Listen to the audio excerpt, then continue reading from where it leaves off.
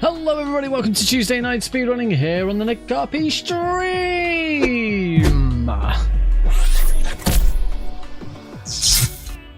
Welcome everybody. Hello. I hope you're having a lovely week so far. I mean, it's only Tuesday. We're not that far into it yet.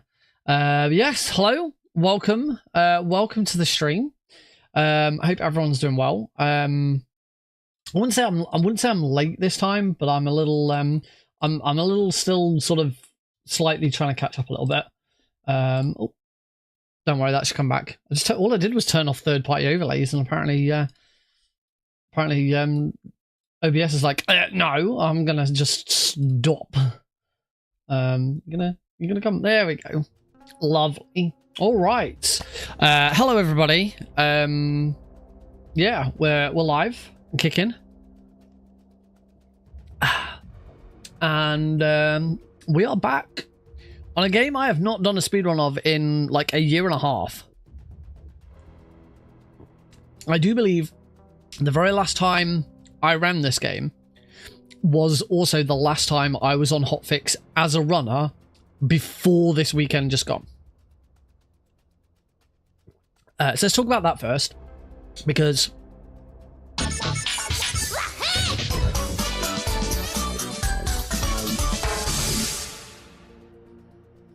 a message from SGT Deagle, who has now subscribed on Twitch for 25 months. Fun Swanzig. Kappa. Thank you very much for the resub there, Deagle. For some reason on this layout, on my vertical layout, it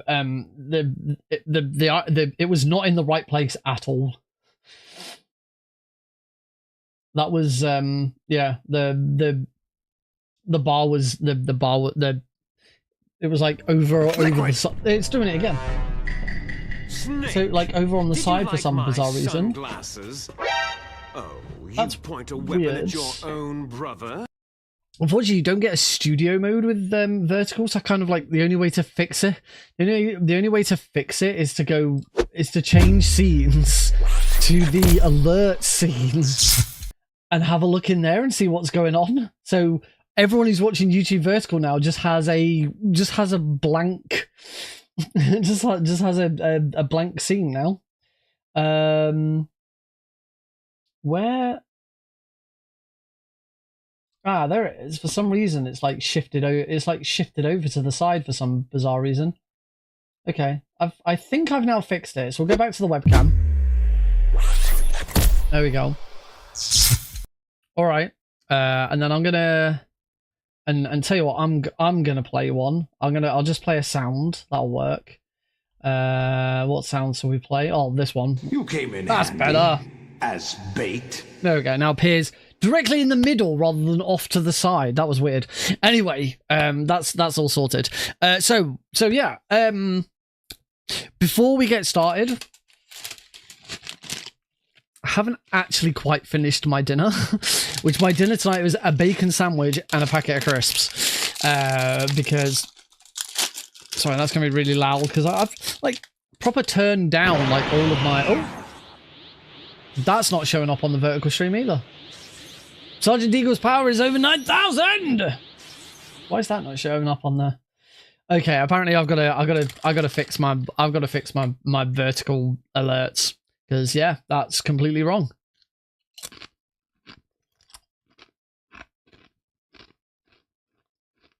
This isn't going to work.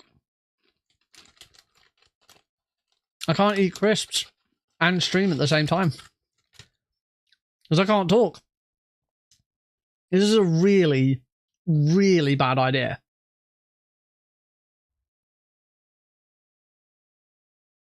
Really, really bad.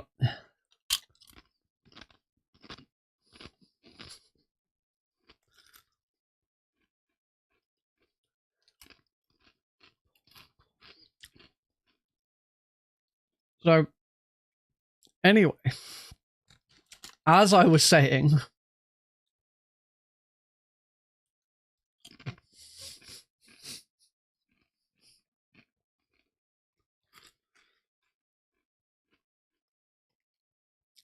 I did turn down like a load of my noise cancellations and noise removals and gates and stuff like that because they all say, "Oh, warning, ad break redeemed." Oh no. Oh, quick! Oh, no. I'm gonna on my vertical stream. No. Yo, yo, yo. Oh no, you didn't. Sucker tried to play me, but you never paid me, never. Oh, Yeah, my no, vertical stream stream's still broken. This one's broken as well. Why is that so broken? Now it's disappeared. My vengeance, I will know where it's gone. This mayhem. Oh no, you Okay, I've really got to fix it. You ain't got a prayer, you owe me. Oh no, you didn't. Oh no, you didn't. Oh no, you didn't. Oh no, you didn't.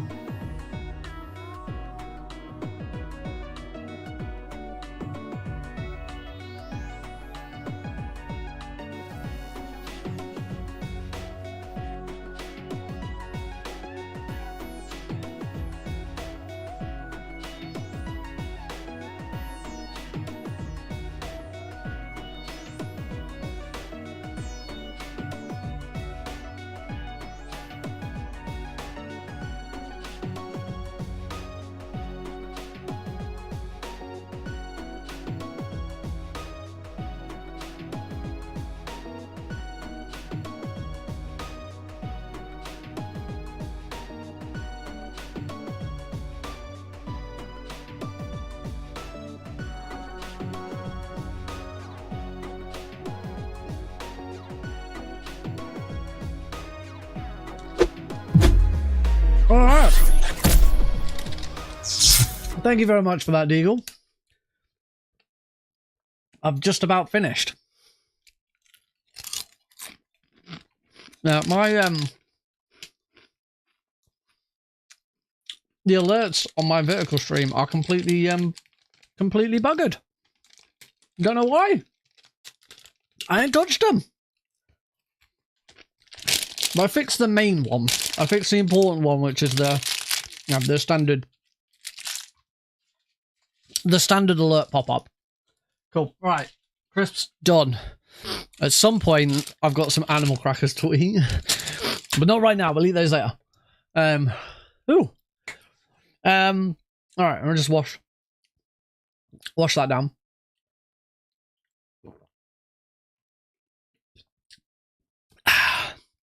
Alrighty, so where are we at? What are we doing? If you didn't catch it over the weekend, the Oops All Metal Gear event was on all weekend on the GDQ channel. GDQ Hotfix special event hosted by Jiggy. Absolutely fantastic event. There were so many Metal Gear speedruns. I ran Metal Gear Solid 1 80% Extreme. I got a PB live on GDQ, which is fantastic. The first time I've ever gotten a PB on GDQ. I've gotten PBs on marathons before, but never on a GDQ marathon. So, and Jiggy was very, very kind. We were quite far ahead of schedule because I came in quite far under estimate.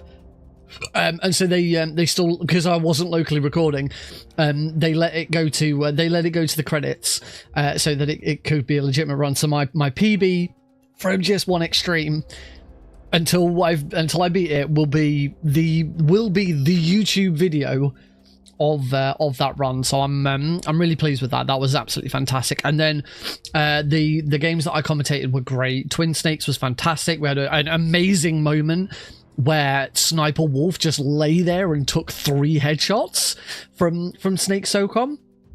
Just headshot, and she just laid there. It's like, I'm just going to take 3 headshots before I run away. It was amazing.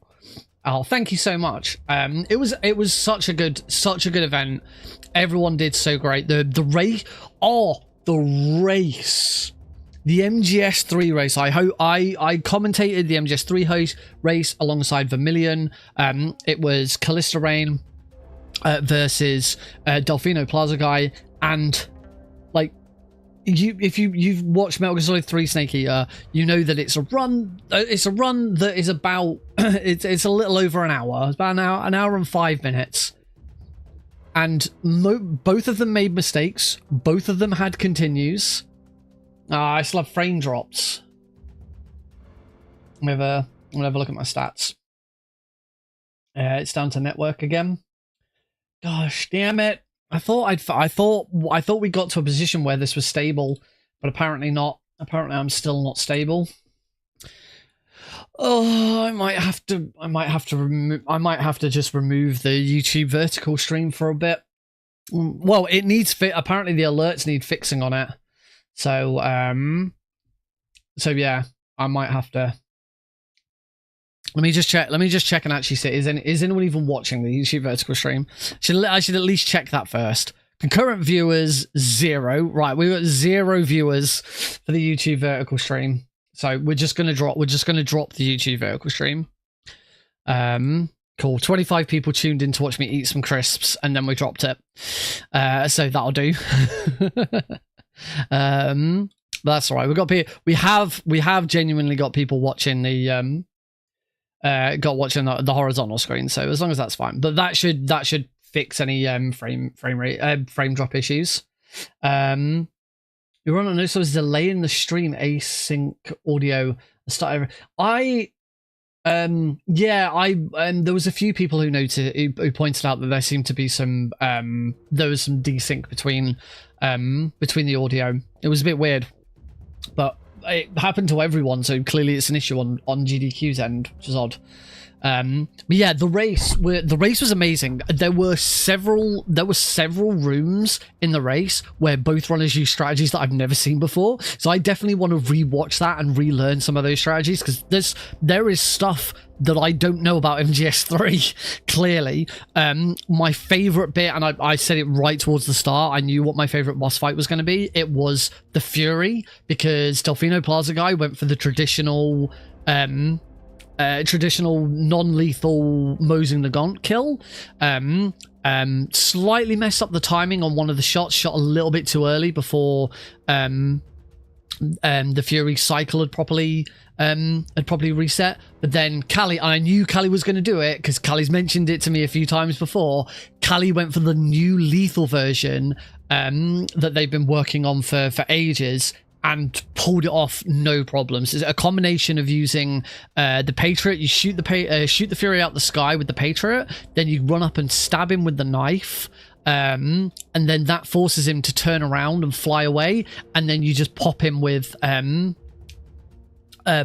both sets of explosive barrels. It was absolutely amazing. Both of them did a fantastic job. As I say, there were errors here and there. The lead kept changing as a result.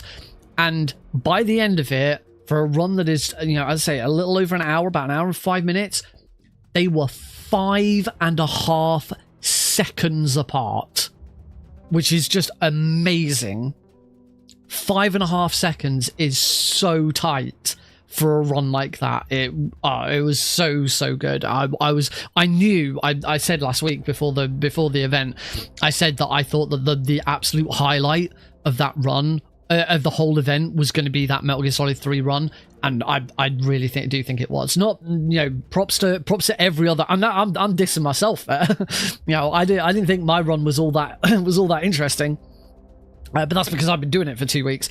No, it was just the whole event was absolutely fantastic. Everyone's had a great time, and it's just really enjoyed it. So here's hoping. I was about to say, here's hoping there's some more Metal Gear stuff on GDQ soon.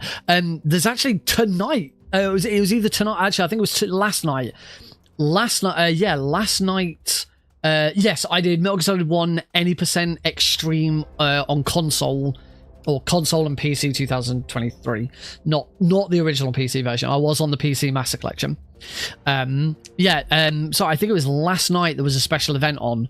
It was a sponsored event to tie in with Superman being on HBO Max, run by Osborne. It was all about superheroes and gaming heroes, and they opened with Metal Gear, which was the only real sort of major game in the series that didn't get featured in in that event, and I think what happened was it might be we had too many runs to fill for the event, so they moved the Metal Gear run into that one. I don't know. I wasn't involved in like the organization of it. See, I know back stuff because I'm a showrunner myself. So yeah, only a day later was there then Metal Gear, more Metal Gear content on the channel. Obviously, fingers crossed that there's going to be some Metal Gear in AGDQ. I'm almost certain Delta's going to get in, but obviously we'll see what happens. Good luck to everyone who has submitted. I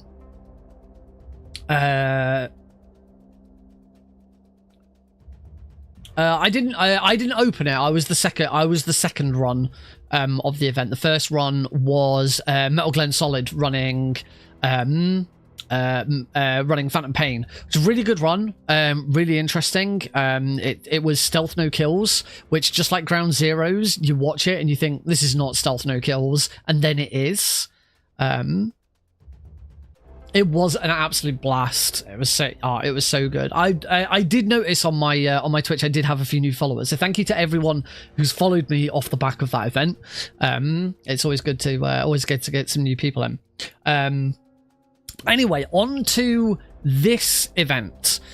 So my next event outside of my own GDQ show, my next event is Prevent-A-Thon 6, which is taking place the first full weekend of November. So it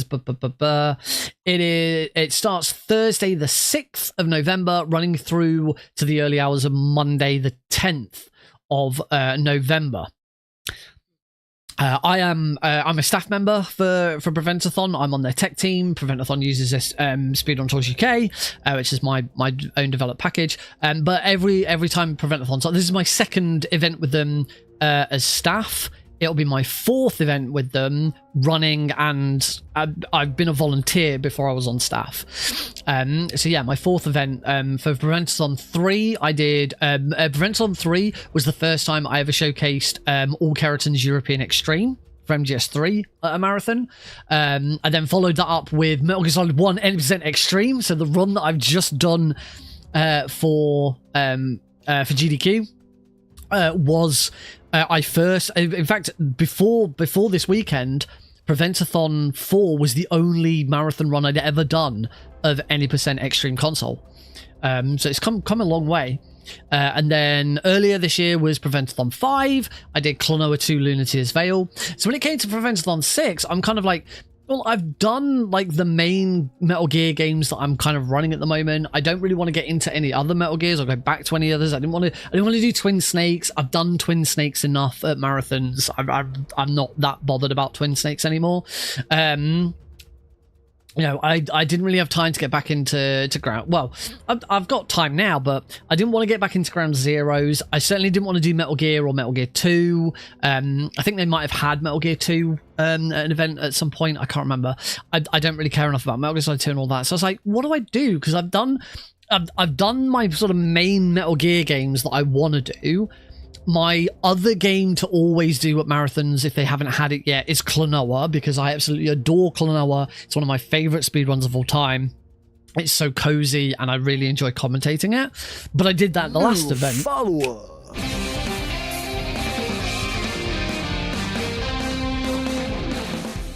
Thank you very much, Dude in a Jacket, for the follow. And for anyone who's not seen this game UnMetal, you are going to learn the origin of my follow alert today. So yeah, I figured there's one run that I haven't shown to Prevent-A-Thon. I haven't done it in ages, and that is UnMetal. So UnMetal is for those who've never seen UnMetal before. We're going to swap on over to the big screen.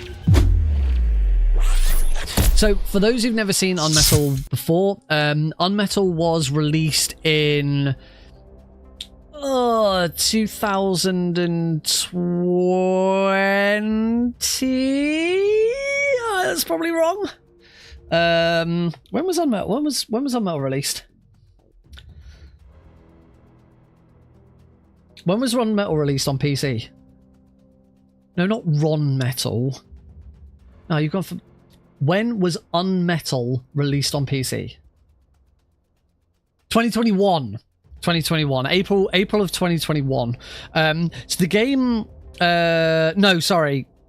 September of 2021. So the game was originally released in April of 2021 on this thing.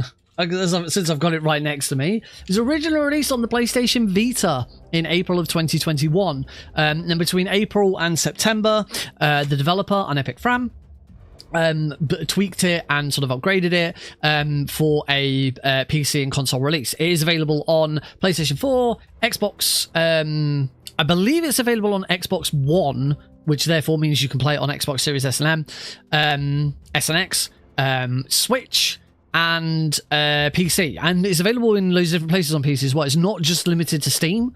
You can get it on the Epic Games Store, and you can also get it from Good Old Games. I don't know whether both of those versions are up to date though. I know that Steam always got the patches first. So I don't know what the other versions is. There is a physical version of it. I have it in my cabinet, but it's all the way at the back.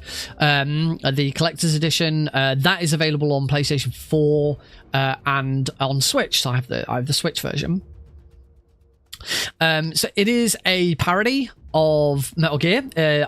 Specifically, it's primarily based on the MSX games, on Metal Gear and Metal Gear 2 Solid Snake. The developer on Epic Fran, it was a big fan of the MSX back in the day, so a lot of Fran's games are based on or sort of spiritual successors to MSX games. And Fran had said at the time of making it, he'd only ever played Metal Gear 1 and Metal Gear 2. I think he said he played a tiny bit of Metal Gear Solid 2, but had not touched any of the other 3D Metal Gear games.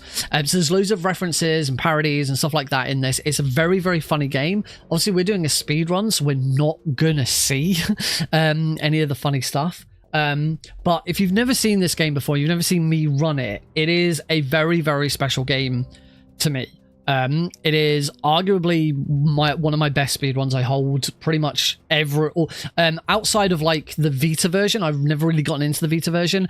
I pretty much hold every world record in this game. There is one IL, there's one individual level that Metal Glenn Solid holds, and I cannot for the life of me beat it. It was RNG was on his side. He did amazingly well at Grenade Guy, and I just cannot beat it. It's the one record in this game that I cannot take back. It's insane. But don't just take my word for it, because I decided to test this. I decided to test this before the stream because I wanted to know what would happen if I asked.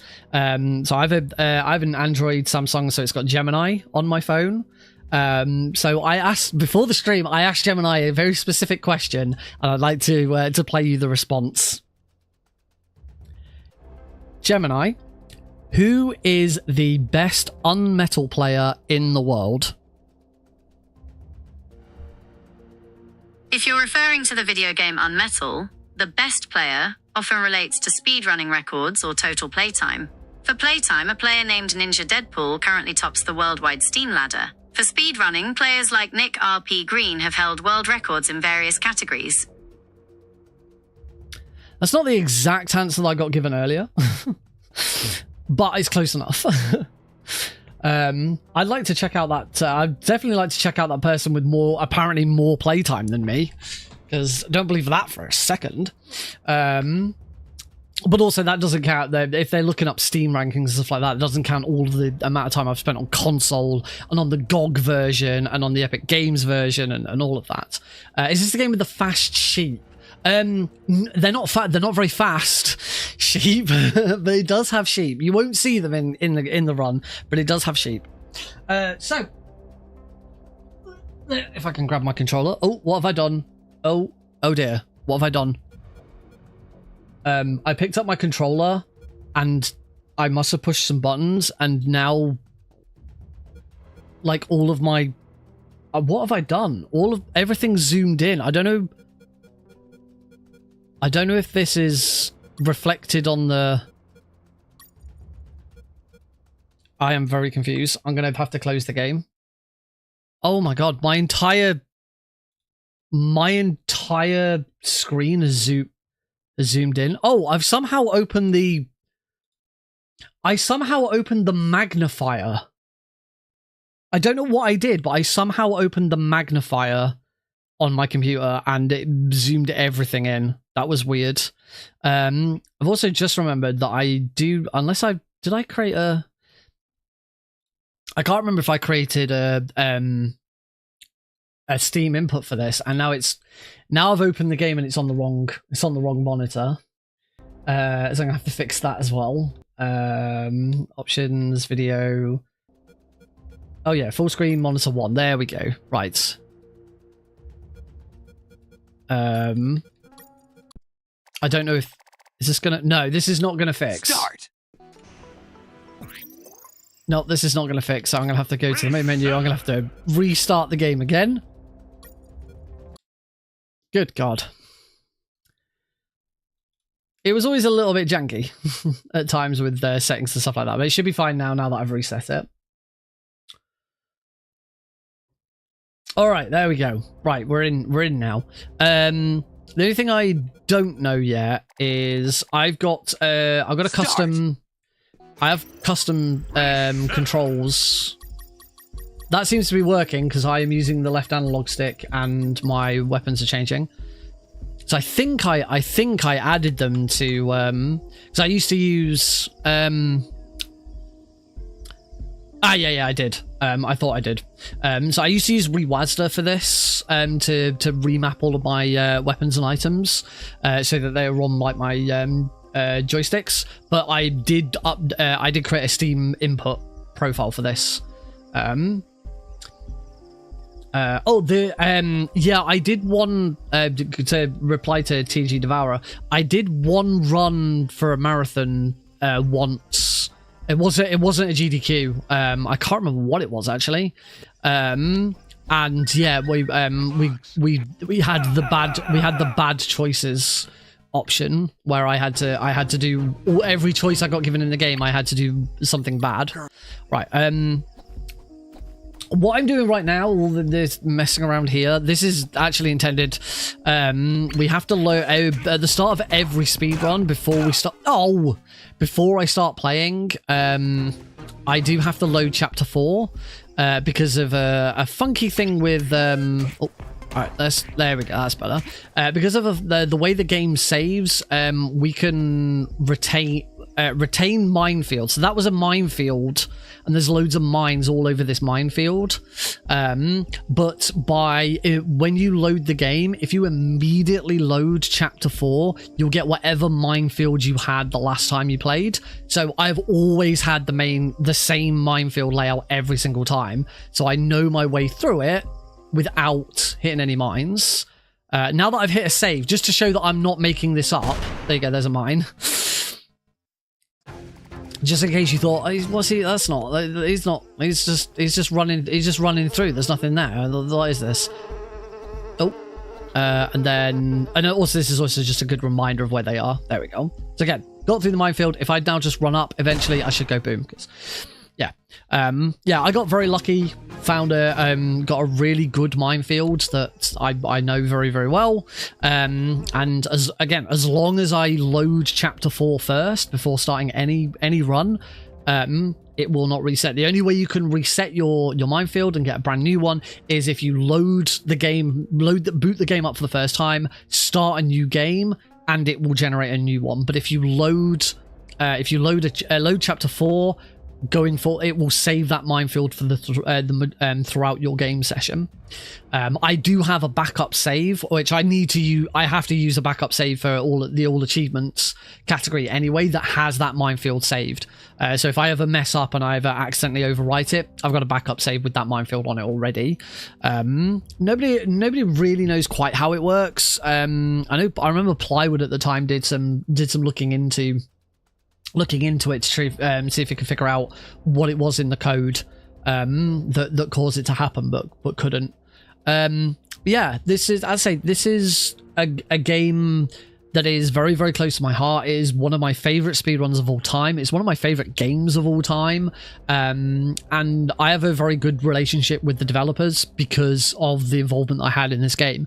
The best example I have of that, the next game that Unepic Fran made is a game called Pampers and Celine, The Maze of Demons. And for that game, I appear in the credits for that game twice. Once as a playtester, and also as a speedrun consultant, because I wrote the auto splitter for Pampers and Celine. But none of that would have happened without my involvement with UnMetal first. And my collector's edition copy of this is signed by Fran as well. He was offering to sell them directly to people, and people could get him to sign them. So I have a signed copy by Fran. I think the note the note he put on it is something like to the best UnMetal player or something like that. So it's not just me claiming it. It's not just Google claiming it. The developers recognize it as well. So let's get started. As I say, this is going to be a speed run. It's not going to be casual playthrough. If you like what you see from this, and you want to know more about what the story is and all the jokes and gags and everything, it's a hilarious game. I highly recommend playing it through yourself. But yeah, we're going to get started in 3, 2, 1, go. This is going to be my first run in quite a while, so I might be a little bit rusty. We need to combine those. We need to grab this key and then push push 2 on my keyboards. Got to remember I need to be using my keyboard as well. And we're off. So as I said, I am going to be a little bit rusty. We want 1 guard. We don't need to worry about this guard. We'll just run past him. We're not going to be very stealthy here at all. Run up, punch this guard, and take his handkerchief. So we're going to need that later. This guard, we're just going to go past him. We're not going to get involved with that. And we're going to do a cheeky little thing here, where we load a save, and that resets. Do I still need to? Yeah, I still need to see that. So reloading a save, we're allowed to do that at any point. A lot of the time, that can really fix things for us. Okay, that's fine. I'm gonna try and get some XP off this guy. Let's get some XP off this guy. He's gonna pop out a radio. We'll pick that up in a minute. And because this is my first run back for a while, I'm gonna play this a little bit safer than I probably normally would. So there is a secret in here. This is the first secret of the game. It's called stamina, but it is health. My max health has gone up. So it's a nice one to have. I'm going to just get ready on that, and then combine those 2 very quickly because that cuts out a cutscene. And then we need to head up and give that radio to Harris. No, you don't. Just gonna punch this guy out. I'm gonna grab the radio. We don't want the coin. We just need the radio. I'm gonna combine those. So now we have an encrypted radio as well. Oh, that wasn't very nice. That's a bit of XP lost. So one of the mechanics of this game is that you gain XP for taking out guards non-lethally, and we level up. Whenever we level up, we can pick a new. We get to pick a new skill to have. I'm just gonna do that. Get the potty.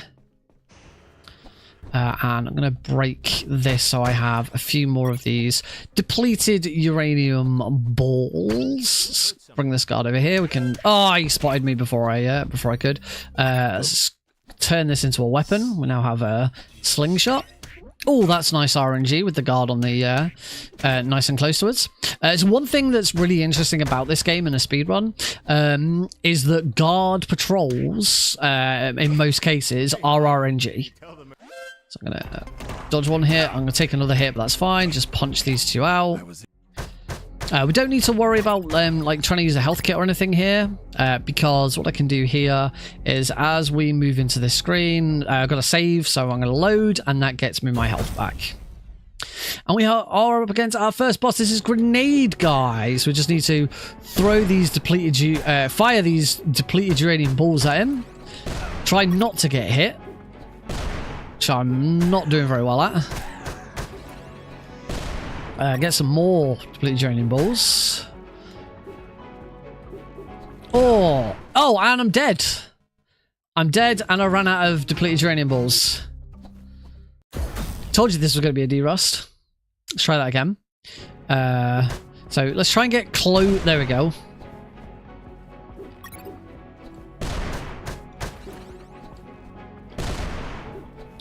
Oh, he's being dodged. Oh, wow. Come on, Nick.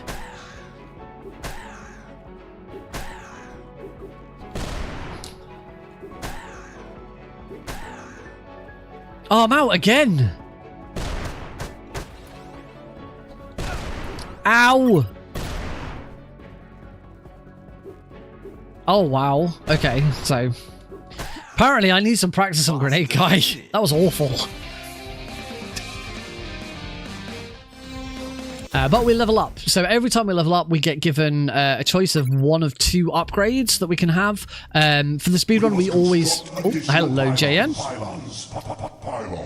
In a speedrun, we always take the same ones. Was there depleted uranium balls here that I should have taken? I felt like I didn't have enough depleted uranium balls. I can't remember. Right, break that box, and then we get a little Oblivion Gate here, and we can run to the end. I do need to quickly combine these two items, and now we can leave the level and head down into the sewer. Right, not a great first chapter, but it's okay. Let's say this is why I'm de-rusting. On to chapter 2. Something stinks really bad. I'm going to grab this arm. We need to use the arm to dip it into the sewer to realise that the sewer is really horrible and nasty. We don't want to get involved with that. So we're going to go head up to our second boss. Oh, skip that. We don't want to be involved in that. So this is Sergeant Roscoe, and we can't get near him, but there's this globe here, so we're just going to hit him with a globe. Oh, and I'm dead. Hey, Callista.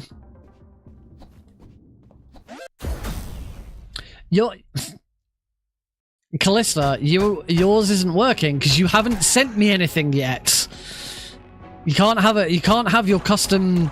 You can't have your custom.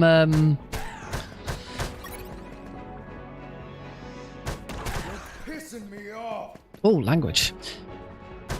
You can't have your custom walk-on if you don't send me anything. Oh, crud. Whoops, I forgot about that. So because I don't think anything will have happened there. I've changed from ReWASD to Steam Input. And Steam Input won't let you assign anything to the PlayStation button. I used to have medikits. It would do if I'd set it up correctly. What am I supposed to send you? Send me an idea of what you'd like your sound to be. What do you want it to be? I do need to heal. We're going to load that save there because it resets the next animals in the next room, so that I can punch that and get up here. Send me an idea of what you would like your sound to be, as long as it's around 10 seconds. Before leave. Oh. Yeah. Right. Yeah, I've made a bit of an error here. Okay, so I wasn't fully healed, but I should be okay. We'll see what happens.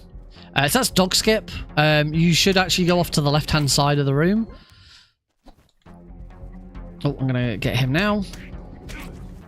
You should head off to the left-hand side when you come out of the toilet and go and grab some meat. I don't think I'm going to die.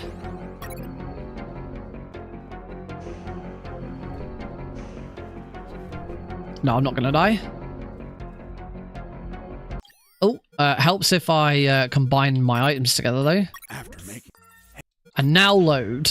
Oh, what? No! Oh, I loaded too early. I loaded slightly too early and loaded the previous save rather than the new save that was about to be created. Thanks, Snake. Welcome, buddy. Well done for Sunday. Amazing run. An amazing wolf RNG. That was crazy.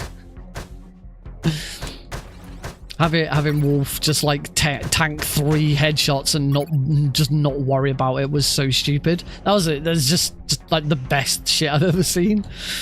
Right. That, then that. There we go. Hey, Robert, did you get that radio? Oh, Yeah, here you go. that was weird. I couldn't skip that. I couldn't skip that. That was very odd. So that's dog skip on the way back. So yeah, saves a good couple of minutes. Dog skip. It looks a little scary, but it's not that bad.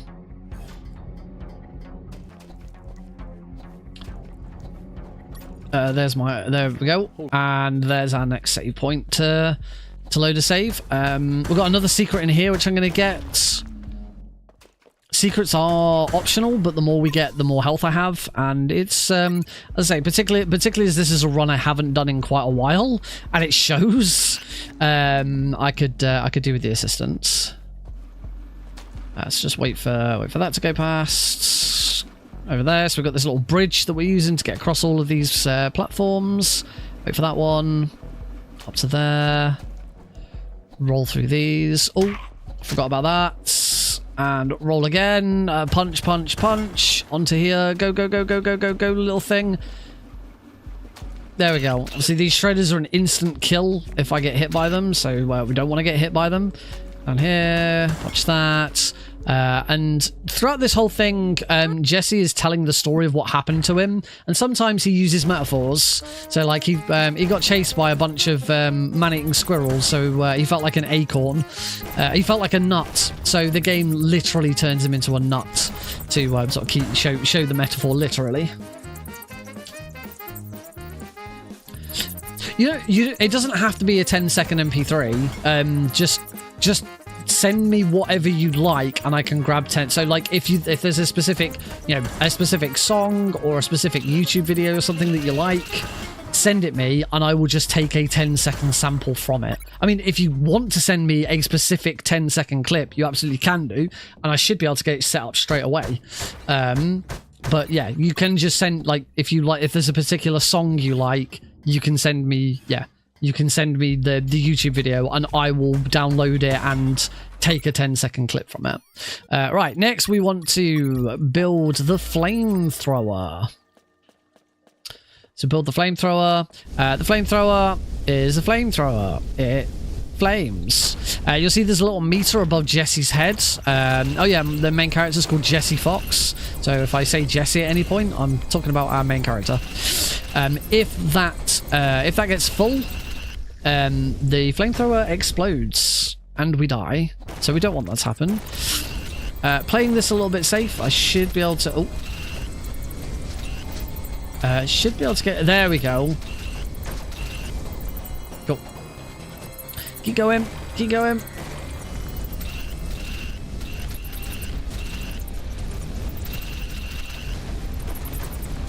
Oh, very careful with that flamethrower now.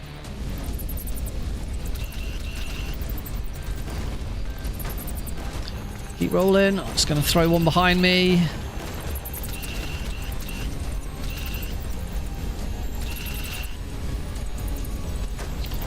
Okay, we're good. And there is another secret in this room here, which also gets rid of all the squirrels.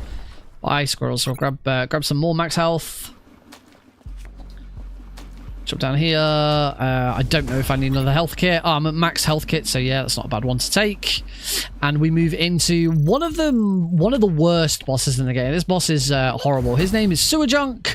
He's a big pile of sewer junk. And during this fight, we are still attacked by squirrels. So I have to manage this. We're going to get a choice here of him having tentacles. We're going to say he has 6 tentacles. Because if we claim he has 6 tentacles, then he has 6 tentacles. If we claimed that he had 2 tentacles, Jesse would say that he had 24 tentacles.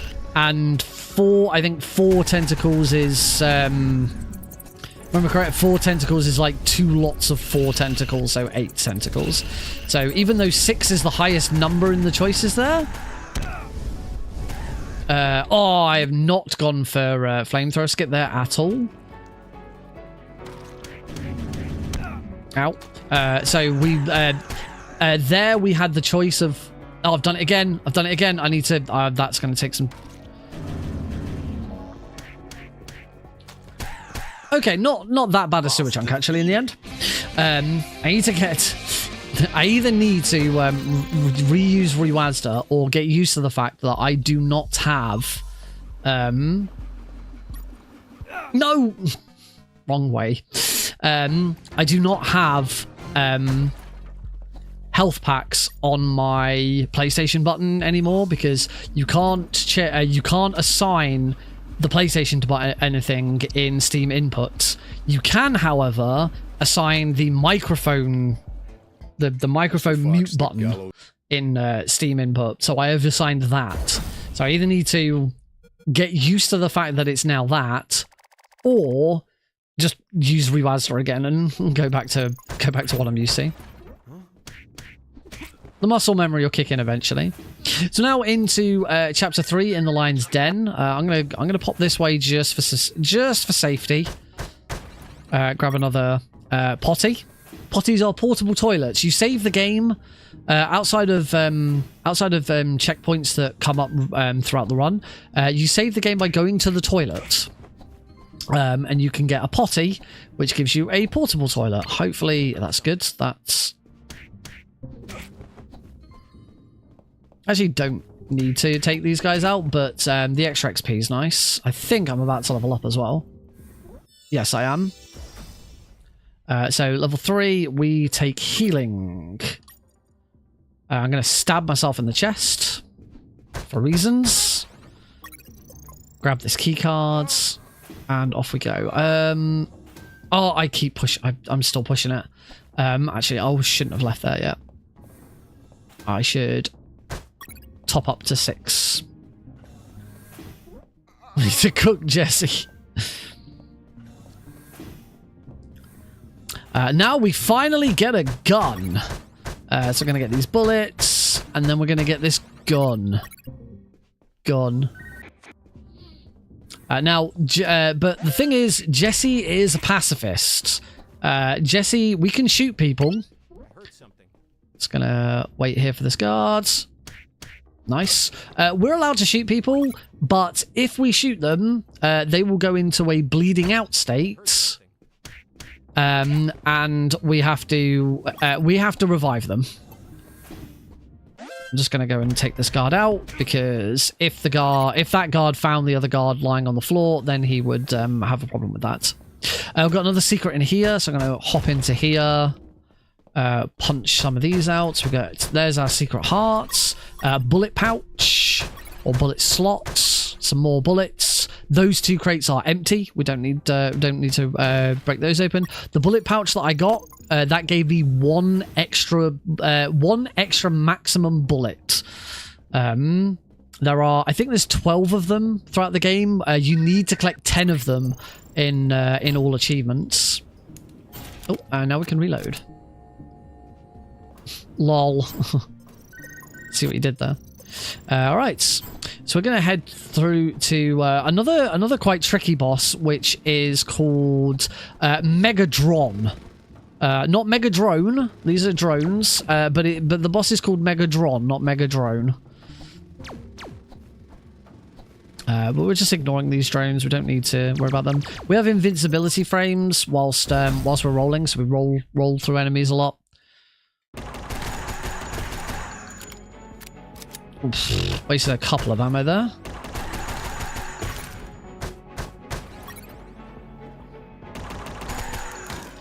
Oh, wasted even more ammo there. And you can kind of see where this fight's going.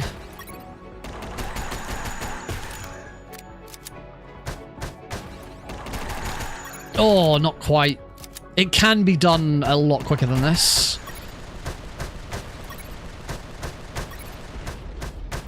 But yeah, I am quite rusty. Gentlemen.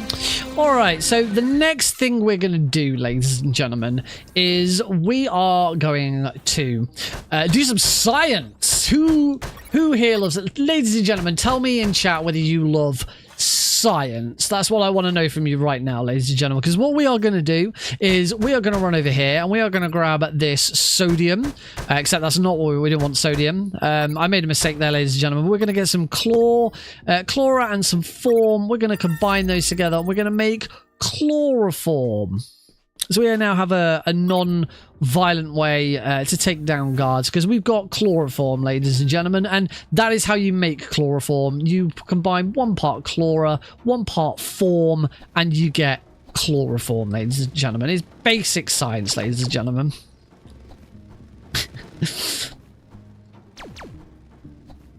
So, now that that's done, we are going to use the chloroform to make a chloroform handkerchief, which we'll be able to use to smother guards. But we're not going to do it yet because we get to use the chloroform for a skip called chloroform skip. I'm going to reload. Because if you smell the chloroform, then it will it teleports us. Basically, Jesse falls asleep. Whilst he's asleep, he gets found by some guards who sort of try to arrest him, and then he wakes up.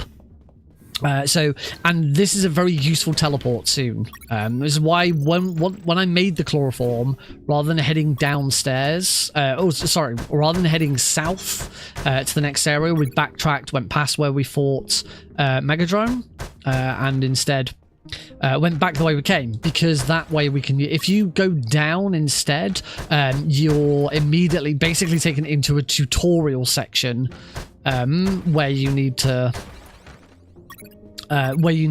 make the chloroform handkerchief and chloroform a guard. And here we get some choices here, and the game, this hasn't happened in a while. Oh, I need to load. Okay, this hasn't happened in a while. So you get a choice there of what you want to do. And sometimes... Oh, what? And sometimes the game has this bug, which you'll have seen there. Oh, the game has a bug where instead of giving you the choice, it just immediately gives you guards. So there's 3 choices in that section.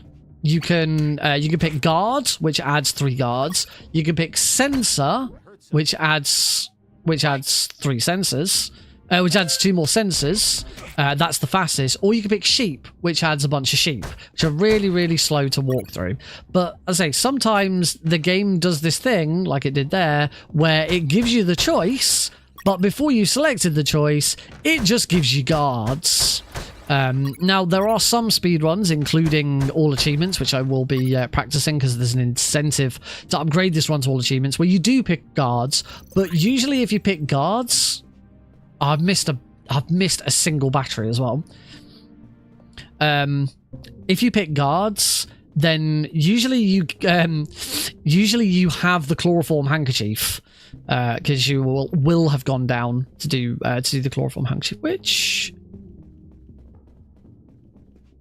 Which battery am I? Oh, this one. Missing this battery. There we go. Right, past all the sensors again.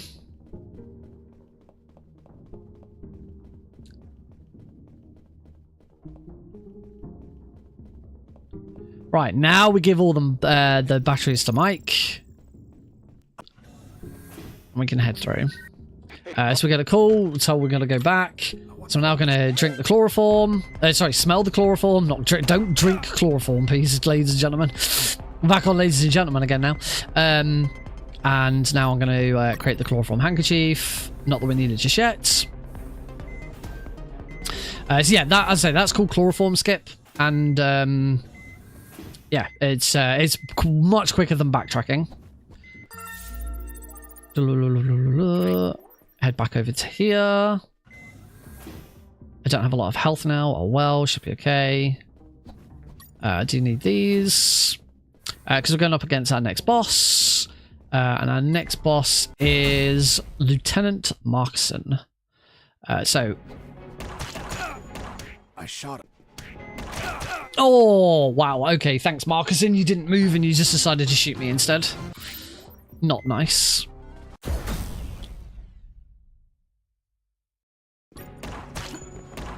I shot.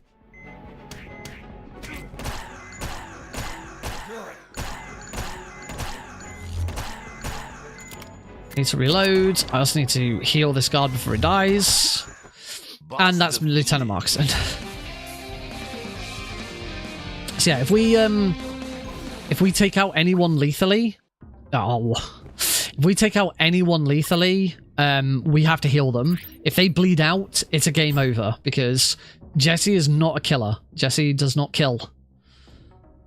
He don't like that. Just going to take that guard out for the experience. And then there's a retinal scanner on this door, so we need to carry Lieutenant Markson. And we're done. There we go. We are through the lion's den. Onwards to chapter 4. Welcome to the jungle. We're just going to go straight away here. There's a little gag here where I need to make a phone call before we try and cross here, because otherwise we get halfway across. And the Colonel calls us in the middle of the pack of wolves. Hopefully that has been excellent. That's level 4. We're going to take a Rolling Thunder, so cooldown between rolls is halved. I'm going to play this safe here and use a potty just to be on the safe sides. So I have a portable. There it goes. Good job I use a potty.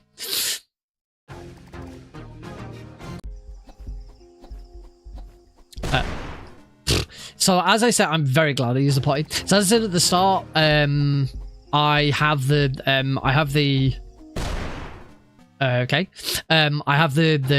minefield mapped out already because I'm using a save file.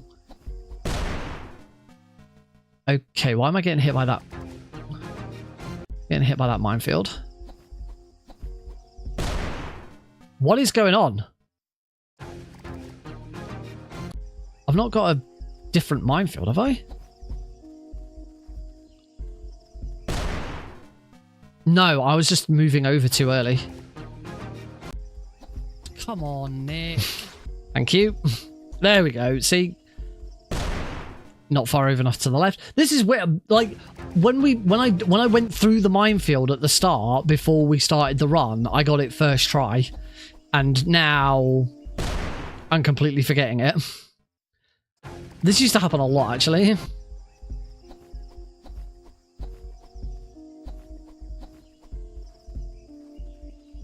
There we go. Okay, that's it. We get a save point here. We can't use the potty in the minefield because the mines count as enemies, and you can't use a potty if there's enemies on the screen. Right, there we go. Right, we're getting a little bit of a break now as we just run around the forest for a bit. So Jesse comes across a pile of bones, and now all we need to do is just run around the forest a little bit. Jesse basically gets lost. We don't need to go all the way around in a circle. We just need to get to the bottom screen and then run back up again. But the idea being is you're supposed to kind of go round and round in circles, and then every time Jesse comes back across this body, he thinks it's another body.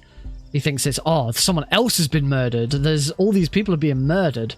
But yeah, it's just him running around and round in circles and getting lost. It's third and final time. There we go, we get,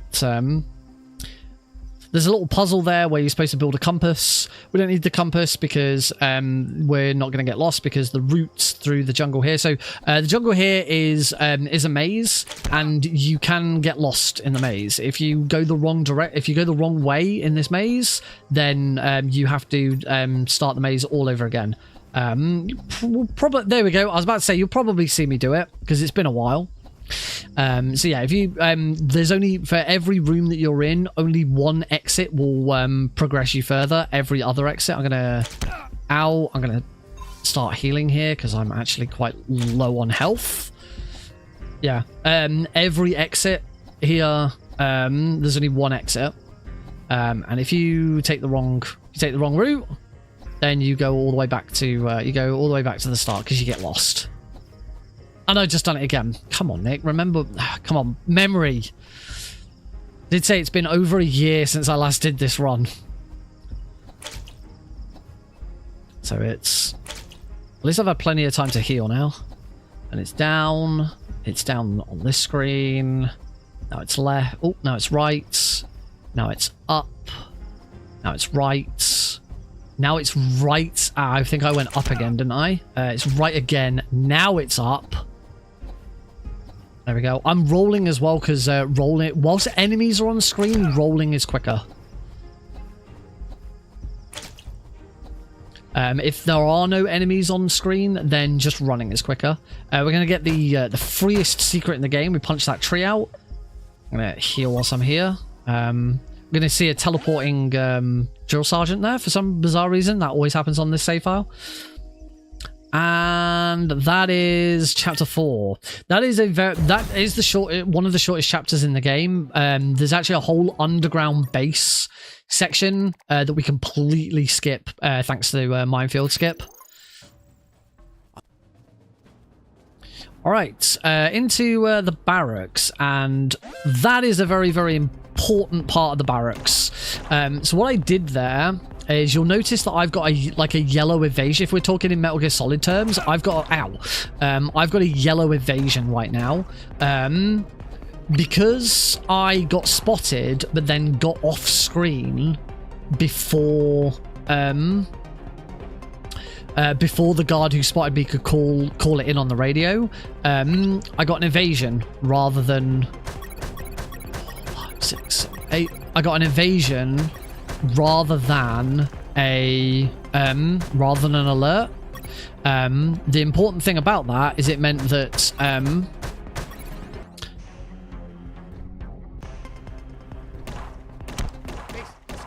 now I'm screwed. Okay, now I might be screwed. Oh! Okay, not screwed, we're fine. Only thing is I haven't saved it.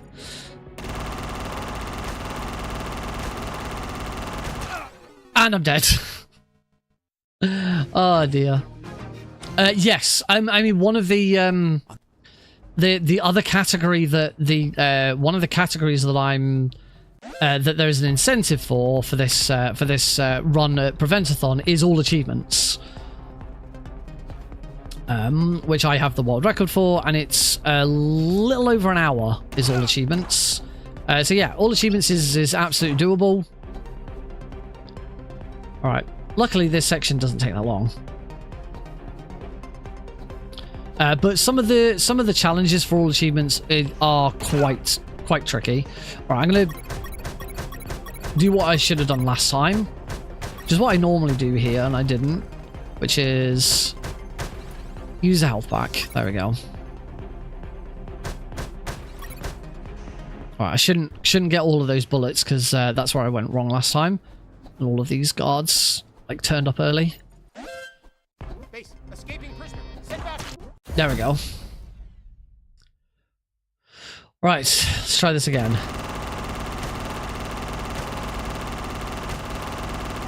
Hide as much as you want. Those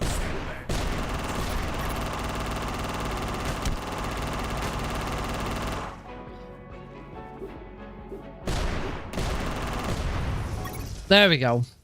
And that's grenade. That's machine gun mic. Or machine mic taken care of.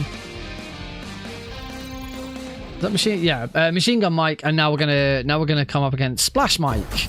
He's annoyed that we beat his machine gun. So now he's got a tank instead. So I'm gonna throw 2 grenades there and screw that up. Should have blown up the other one. Shoot that.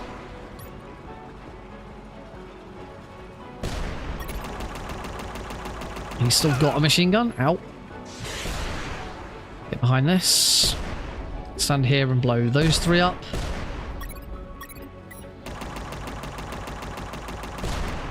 Then blow that up.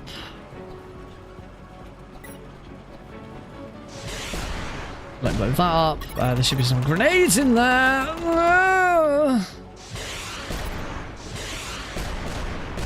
Oh, I took damage from that, but I should be okay. I just need one more here. There we go. I got another rocket. Okay, good. Woo.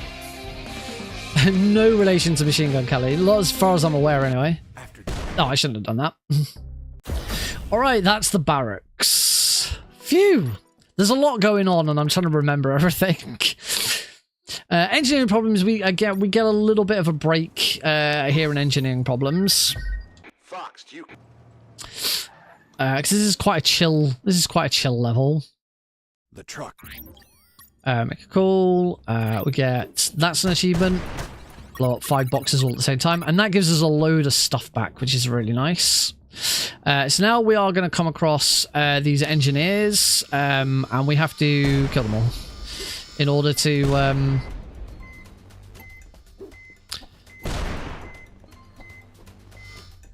Oh, sugar.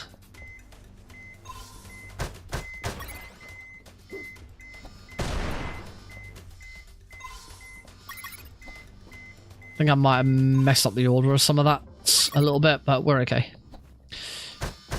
Alright, let's break both of these. So, as I said before, Jesse won't kill anyone, so we have to make sure all these health packs that I've picked up, I now have to use them all up on these engineers instead. But that's it, they're all taken care of. There's a little submarine here, and we're going to go underwater in the submarine. But first, we need the key. But first, we've got to realise that we need the key. And that's the last time I have to call Harris, because I picked up some files, which is kind of nice. We get a little recycling bin here. Basically, the game doesn't have enough... There's not enough inventory space for every single item in the game, so there's a little recycling box there where we get rid of a bunch of items that are never going to be used again. All right, into the submarine, and the submarine plays really nicely in this game. Normally, like underwater levels and stuff are really horrible, and they control really badly. But the submarine section's quite nice. It doesn't overstay its welcome. The mines there are an instant kill, so we have to make sure we don't touch them. But here, we're just going to here to grab some missiles. About 25 should be fine. I think the absolute minimum is like 18. So just make sure I get a few extra. So yeah, don't bump the side. Try not to bump the sides because you take damage. And obviously don't get hit by any mines. Don't get hit by any missiles. Oh, that was a really big bump. That immediately knocked my health down to half. That's lovely. But the missiles that we've got now mean that I can get through this this barrier. I want to try and... Oh, sugar. I'm taking a lot of damage. Hopefully I've threaded the needle there and I've hit... Yep, I hit the unit on the other side. There is another health pack behind this wall, so I'm going to grab that. Fire another one there. Hopefully that destroys the mine in the next room. And then here, this one's a bit awkward. I have to then go up here, shoot a missile there to destroy that one. Oh, now head up and fire 2 missiles down there to blow those up. We can completely ignore that little missile launcher in the bottom right hand corner. Don't need to worry about him. And then here we just need... I'm gonna just take a little bit of damage over the top. Oh, okay, we're good. And we fight our next boss, which is Huge Eel. I fired a shot straight away. I think that only works on like easy. And so all we need to do here is we wait for Huge Eel to start coming out, and then just as he's about to get close enough to eat us, we fire a missile and get out of his way. Fairly simple. There is an achievement for this boss to only use 6 missiles, so I would have failed it because I used one immediately, and I'm dead because I got bitten by him. But that's okay, we get full health again now. I think it's only on easy difficulty you can fire a missile at him like straight away before the fight starts, and it'll hit him. There we go. It's like a little dance against U.G.O.A.T. It's a nice fight. There used to be a bug with U.G.O.A.T where if you stuck around in this room for long enough, after you defeat him, he just suddenly his dead body just sort of floats across the top of the screen. It got patched out, but it was really weird. Oh, phew! I think I took did I take Gunslinger? I did take Gunslinger. Good, because camouflage is completely useless in a speedrun. All right. Stage 6 is now done. We move on to possibly definitely the hardest boss is here in chapter 7. This is Boondocks, and this is a nasty one. We get another potty, so we've got plenty of potties, and we get $10 million because we need all of this money.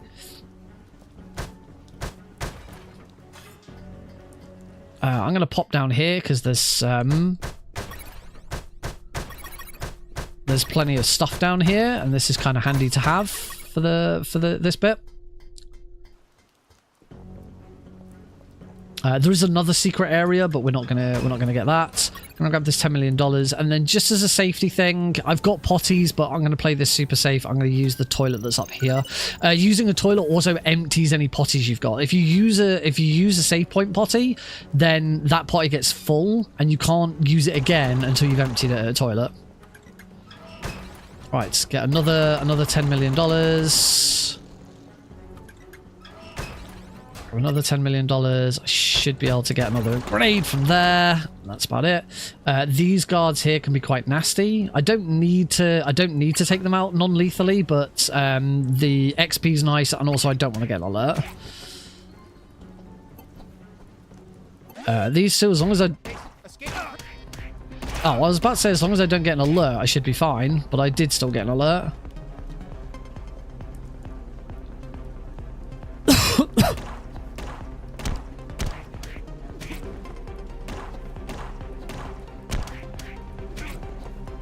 Alright, I want to open this because there's another $10 million in here.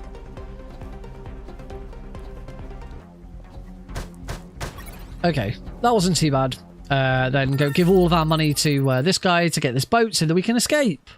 Unfortunately, it gets struck by lightning. We've lost all of our money and we've lost our boat. Oh dear.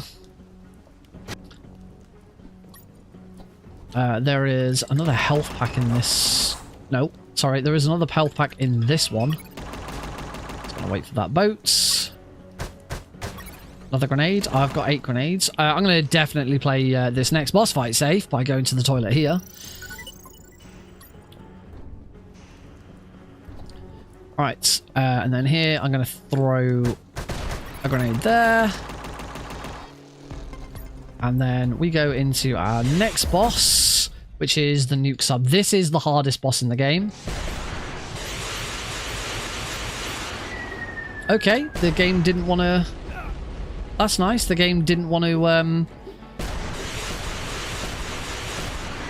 I was mashing that button like mad.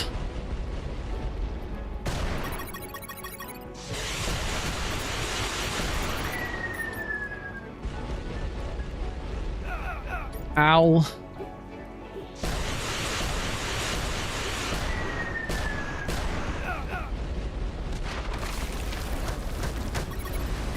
So as you can see, there's a lot of damage in this section. I've not thrown anything there. That's not good. I don't think... I'm pretty sure I'm dead. Yeah, for some reason I was like hitting my absolutely mashing my analog stick to the right, to the left, so that it would change to grenades, and it just wouldn't. I might just go back to using Rewazda because I'm seemingly having some problems with Steam input for this. It's not quite the same. Yeah, the dead zones are a bit off as well.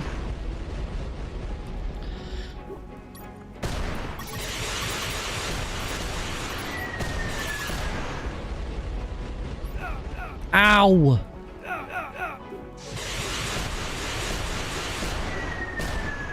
So yeah, this is without a doubt the hardest boss in the game.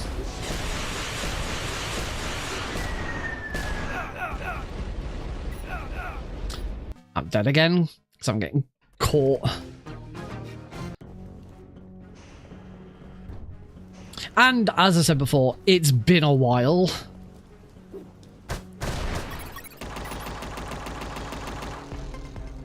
Oh, that was not nice at all. Aww, he shot me.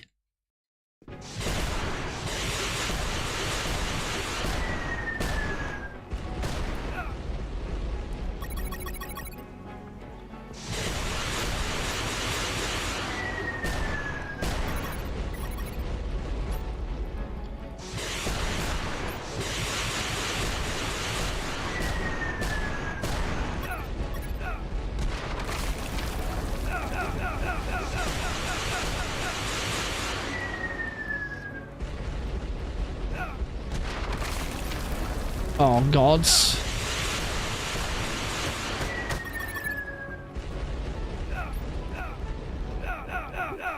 Oh, I'm really struggling to change between grenades and, like, I keep hitting grenades and it's going to my rockets because, as I say, the dead zones are just slightly different. Oh, and I got shot again as we went into the fight.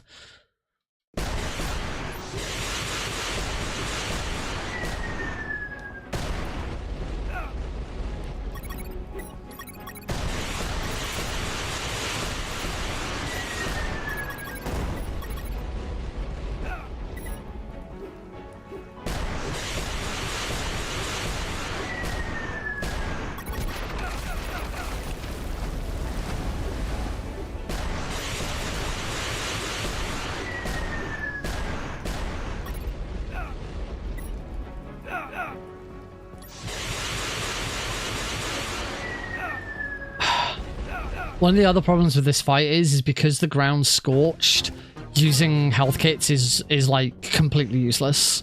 Whenever you use a health kit, it doesn't heal. It doesn't heal you. What it does is it starts you regenerating health. Problem is if you take any damage whilst regenerating health, then your health regen stops. So trying to use health packs during this fight is completely useless because the ground is completely scorched.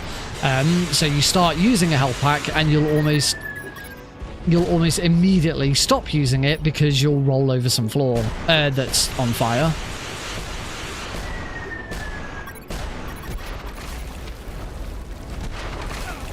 So yeah, this is a really nasty fight.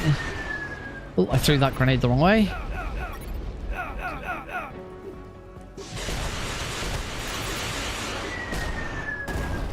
I'm so close. There we go, done, finally. Have I got a rock? Have I got any? I've got 2 rockets. Oh, okay. After a fashion. Right, we now need to run over here. There's going to be a boat, so I'm going to have to dodge the bullets.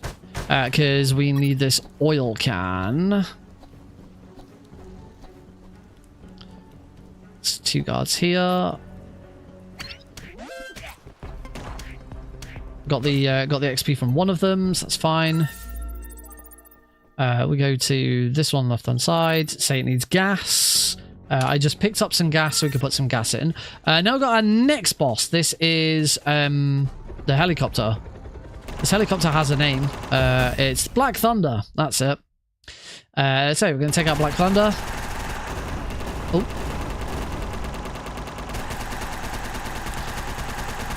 And the weird thing with this fight is Black Thunder's movement is not RNG. The river layout is RNG, so how you sway around the river. Obviously, if you hit rocks, you die. If you get hit by a missile, you die.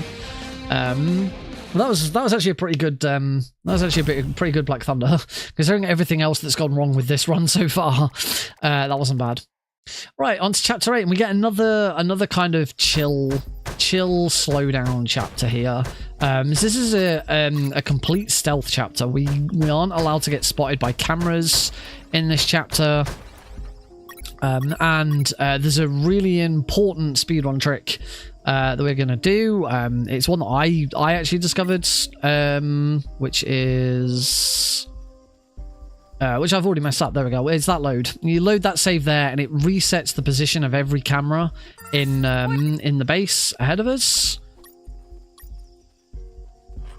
so that we can get past all of them straight away. So there's going to be some cameras that are moving. We have to not get spotted by them, and you're going to be able to see that that every camera is going to like move perfectly to where I need it to move. I can go directly underneath them, just like Metal Gear Solid.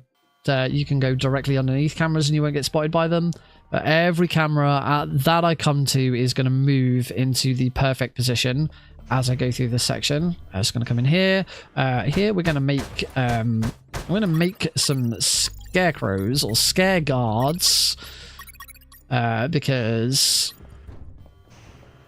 coming up soon, there's going to be some guards in front of cameras.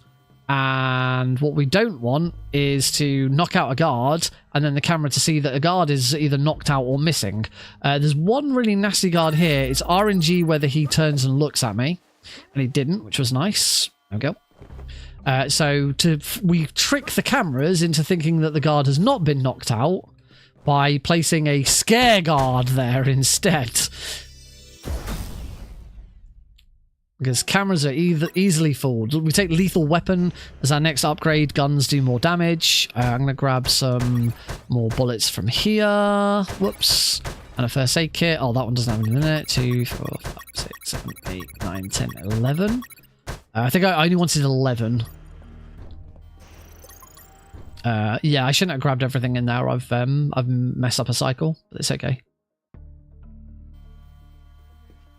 Okay, so I'm going to throw... So now we have these electromagnetic grenades, they're essentially chaff grenades, but you can't just throw them and they'll take out cameras. You have to throw them at the cameras.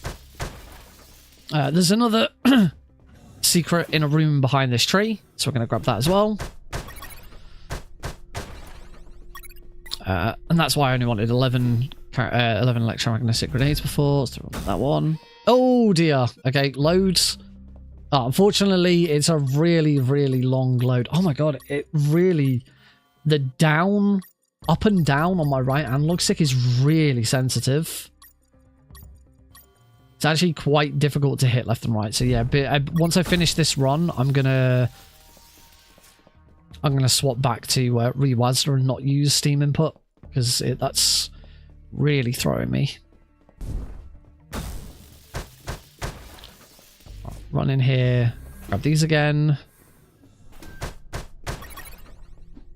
Oh, a bit too high up there.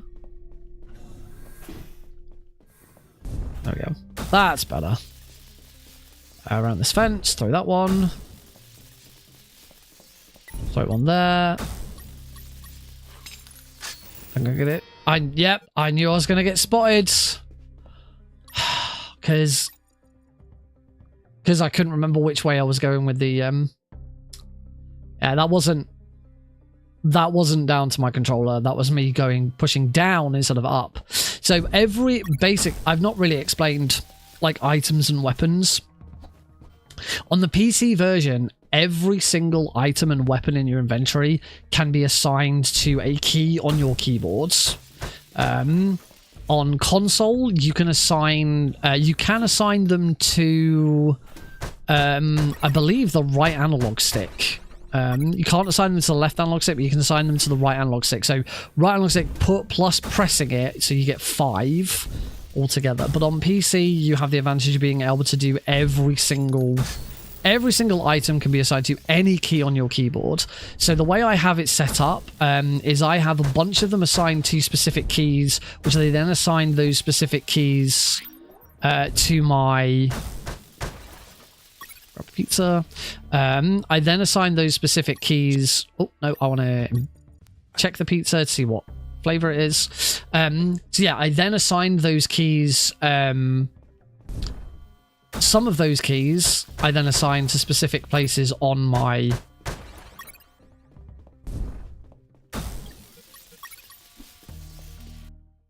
Pizza, pepperoni. There we go. I assigned those to specific buttons on my controller. Either both analog sticks and pressing both analog sticks are all buttons. So I have 10 of them. I have 10 of them on my controller, and then the rest of them I assign to numbers because the other ones aren't as important. Escaping prisoner. Send back. None of the other ones are as important. Most of them they're only used once or twice during a run. Oh damn it! I punched the wrong one. Whoops! I did not know that happened. So there's a secret behind one of those. I punched the wrong one out. You may notice that even though the guards are calling in on the radio, I'm not getting an alert. I'm only keeping on evasion. That's because we took out the controls. There we go. That one hasn't got a triangle over it, so it won't explode. I was going to get another secret here. This is a very important secret as well. This is called the blood bag. It's going to allow me to do another skip shortly. Escaping prisoner. Send back up. I'm gonna run into here, grab a bunch more electromagnetic grenades because we need those. Now we just need to run to the elevator, hopefully without getting shot, because I need my health to go back up. Oh, I'm going to pop into the room of requirement first. Get some more first aid kits. Because I'm right, I don't need rockets.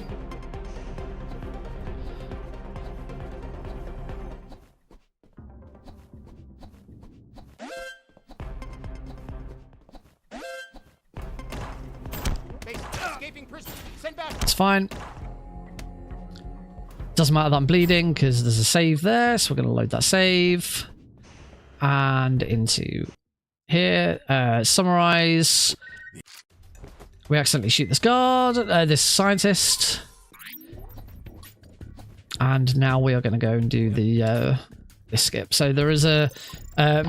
I need that, and I need electromagnetic grenades. So there is, this is a radiation room, and there is a radiation suit available over on the left-hand side, where was that a second ago?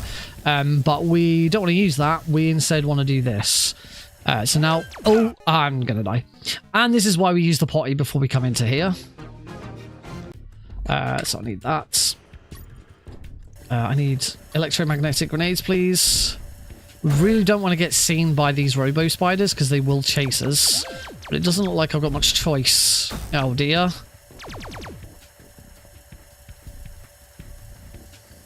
Use the blood bag.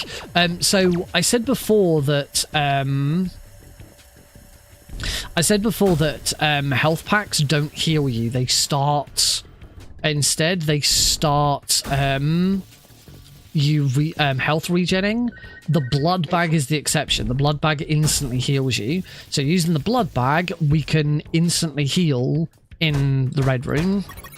And yeah, that's a nice little skip. Means that we don't have to we don't have to go and get the rad suit.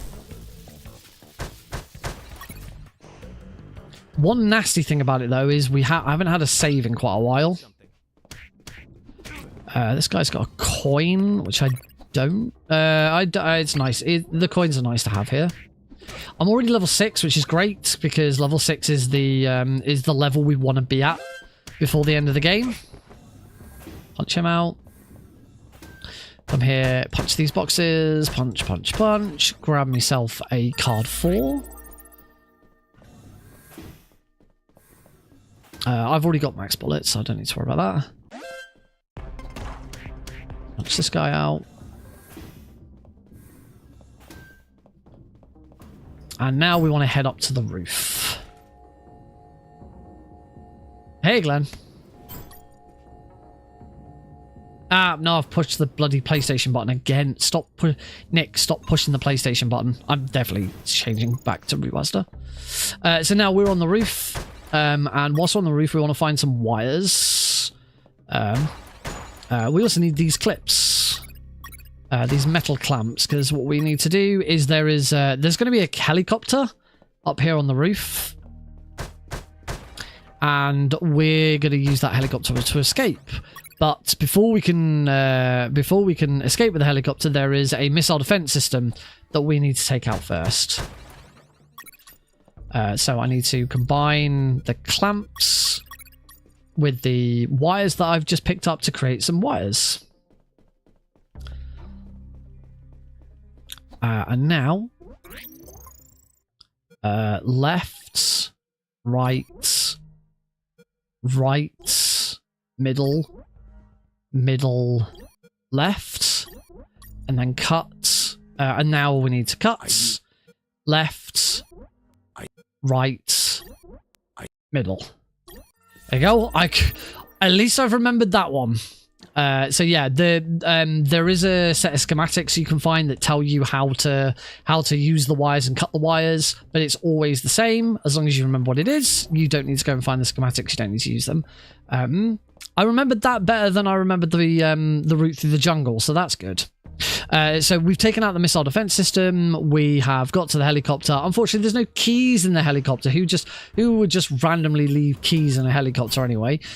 So we got to go. We got to go downstairs. Now we come up against a new type of guard. Whoops. Load that. We come up against this new type of guard, and these guards are Japanese guards. They are very, very weak.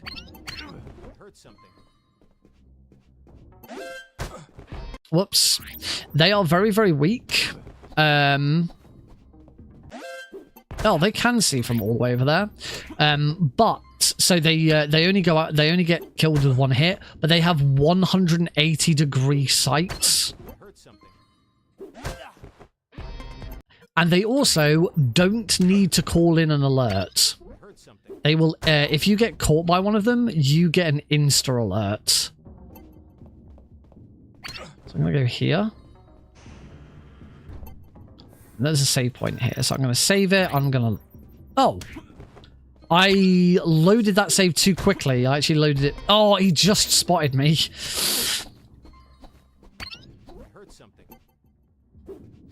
There we go.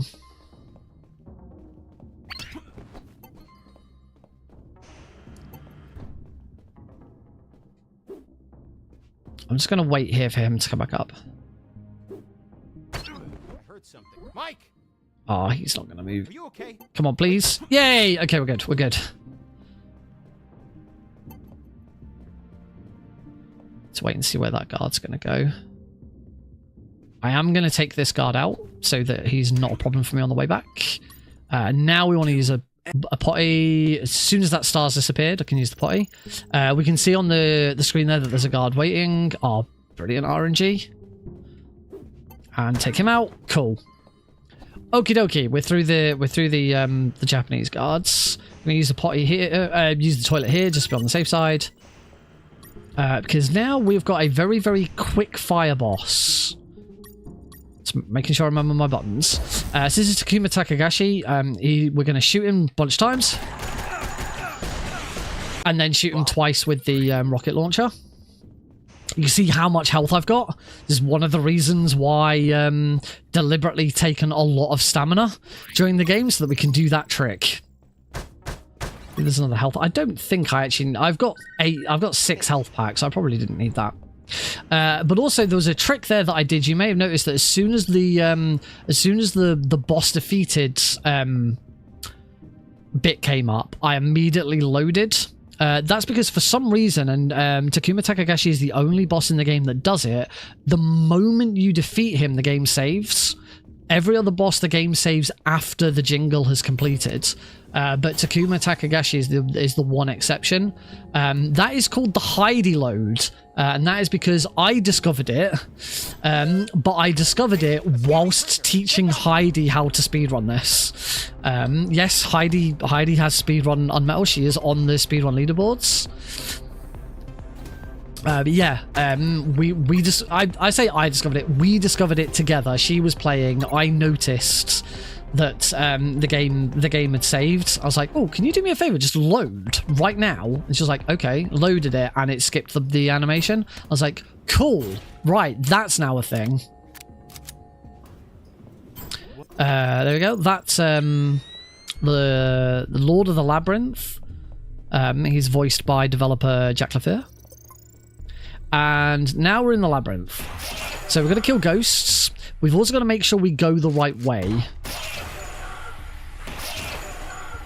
Because this is a maze as well. And if you go the wrong way in the maze, then you're going to have a bad time.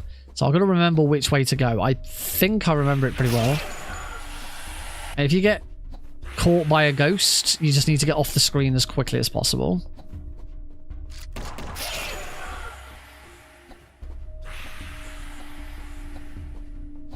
I actually have loads of health packs, which I really don't want, because there's a thing with the final boss. No, it's not that way. It's up there. God, this has been so long since I've done this. Oh dear. Oh, I might as well just load. I'm gonna die to those ghosts.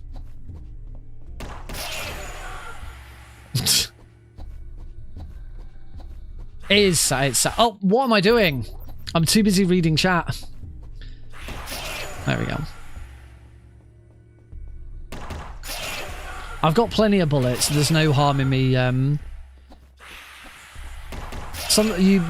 Killing ghosts is slow, so ideally you want to try and avoid killing ghosts as much as possible. But there are some that you have to take out, otherwise you will just get killed.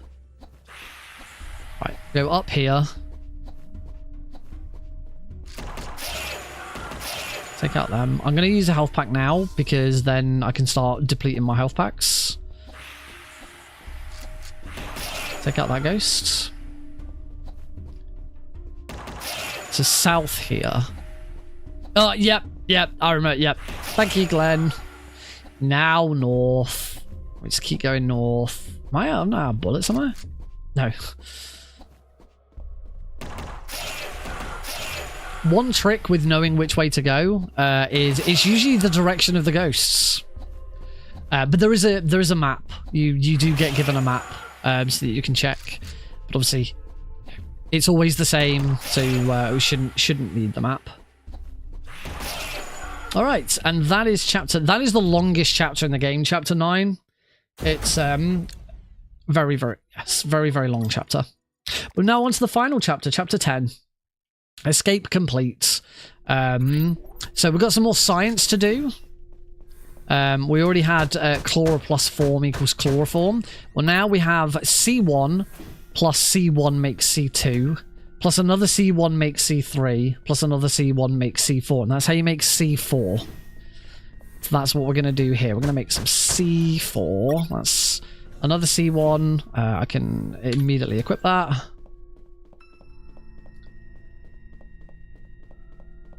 Into this room.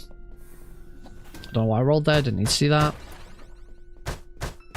I go another C1 and another C1. And then finally, a watch.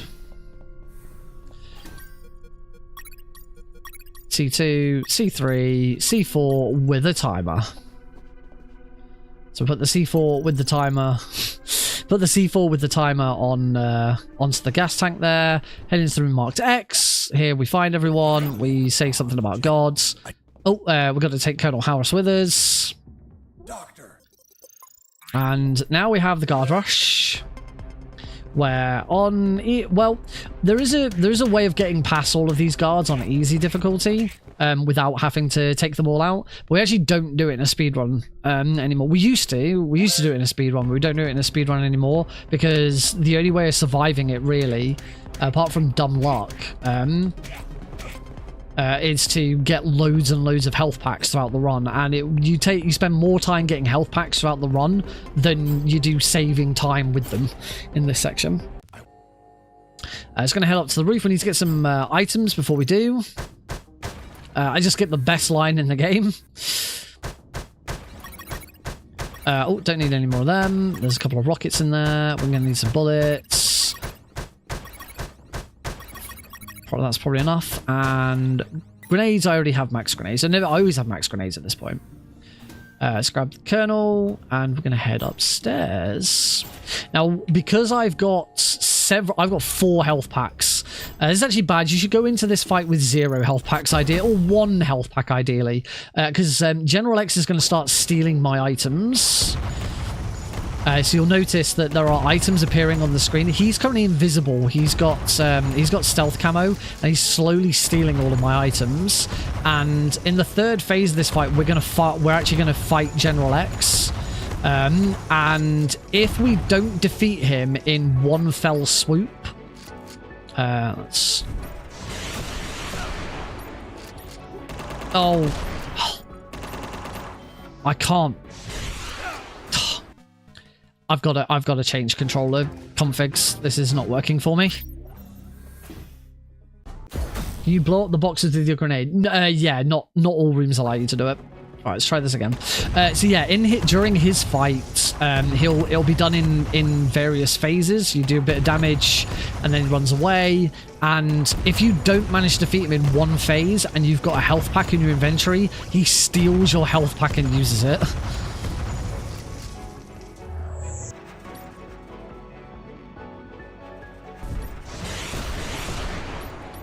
Oh, come on!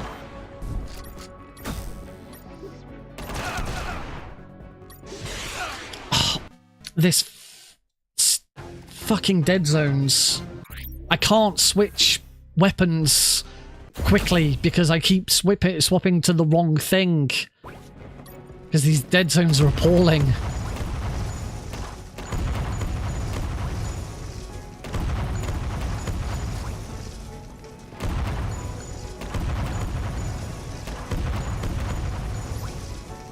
Oh, I'm not done with the drones yet.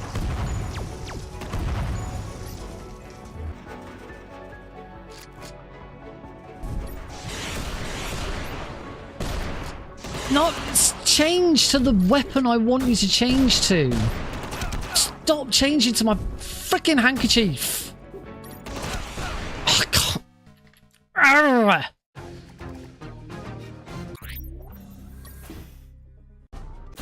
There's the slightest movement towards up and it just completely ignores it. It's my own stupid fault. I changed it to Steam input so I didn't have to open Rewazda every time. It's just me being lazy.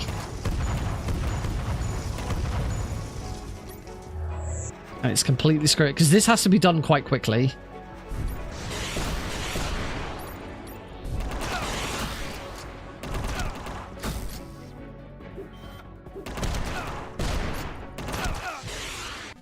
You can see it. You can see my item is constantly changing to the handkerchief.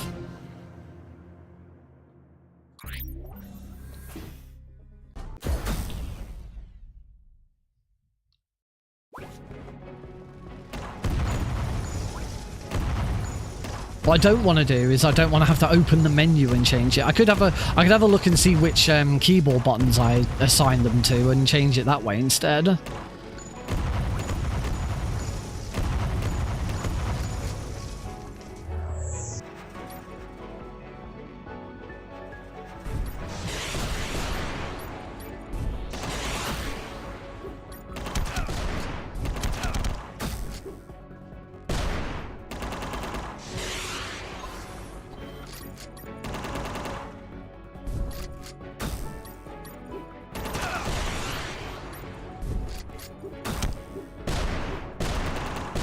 Finally. Okay, I've managed to use up a couple of health packs, I suppose. I still got 2, though, so ideally I do need to take out... Oh, crap. Completely forgot that I've got to do that first. Okay, I didn't take him out in one phase, so he is stealing my health kit and using... There you go, he's now used my health kit and gone back to full health. Let's do that again.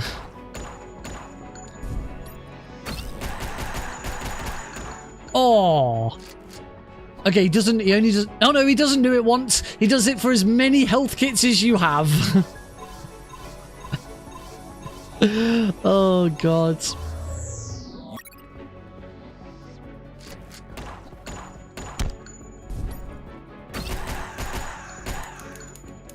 I'm out of ammo.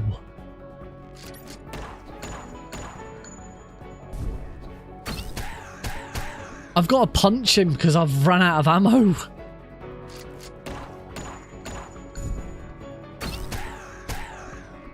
And I can't punch him very quickly, apparently.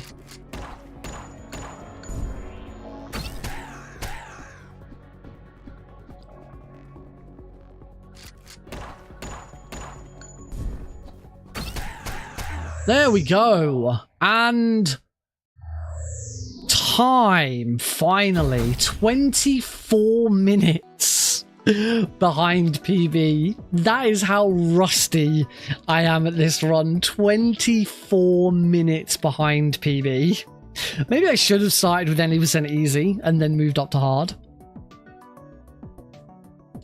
Oh, we will indeed be resetting. We will definitely be running it back. And then we get to punch out Harris. There we go. Game over. Right. The very first, I'm going to close the game so that it doesn't screw anything up. The very first thing I'm going to do is I'm going to go to my desktop so you can see what I'm doing.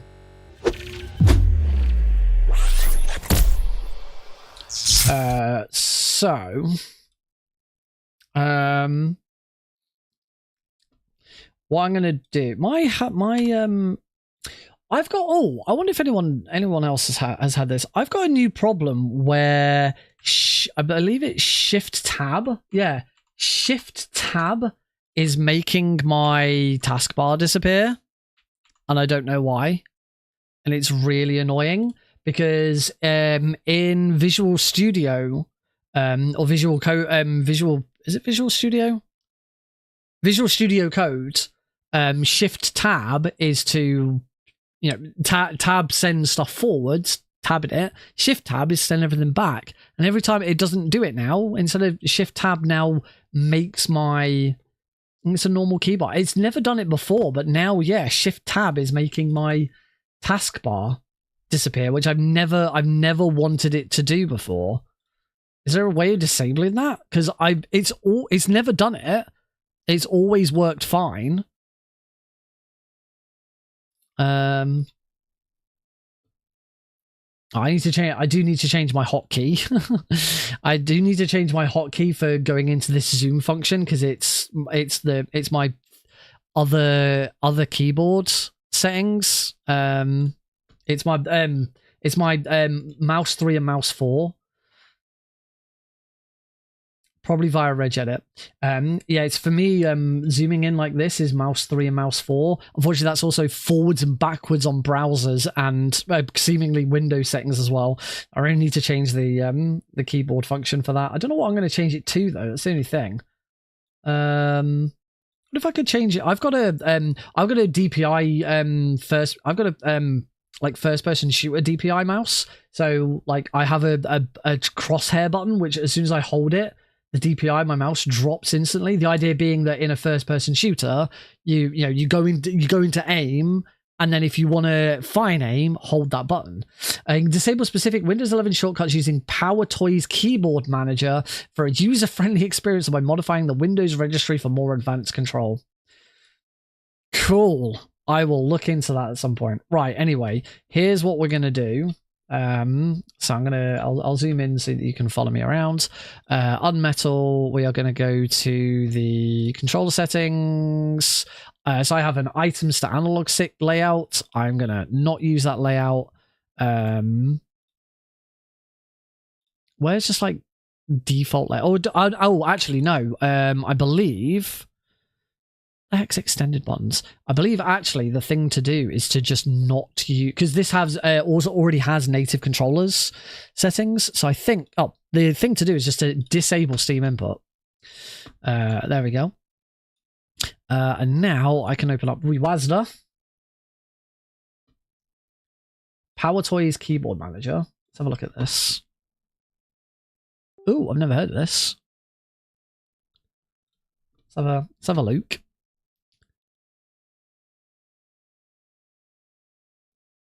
Ooh, that's okay. Cool. I will. Is this something that's available? Is this something I need to download, or is this something that like we have by default?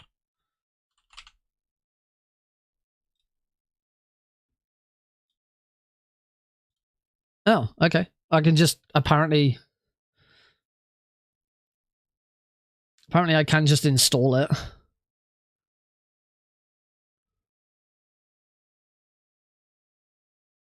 Installation successful. Cool. All right, let me open up Rewazda as well. Rewazda's on my other. There you go. So this is Rewazda, if you've never seen Rewazda before. Apparently I need to restart the computer.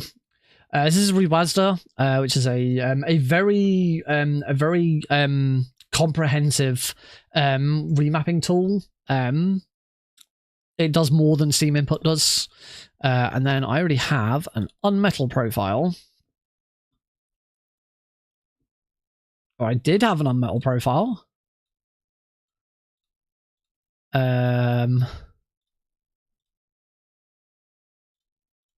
Where's my UnMetal profile gone?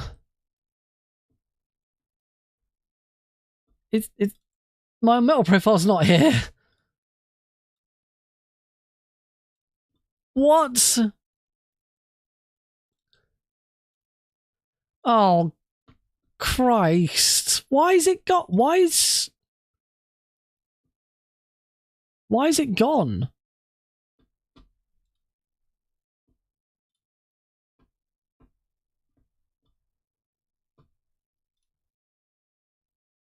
And now it keeps default, like, going back to other... Great.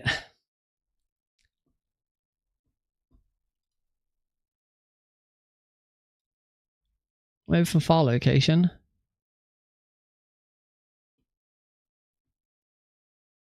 PC Rewazda created back in...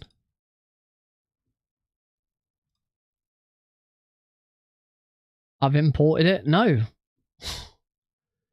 What the heck?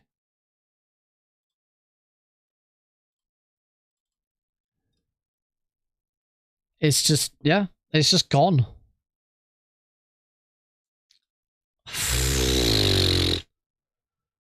What the heck? All right, let me have a look at this then. What am I doing? What am I doing with this then?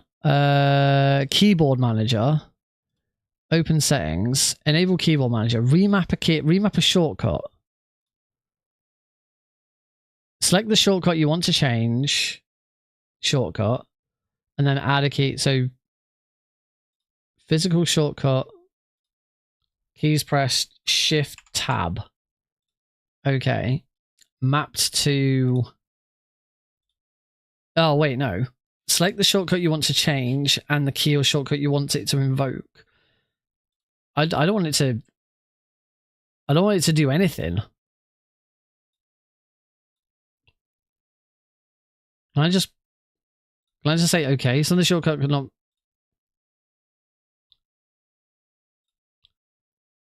Okay, this isn't doing... Okay, I'm not sure. I'll have a look at that. Why is this all disappeared? Fine, I guess I'm gonna have to bloody quickly remap it then, aren't I? Luckily we have a Steam input that I can just copy. So what we can do is we can close that down, pull that to here, and I can just quickly copy these across. So L1 should be... Can I click a button on my keyboards? No, I pushed the button on there. That should be... it doesn't need... No, I don't actually want it to be a virtual 360. I want it to be a virtual DualShock 4, probably. There we go. Right. Back to here. So we want L1 to actually be select, or sorry, share. Is it share or is it options? It's share. Right, so L1 wants to be share. L2 needs to say is L2.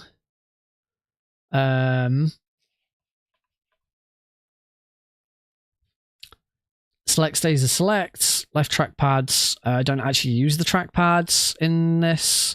Yeah, that's all fine. Oh, it's here we go. So D-pad is fine. So then I think I need to change how the left stick is considered. I think I need to go to advance because, yes. Oh, I used to... There was a thing... Was that it?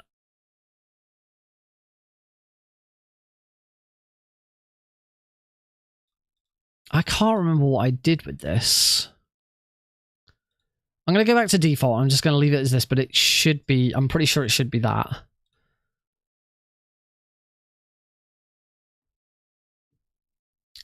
Something like this. So then... Up should be E on the keyboard.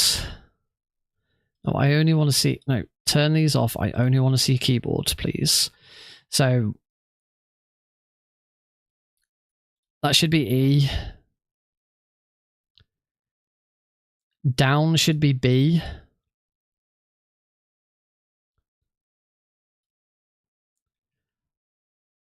Left should be S.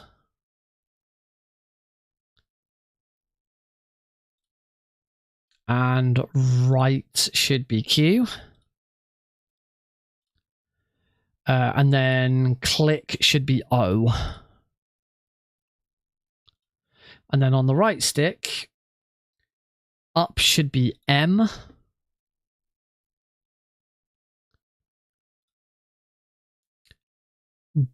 Down should be T. Down should be T. Left should be G. G for grenade. And right should be L for electric. Right should be L, and click in should be P. Right, that should be it. Oh, and then the PlayStation. Actually, there's one more.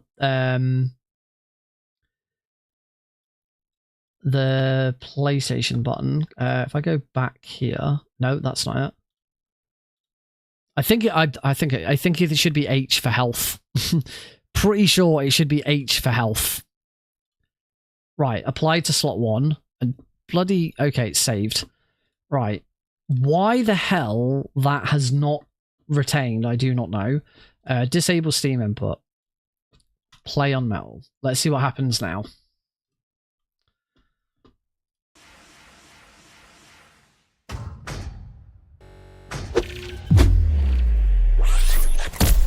Okay, the first thing that's happened is I have no control.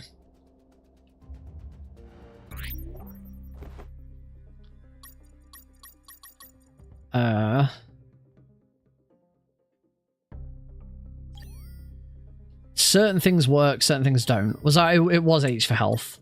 Yep, I've got my health packs back. That already seems a lot more responsive.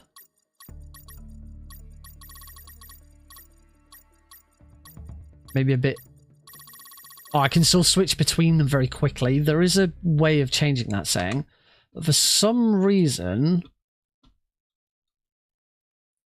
I have no up, down, left, right.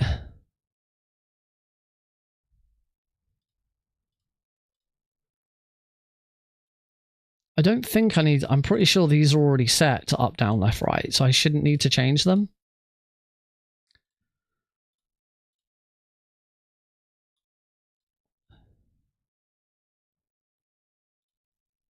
Also, start didn't work.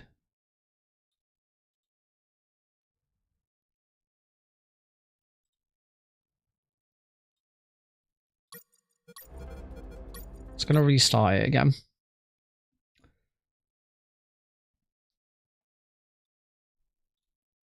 Sorry about this, folks. I'd already set all of this up so that it should all just work. But yeah, sometimes things don't go quite how you wanted them to. Yeah, for some reason I've got no... Up, down, left, right don't work. Maybe I still do need Steam input then.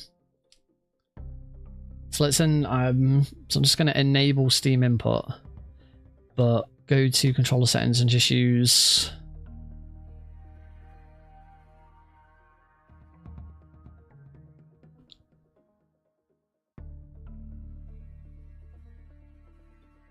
okay. That's okay, that's better.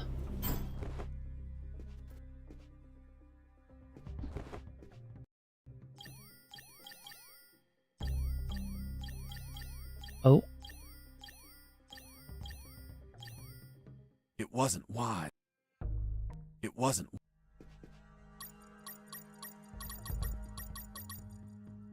Okay, I have all of my buttons now, which is obviously better, but I've got a problem now where hitting select is like I think it might be pushing it twice.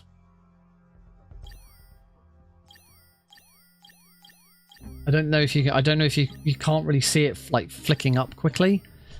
I don't necessarily have to use it because I always have L1 as select and that seems to be working fine.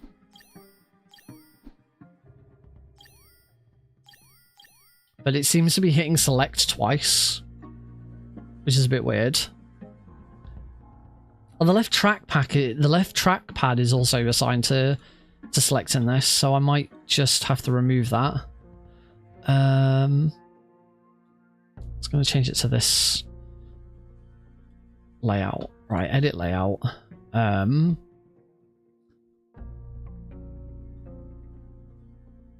Trackpads. Can I just turn them off? How in Steam input do I just turn remove command? There we go. Remove command. Right, so my trackpads now don't do anything.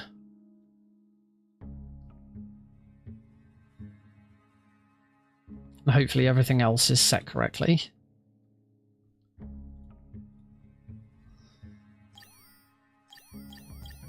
It's still being funky.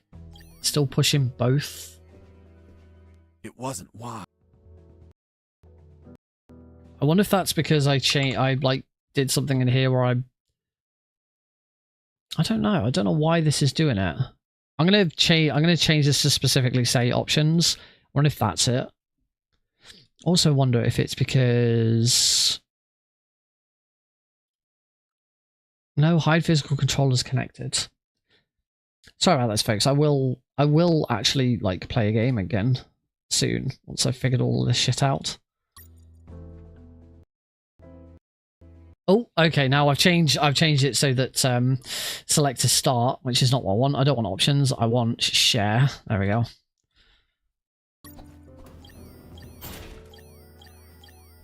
It's still doing it. It's still like pushing select twice. I don't... It's weird because it's not doing it with any other button. It wasn't wise to use weapons. At least it doesn't seem like it's doing it with any other button.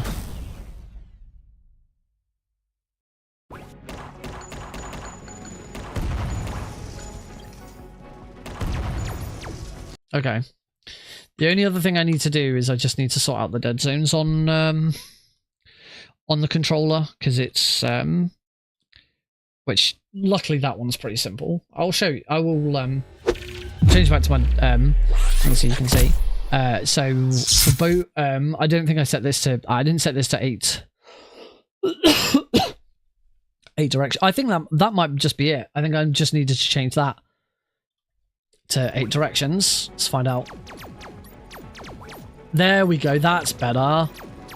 Oh god, I hadn't realized like how crazy this. No, there's too many drones. Oh god.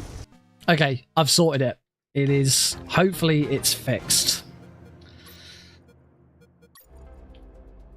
Hopefully, we're good. I don't know why I've got this thing where for some reason like select is being pushed twice. That's a bit weird, but it's not too much of a... We'll see. Hopefully it doesn't cause too much of a problem. The thing that's a bit weird is I'm not quite sure why Steam input is even required in the first place, because it shouldn't be. Steam input shouldn't be needed. UnMetal works natively with DualSense controllers, so I'm a bit confused why that's happening. But oh well. Right, we're going to take a short break because I need to pee and I want to have a drink and eat my animal crackers. So we're going to go for a short break, and when we come back, we will continue this run. Yeah. See you all in a few minutes.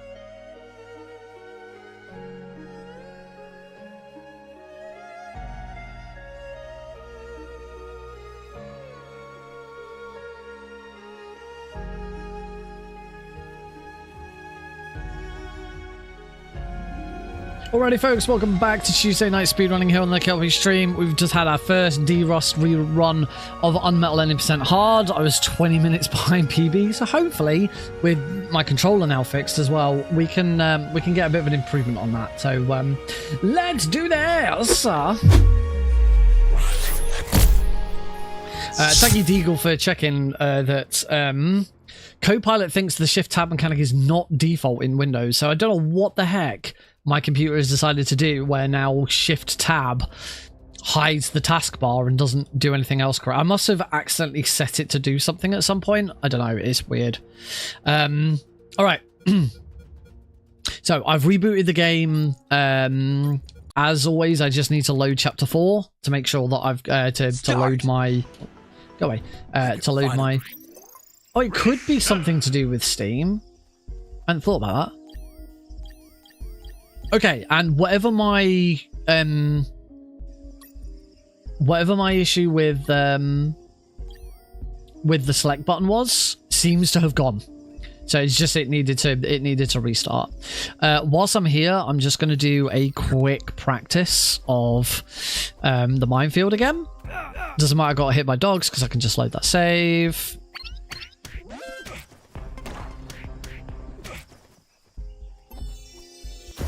Oh, nice. On this save, I have to load that every time.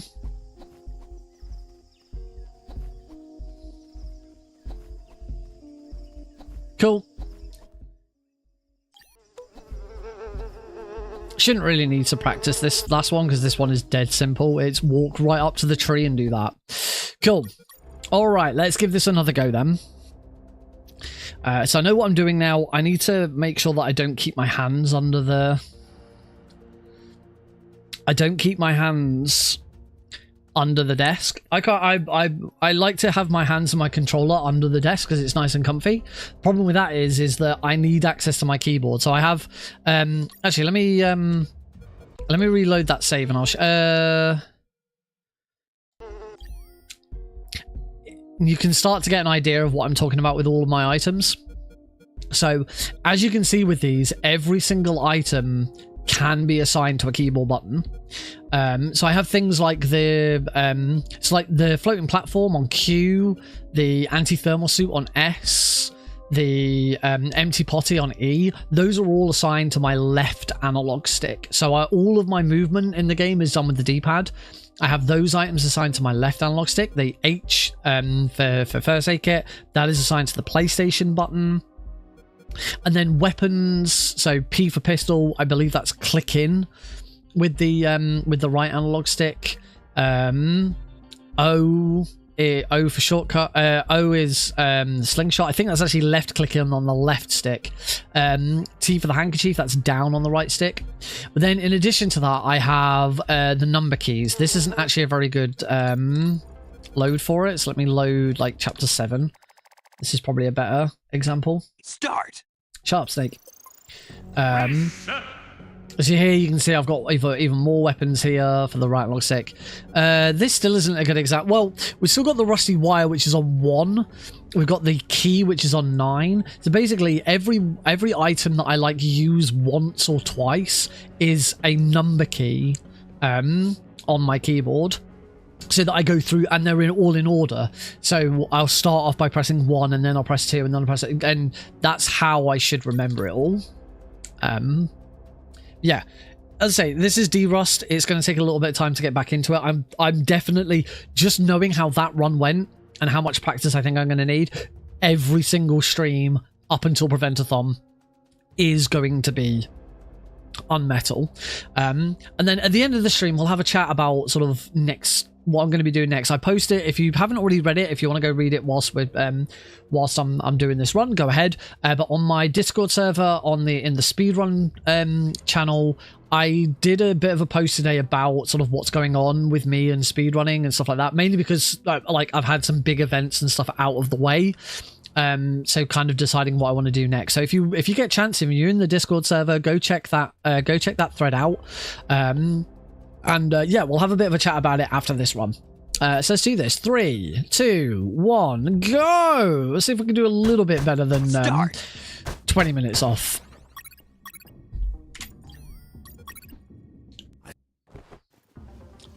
So grab the key. That's on number 2. I'm already keeping my. I'm already putting my hands in the wrong place. Oh, hello. Something happened to me last Thursday It's a when I was cosmic. driving home. I had a couple of miles to go.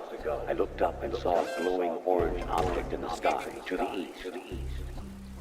Welcome, buddy. Take that guy out and take his. That's the handkerchief that we use to create the chloroform handkerchief later on. Just gonna keep rolling. Over here. Load that save. Over here. So loading that save there cancels the alert that I got, and means we can then go and. That's a coin. I don't know why I went for that. I heard something. I'll go up here.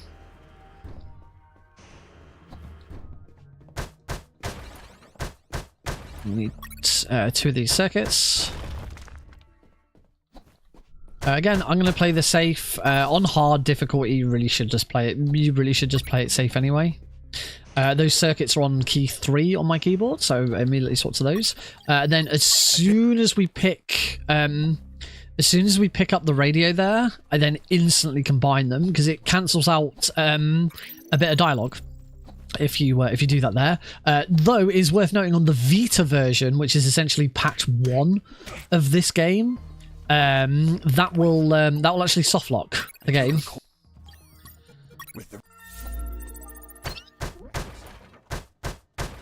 Oh, it's the bottom. Damn it! Might as well get his XP now that I'm here. I knew one of those had some uranium balls in them. And punch him that way. We need his eye patch, because that's how we build the... Oh, I haven't got the stick yet. That's some nice RNG with that guard being there. He's got a lighter. I'm just going for guards for some bizarre reason. And we'll kick him to the left there, so we don't have as far over to go. Grab the potty. There's some depleted uranium balls in here, so I will grab these ones. And now we can build that. Don't want to have to wait for that guard, so we'll just kick him.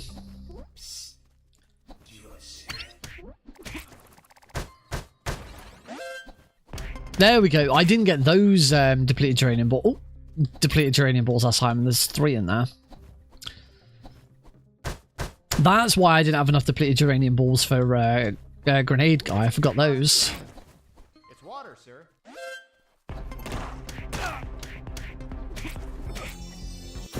We'll level up nice and early. That's good. Sprints. I was in.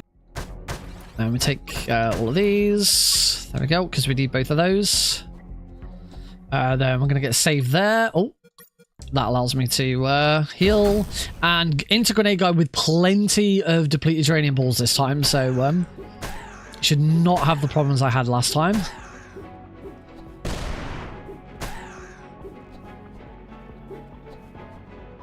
If I can hit him. Boss defeated.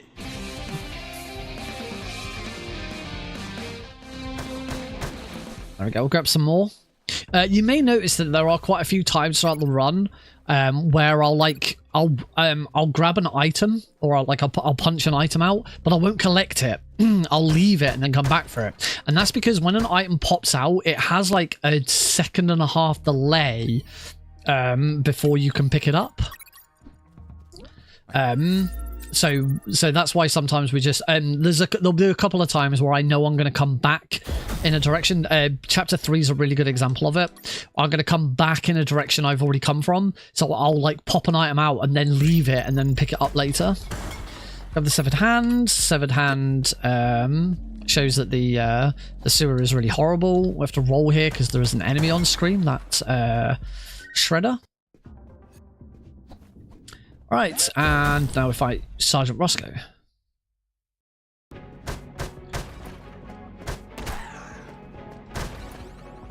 Don't think... Oh, that's just in the right spot to hit him. That's nice. Ow. Pissing me off.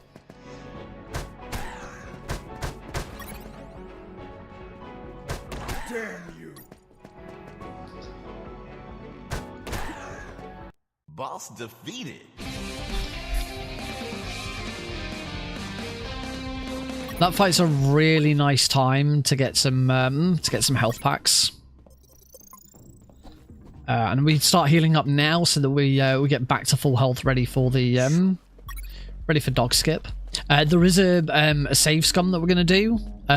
However, whenever you save scum, if you're healing during a save scum, like then it will put you to full health like that. But if you aren't healing and you don't have full health, save scumming will just put you on whatever health you are at. So you do have to be careful with save scumming. Right, we're at full health. We can go now. So we're gonna go all the way up to the top here. Force the dog to come as far away from his start. Oh, that's a bit nasty. Should be okay. There we go. Try and take minimal damage from the dog. Wait here. Punch this guard out. And we're on a bit of a time limit here. So I want to get to the next save point before I bleed out. So I want to save scum and get all my health back without you having to use a health pack.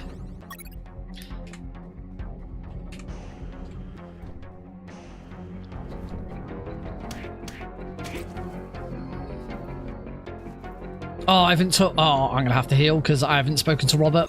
Whoops. There we go. Now Robert tells me he needs a radio so I can pick it up from this guard.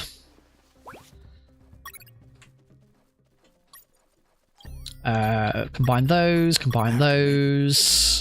Give it to Robert and load because I was healing, so I'll immediately save scum back to full health. Roll past the dog. It is, if your timing is like spot on, you can get 4 rolls on that dog, but it is really, really tight. Past all of these. Remember which button I have the floating raft on. Into here to get some more health. Oh, that's nasty. Not too much of an issue. Again, we'll save scum in a second. Oh, slightly slow on that cycle. All of the shredders and stuff. I said before in the previous run that all of the guards are RNG. Shredders are not RNG. The shredders are on set cycles. The fish. I'm pretty sure the fish spawn on set cycles, but then their movement could be random. So there we go. There's going to be another. So none. Immediately loads. It doesn't actually show that it saves there, but it does. The moment you get turned into a nut, it loads. You get a save. It just doesn't actually display on screen.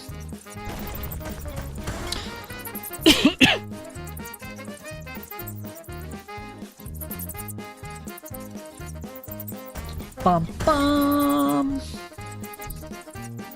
Bum bum.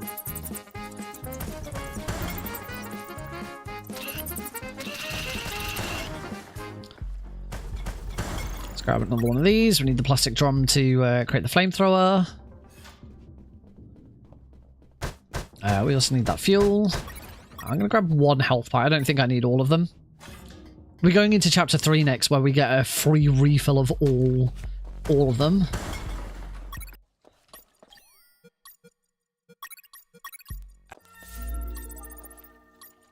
There we go. So shouldn't actually equip the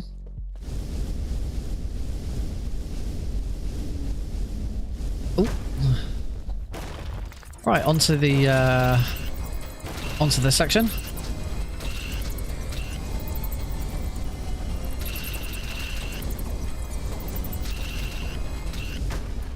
The best thing to do with this section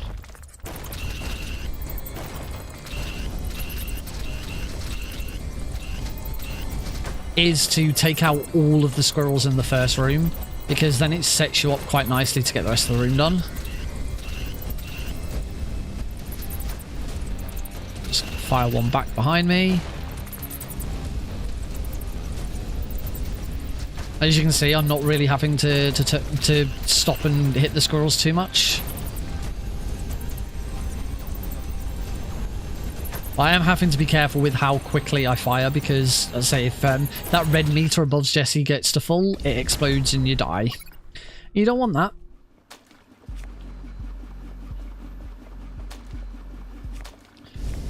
There's another quick health pack there, so we'll grab that. Definitely want to heal at some point at the start of this fight. I'm going to try... I will attempt to do flamethrower skip again this time.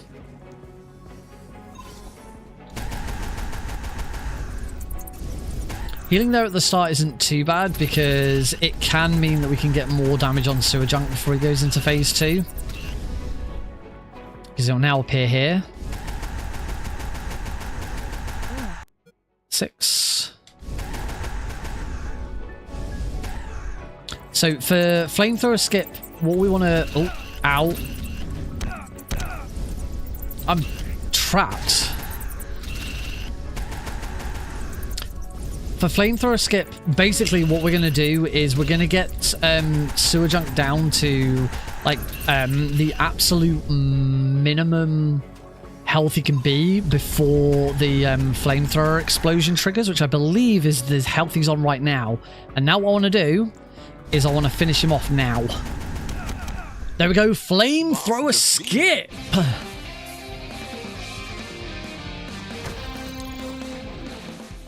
So yeah, I haven't equipped my... Come on, Mick. There we go.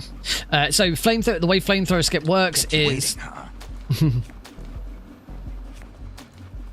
Athos, welcome, buddy. How you doing?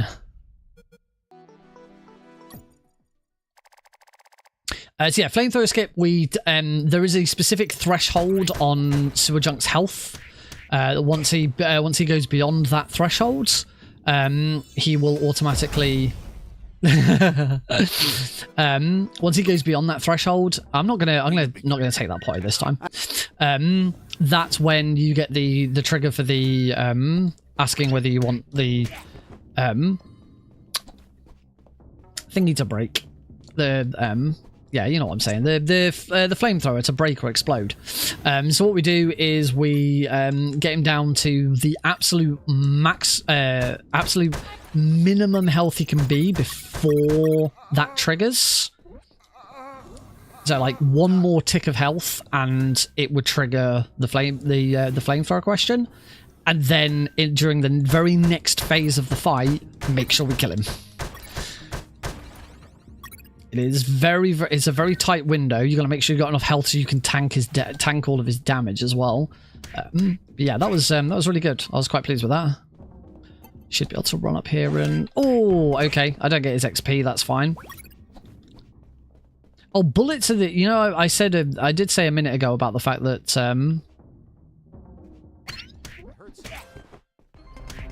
I said a minute ago about items take a second to spawn. Bullets are the exception. For some reason, bullets you grab instantly. I'm going to be a little bit behind on XP. You only get XP from guards by knocking them out without getting an alert on without them spotting you.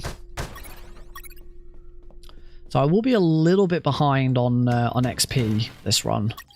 So I want to try and make sure I get some from some other for some extra guards. There's a few thresholds that you want to try and meet throughout the run. The main threshold throughout the entire run is before the end of the run, basically before you go into the crypt, the big maze at the end of chapter 9 where all the ghosts are, you must be level 6. If you are not level 6 before you enter there, you are going to have a bad time. Because the level 6 upgrade is your guns do, I think it's 30% more damage. And that's useful for the final boss more than anything. But also the ghosts in there, with that, if you have that, the ghosts die in 2 hits. If you do not have that upgrade, ghosts die in 3 hits. And you just, as a result, very quickly run out of ammo.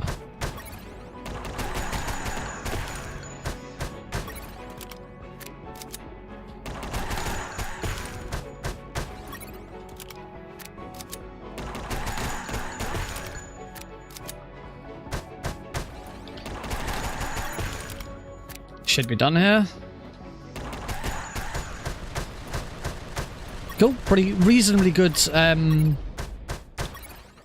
Reasonably good Megatron. It can be done in one less. Oh, hi Heidi.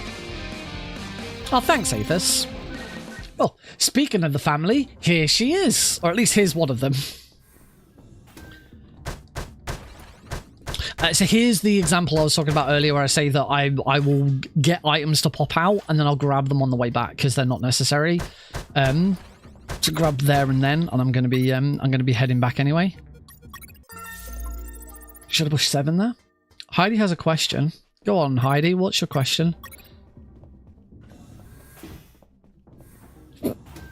Is it a question about the game or is it a question about something that I've apparently done wrong?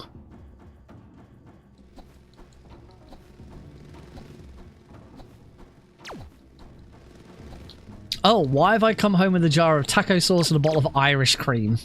Because we got given them at work. Tomorrow I'll be coming home with another bottle of each as well, because we all got given 2 bottles of taco sauce and 2 bottles of Irish cream. They were just, I don't know, they're just stuff that everyone was given. Everyone got a. If you want, you can open it. Yeah. As I say, there's a second bottle coming home tomorrow, so... Right, let's... one thing I did get wrong last run is I forgot that battery, so let's take that battery this time. Actually, I think it was that... sorry, it was that battery I forgot last time.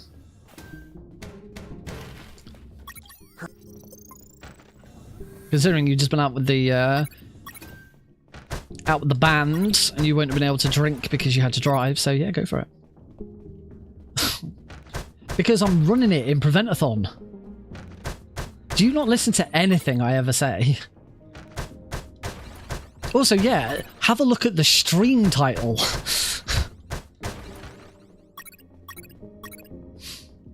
Right, let's hope I don't get the bug this time. I didn't get the detector. I didn't get the bug this time where the game just decided, oh, I'm just going to give you guards before you even get given the choice. Heidi, you say I have so much on. I have, now that everything from the last, couple of weeks is over, I have Prevent-A-Thon.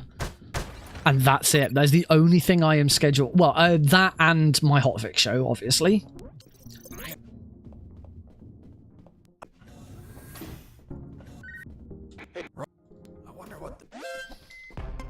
You do have to be careful getting away from those guards. If you don't run away, instantly... they will cause an alert and it means that this door locks. And that can be a bit nasty. I did have a lot on. Yes, that's true. I had far too much on. In the post that I made on, I talked about a minute ago on Discord, I've talked about the fact that I am taking a break. I've turned down quite a few events have approached me about using Speedrun Tools UK, and I've said yes, you can use it. Yes, I will. I'll join your server and consult if you need help, but I am not going to be on your tech crew because I just need a break. Oh, Marcusson, not being very nice.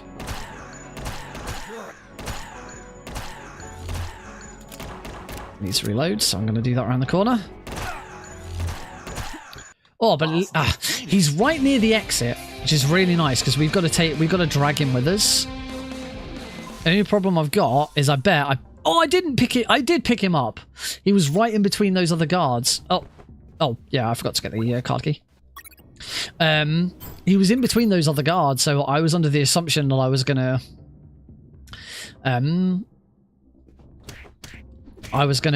pick up the guard first.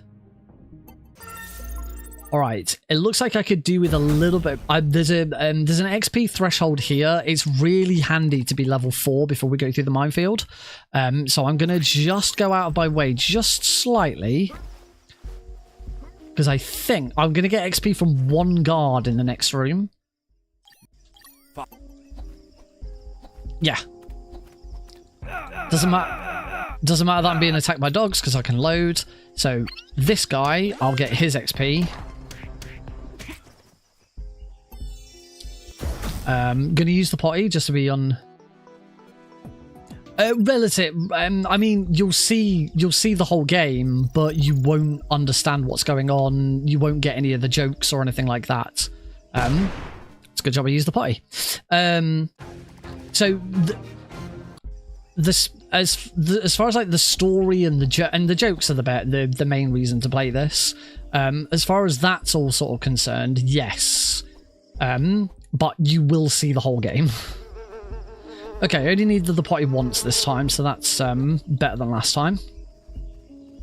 Alright, so let's go running through the jungle. It's a good job you used the potty.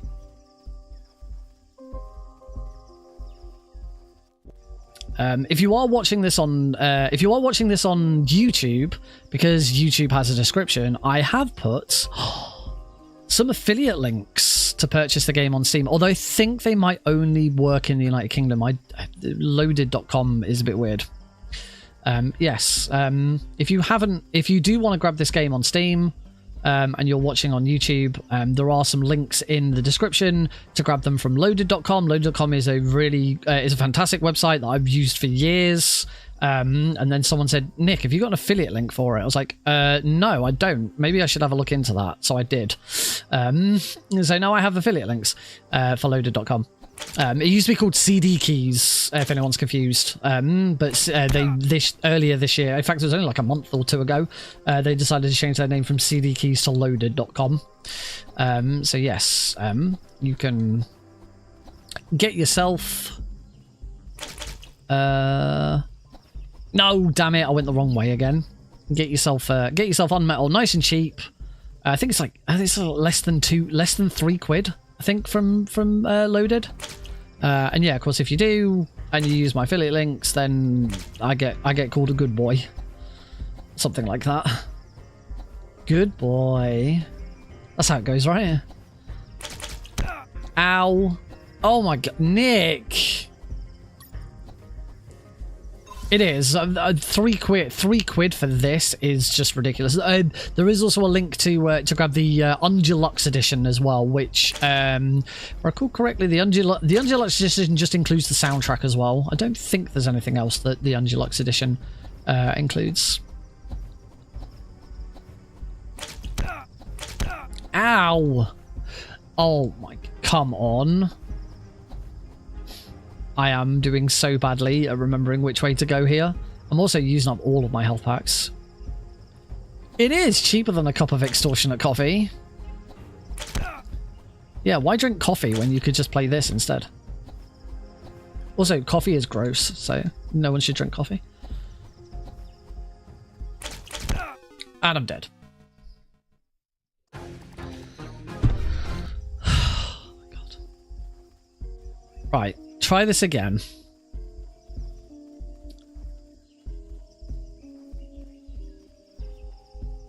My memory is not what it used to be, apparently.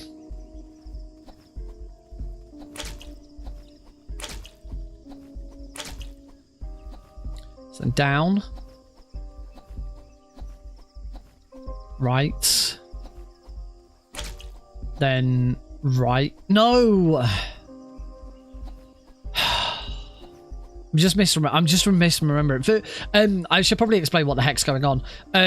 This is a maze. And every single room in this maze only has a single exit that will progress you further. If you go through the wrong room, you go out the wrong exit, then you go back to the start, and you have to redo it. It is always the same. It's not random. It's always the same routes every time. And there is a compass that you can build. But we don't need to build the compass because if memory serves correctly, I'll know which way it is. That time I finally remembered. There's enemies on screen, so I need to roll. Heidi told me it's a thing on TikTok now, apparently, about being called good boy. I don't know. It sounds weird. Fuck earning it. Alright, chapter 5. This is a nice fast chapter. We get... Oh. Spotted by that guy, but get off screen before he can call the alert in. That is the state we want to be in. This means that we don't have to worry about getting spotted, but we're not going to take an alert. Being in an alert state is bad because whilst in an alert state, every single door in the base would be locked. We don't want that. We don't want the doors to be locked because we need to go. We need to go in this door to progress. Not going to take that guy out because if you knock out a guard in this area, you do have to hide their body because you're supposed to be going through this stealthily, which obviously we're not. Base. Area is clear. So yeah, if you leave any bodies lying about, you get told off. Right, into machine mic. No, my run is not skibbity.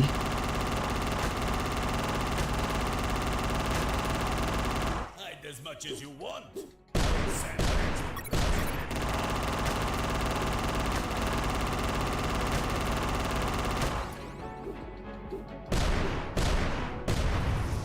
Nice. That was a much better. That was a much cleaner machine mic than my previous run.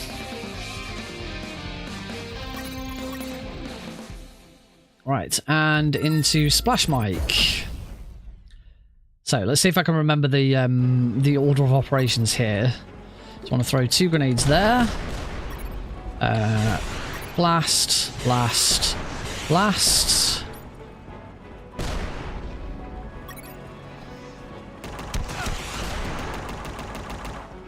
Wait here for him to blow that. Grab all of these. Oh, what? Oh, he was all the way down there already. What on earth is Phantom Tax? Right, let's try this again. A message from Athos. This run is so 6-7. I am officially confused. I have no idea what any of you are talking about now.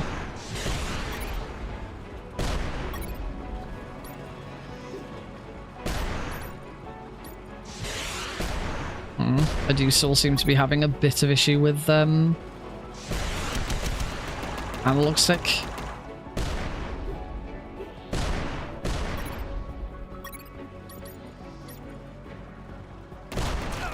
Ow.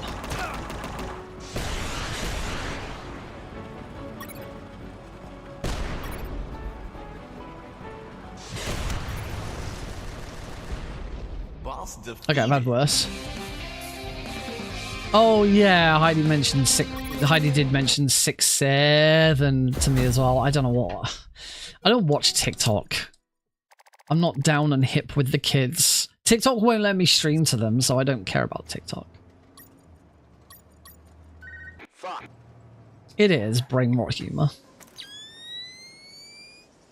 Ooh. And now I look like this. I mean, I post any clips that I post to YouTube Shorts tend to also get posted to TikTok. That's about it. I can't remember if I did this wrong last time. So I'm going to do it this way instead.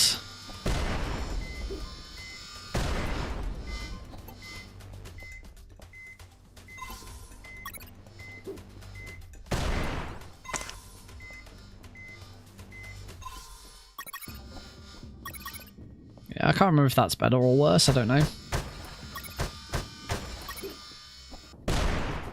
In any case, we're doing it this way now. And over here, kill this guy.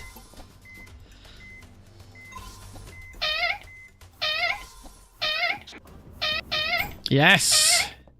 Eli bigger. 578. Let's grab the last file. Call. What's his face?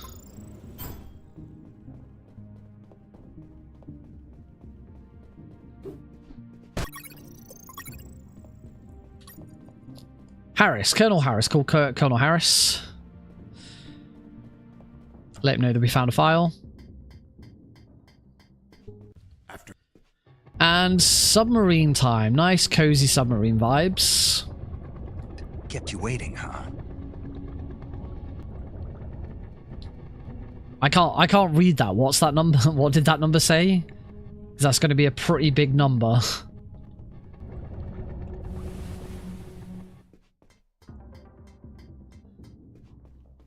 That's another one I should really have my chatbot also put a message out about. Over 12 years? Jeez. Now I think I've been streaming consistently on Twitch now for 7 or 8 years. Because I've had a Twitch account and I did do some streams before I actually became a proper, like, consistently streaming twice a week. Yes. For anyone, I realise that Aethys has not been here in a very long time, so there'll be quite a lot of people who don't know who Aethys is. For a start, you may notice Aethys is actually one of my mods. Along with Heidi and I-Type Slow, who also hasn't been here for a while. Aethys is one of my mods. But yeah, Aethys is one of my old uni mates, and yeah, as a result, has been, yeah, it's been pretty much following me on Twitch ever since I first created the account. And yeah, over 12 years. Wow.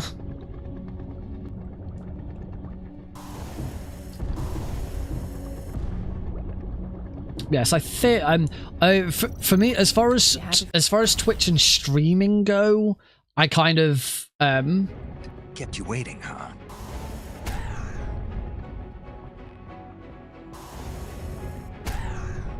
Was that 7 years? By any chance? 7 years something.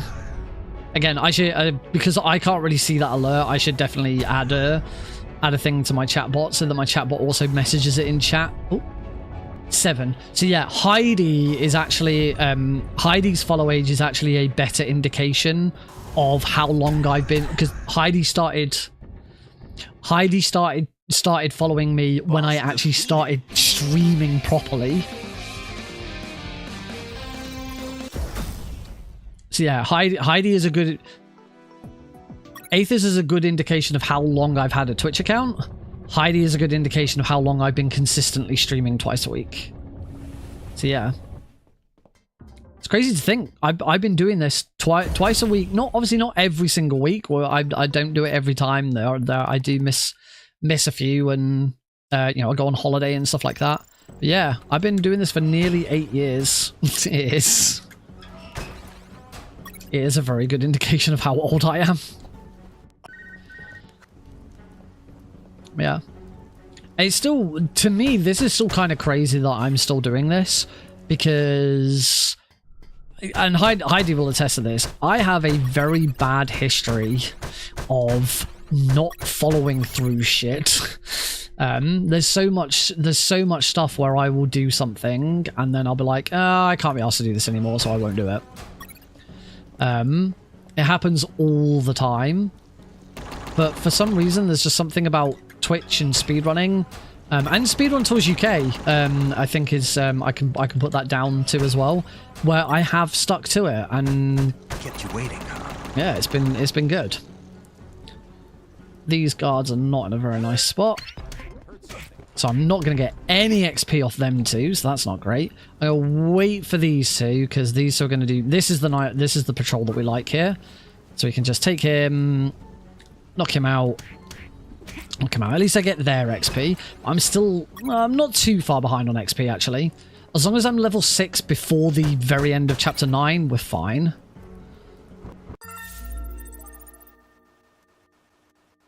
Just bring back thoughts whilst washing up.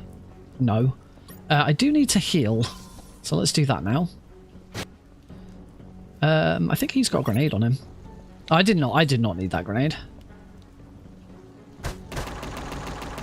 Let's not get shot here. Alright, let's do save here.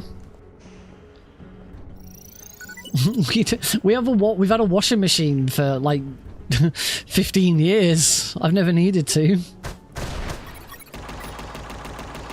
Alright. Oh, I got shot instantly. That was horrible. Right, let's concentrate on nuclear sub.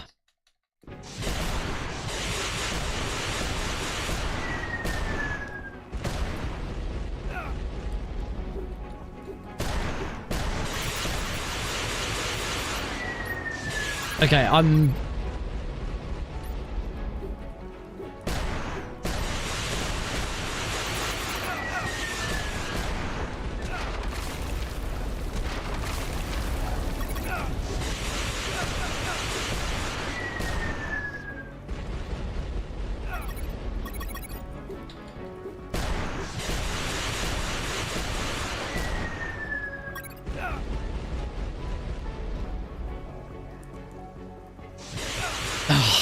Damn it! The Lugs podcast, which we only ever did one episode of. I still listen to it occasionally.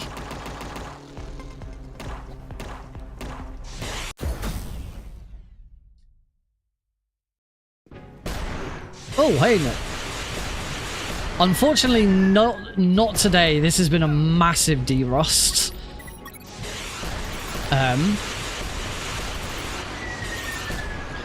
But chat, for those, as I'm sure there'll be a lot of people who don't know, Nova's Novell, who's in the chat right now, please everyone say hello to the voice of Jesse Fox.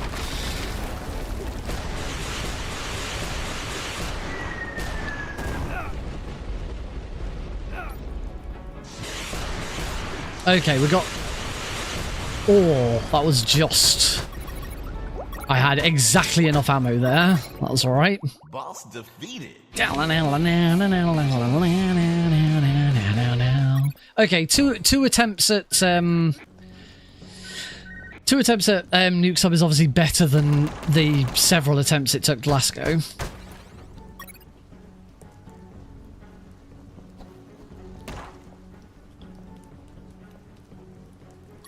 I'm gonna...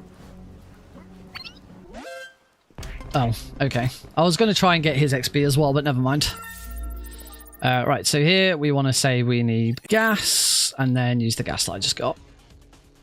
If you're talking about the Metal Gear Solid 3 race from the weekend, you'll need to wait for it to get uploaded to you. You can go and find it on the Games on Quick Twitch channel, but you'll have to like search through the VODs for it,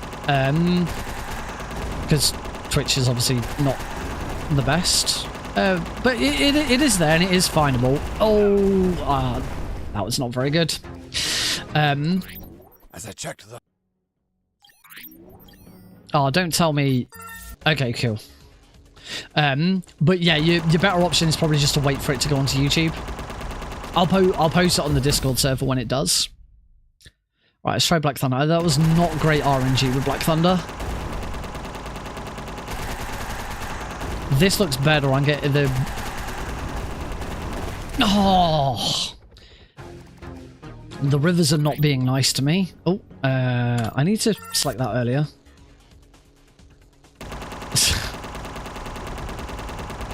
It's a...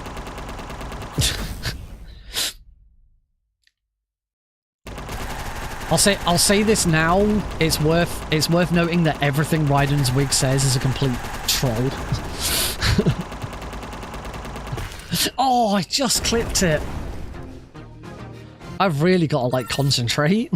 I'm not too busy looking at all this crap in the chat. Right, come on. Seriously now.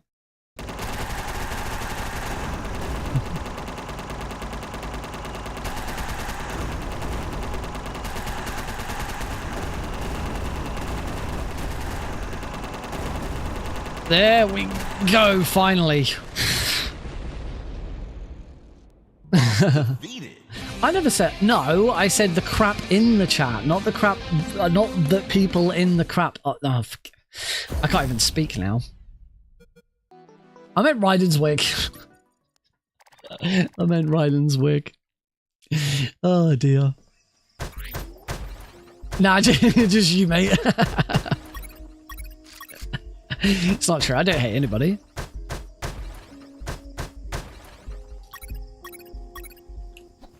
I can't talk. Literally, I can't talk. Have you heard me trying to talk? I can't do it. Right, we load there. That resets all of the cameras in the next room.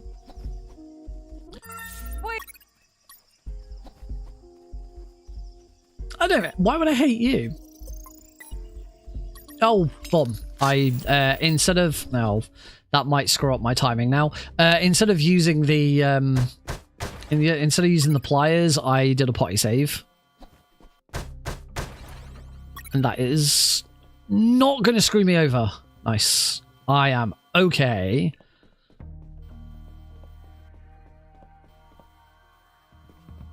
Yep, we're all good. Sorry to bring this up during the mission.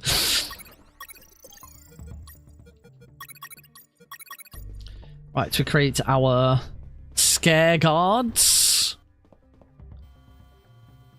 Pretty sure that's what they're called as well. Scare guards. Move down here straight away. Just need to wait for that camera to move out of the way. It's worth noting on easy difficulty, you do get like a thing that notes where the... You get like a cone showing you where the camera is currently looking. And we want to punch this palm tree. Why are there palm trees here? It's very weird. Level 6. Okay, I was not behind on... 2,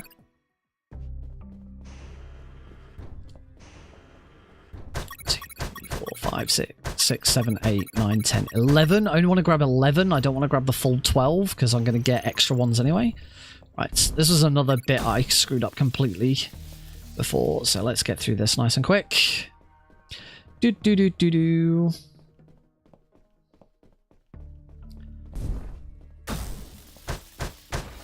That's better. Then there's a secret door here. This is one that is worth not going for. But I am... Because I am rusty, I am going for like all of the ones that are not ridiculously out of the way.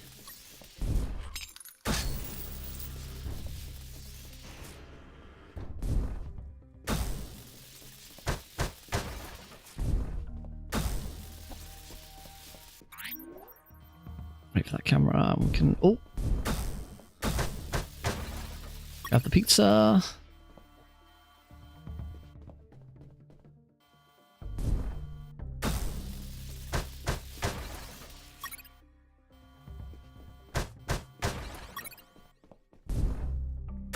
And then we want to combine the pizza with the... Oh, no. I don't get... No! No! Cool. Okay, so I didn't really get a chance to explain this during the previous one, but this is a puzzle. I don't know why I didn't need to do that. So yeah, this is a puzzle. And in this puzzle, you have to work out how to get past the boss. And... No! Oh...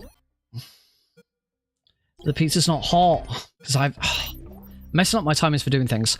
So, we find this discarded pizza, so we know that the guard on the other side of the door likes pizza. So what we do first is... we inspect the pizza to determine that the pizza is pepperoni. Then what we do is we grab the fire extinguisher. Oh. Is we then grab the fire extinguisher and fire the fire extinguisher over the pizza to make it look like it's smoking and it's a nice, fresh, warm pizza. And then we give it to them. And we get a perfect ranking.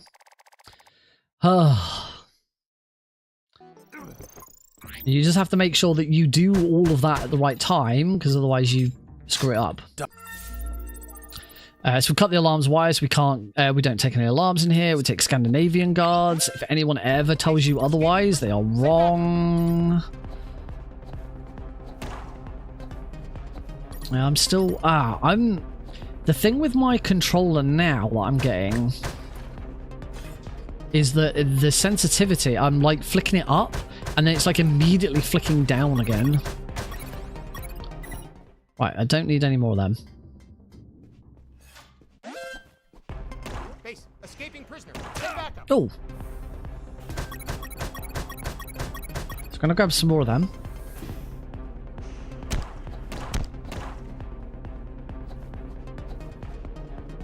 Remember 50s? What? Where'd you get that from? 36?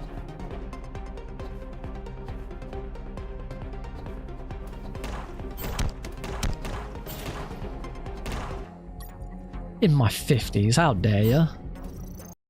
Loads. Oh, I was not at full health at some point. Heal this guy. And I've got to wait for my health to come back, so I'm going to grab this health pack.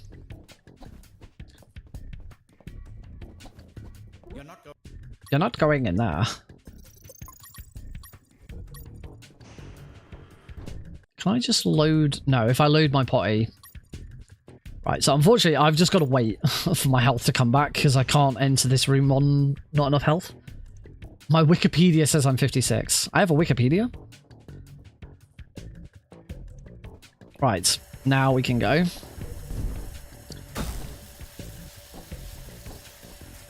So, importance of keeping an eye on your health. I want to use the blood bag at the last second. Hopefully, I can avoid having to take care of that one. As long as I get through this room quickly enough. Nice. Good RNG there with the camera moving.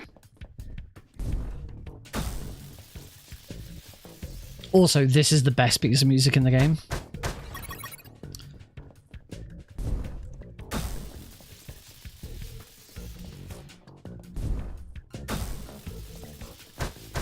It gets better, but we're not going to hear it. Because we now go into here and that's it, it's done.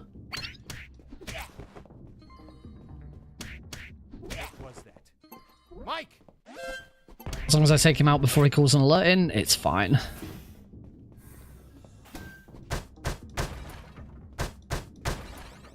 There we go. There's our save. We are through the hard bit. Already level 6. This is kind of these couple of few guards are kind of like the last sort of bit to get level 6. The you got the Scandinavian. You got the Japanese guards upstairs on floor 3 right here. We're not going to deal with those just yet. So they're more like your last chance to get to level 6. Right, let's go get some wires. If you have a wiki page, you know you've made it.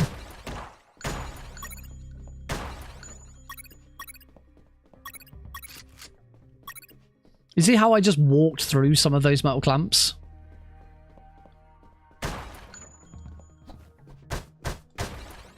Another wire. I believe it's under Furious Motorist.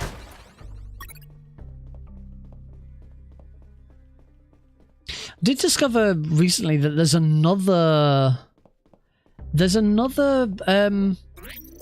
speedrun, another speedrun profile page. Left, right, right, center, left, and then cut left, cut right, cut center. Yeah, there's an alternate website to speedrun.com, which I'd never heard of before until I saw someone post about it, and it's a site where it's less about like best times and leaderboards and more about just a speedrun social site to like show off your best runs and showcase what you want rather than necessarily your PBs. It's an interesting idea. I don't know how much it would catch on because when it comes to speedrunning, you know, like the thing people care about is PBs and times and stuff. Alright, let's punch this guy out. Let's see if we can save, do better than we did last time in here. Heard something. Mike! Nice. That was some good RNG for where those guards all were. I'm going to take this guy out now so I don't have to worry about him later. Have I not got any... Oh, crap. Have I not got any... I haven't got any potties because I accidentally used an extra one. Damn it. Okay. That's okay. I think I'm going to get good RNG here anyway. So we're just going to wait for this guard to turn around.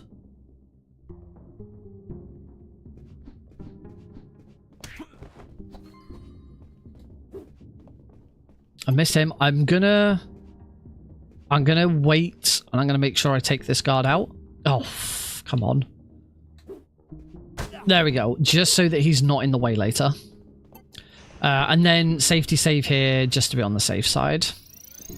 Now I get my poise back. All right, Takuma Takagashi.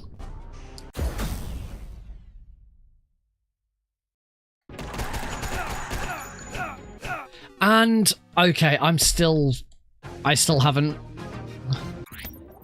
problems with my controller.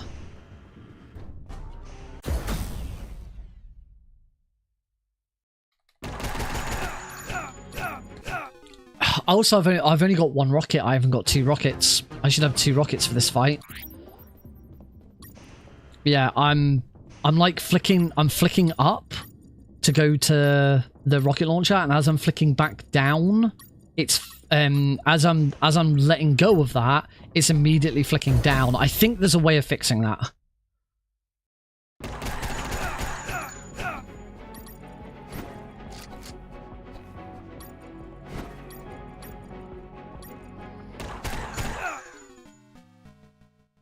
But I might have screwed this fight up. In fact, I'm gonna fix this now because I'm not gonna be able to do this otherwise.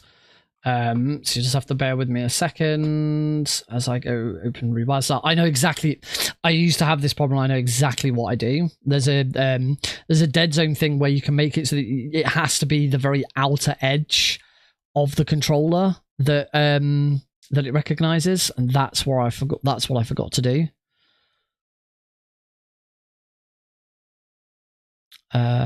It's not. No, it's not rotation.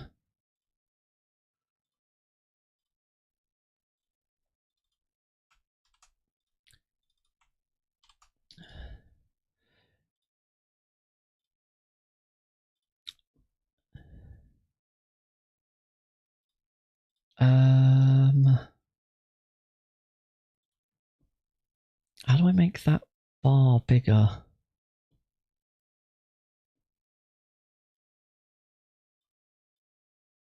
Ah, gotcha. I found it.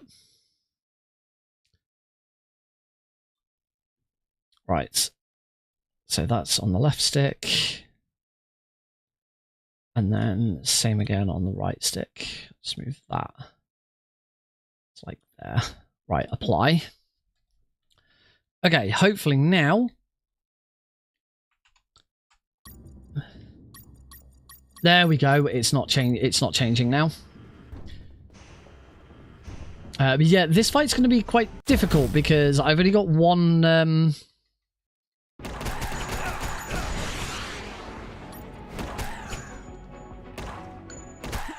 Okay, not that difficult.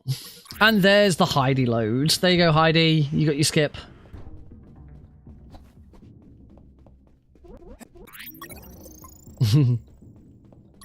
I'm good for stuff at the moment.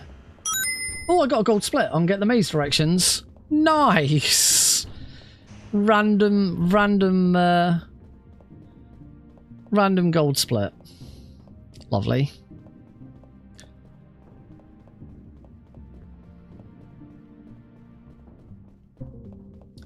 Okay, so I lost a bit of time having to fix that, but it's now done. I'd forgotten there was one more bit that needed to happen. Where you make it so that the controller the right analog stick hitting the button only triggers if it hits the very outer edge of the stick zone. I hadn't done that. I'd set it to be anywhere on the stick, so as soon as I let go of it, it flicked back down again and would trigger down. So it's fine. Everything is now set up correctly, so Only took 2 runs to get it done. All right, down into Labyrinth. Lord of the Labyrinth here, voiced by Jack Lafere.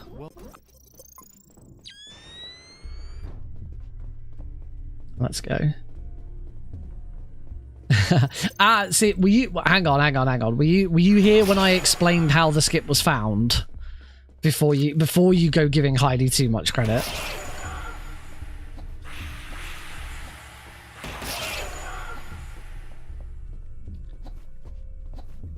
Okay. So the reason that load is called the Heidi, the reason that's called the Heidi skip, or the Heidi load, is not because Heidi found it. Not because Heidi found it, but because I found it whilst teaching Heidi how to play the game. Heidi was the first person to Heidi was the first person to ever perform it, because whilst I was teaching it her, I noticed that the game saved the moment Takuma died. And so I asked her to load a saved game. And upon loading the saved game, it immediately worked. So Heidi was the first person to ever perform the Heidi load, hence why it's called the Heidi load. But it was still my discovery. I named it after Heidi in honor of her. I'm pretty sure I've used up all of my ammo and all of my health kits. I'm now only 10 minutes behind PB. I can't remember what my estimate for this run was, but I always give an estimate of 10 minutes greater than PB, so I should be okay. Maybe we will move on to all achievements next week, rather than this week.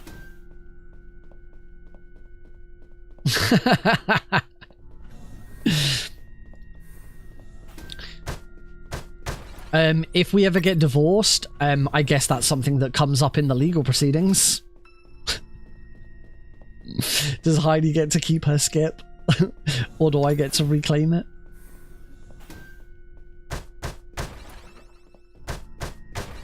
There's one more secret behind that wall in the top left-hand corner.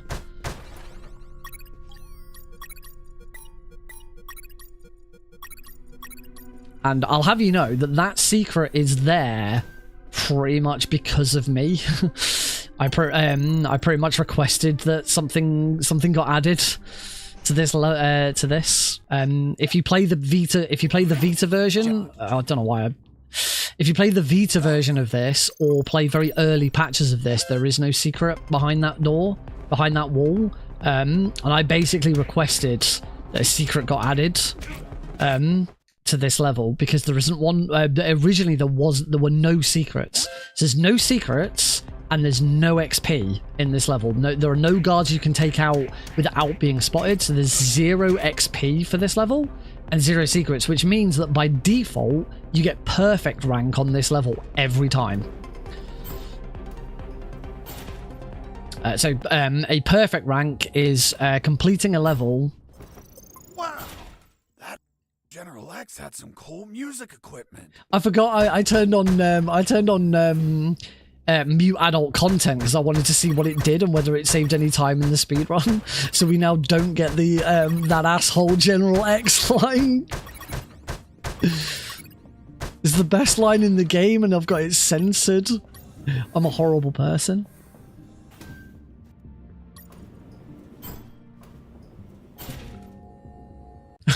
Wow! That is freaking harsh. Also, I'm going into this fight with not full health, which isn't ideal. This means I've got to be super good against the Metal Gear. The Metal Gear that's definitely not a Metal Gear.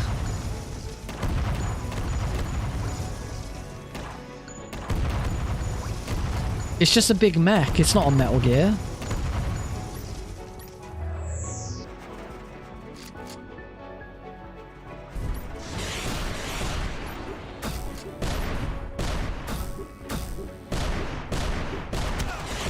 Oh, see how much easier that is when I actually can change weapons?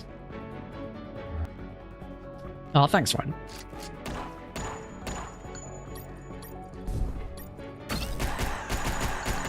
And that's one side. Of course, now, when I have no health packs for him to steal, I get a one cycle General X.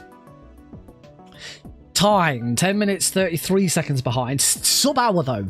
Now back to sub-hour, which is good. Sub-hour is at least, it's an UnMetal Gear. I don't think it has a name. I don't, actually, no, that's not true. I think it's just called a mech. There's actually an achievement, around it. It's this one. You gotta become war. Destroy General X's robo-tank without using electromagnetic grenades. So yeah, it's called the robo-tank. Are they legally allowed to call it UnMetal Gear? Probably not, because then technically Metal Gear is in the name. So yeah, I'd probably say no. Robo-tank. Yeah, for anyone who's interested, these are the achievements that are available in the game. For my run for Prevent-A-Thon, I have a donation incentive to upgrade the run from any percent to all achievements. All achievements is a really funky run because the main things that you have to worry about is this one. You're a tough guy, finish the game on hard difficulty, so all achievements has to be done on hard. And then this one, general, reach level 10. You do not need every single bit of XP in the game to reach level 10. And there is no achievement for getting a perfect in every level. In fact, there is one achievement right here for getting the maximum experience possible in at least 5 chapters. So you only have to get perfect, or at least perfect XP in 5 chapters, and you just have to make sure you get enough XP to get to level 10. I believe there's something like 13 extra XP after level 10. So the all achievements run is rooted very, very specifically to prioritize the fastest XP. The main thing that the run prioritizes is still being able to use minefield skip. Because there is if you don't, the way minefield skip works is we know where the mines are in the field so that we can run through them. Casually, you are expected to go into this little underground base, wander through it. You shoot a load of drones, a load of gun turrets that pop up. So you shoot those out and dodge all of those. You get through to a boss called Turret Storm, which is a little boss where you just get a load of gun turrets pop up all over the place, and you just have to take them all out. I think on Unperfect, there is an Unperfect mission for that where you're not allowed to miss, which is tricky. It's one of the hardest Unperfect ones. Unperfect isn't part of all achievements, though. You don't have to worry about that. And yeah, and then when you defeat Turret Storm, you get given a key. That key unlocks a room, and in that room is a mine detector, and that's how you get through the minefield casually. Yeah, these are all of the achievements. No, you're not allowed to use potties in all achievements. Healing 20 guards is one that you have to worry about a lot. Putting 20 guards to sleep is what these two in particular you just have to keep working on throughout the run, making sure you do them whenever possible. Lord of the Bullets is very important. Have 90 or more bullets at the same time. By default, you can only carry 80 bullets. So you have to collect 10 bullet pouches, so that's woven into the run as well. Again, there's 1 or 2 bullet pouches in a really, really long backtrack at the end of chapter 3, but because there's more bullet pouches in the game than we need for this achievement, they're specifically routed out, and we have to make sure we get all the others. Do Not Disturb Me is one that actually prevents you from getting perfect. In chapter 9 on all achievements, you can't get this achievement and get a perfect rank, which is a bit weird. In fact, that's the only thing. This achievement alone is the only thing. This achievement alone is the only thing in the game that stops a 100% playthrough. There is no 100. So there's any percent, get through the game as quickly as possible. There's perfect, get through the game as quickly as possible whilst achieving a perfect rank at the end of every level. So to get a perfect rank at the end of every level, you need to get every secret in the level, and you need to get every bit of XP in the level. Then there is unperfect, which is complete the game whilst getting an unperfect rank in every level. So that is get all XP, get all secrets, and complete some hidden bonus missions. It's worth noting that on the current patch of the game, patch version 1.013, unperfect is impossible in chapter 3. Some reason something happened with patch 13 that has broken unperfect in chapter. I only found this out recently because someone asked me about it on my chapter 3 unperfect IL. They said they can't get it. What are they doing wrong? I ran through it several times and tried a load of stuff, and yes, it is impossible. So if you do want to get unperfect rank, you do have to downpatch to version 1.012, unless Fran ever gets around to fix it. I have let Fran know, but they've not looked into it. Anyway, back to this achievement. So yeah, there's unperfect, complete all of these hidden objectives, as well as getting all XP and all secrets. And then in the category extensions is all achievements, which is complete the game and get all of these achievements. The next one up from that would be a 100% speedrun, which would be get unperfect in every level and get all achievements. But this single achievement completely prevents that from being a thing, because completing it says complete the catacombs without destroying any cell gates. There is a secret hidden behind one of the cell gates. So it is impossible to get this achievement and get a perfect or unperfect rank on that level. It's chapter 9.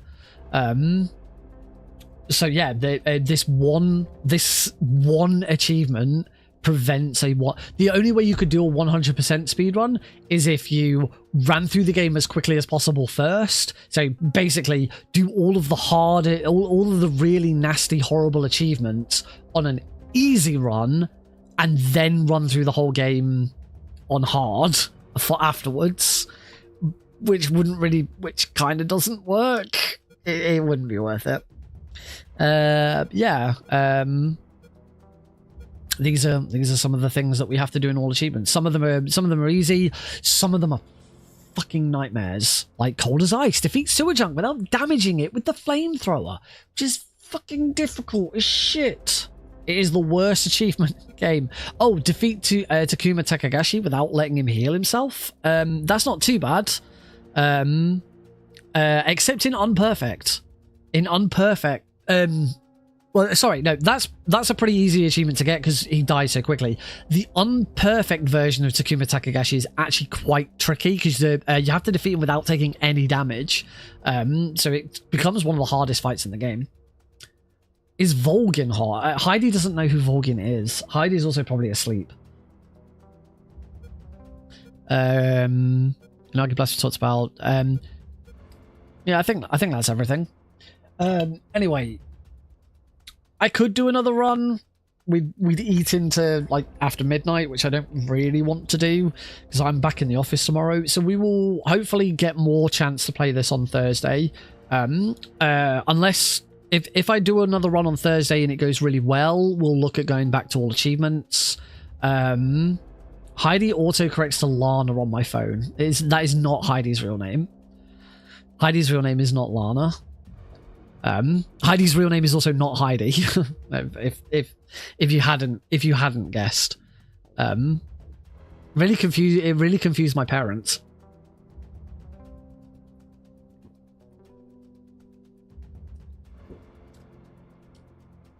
Well, it's not code names.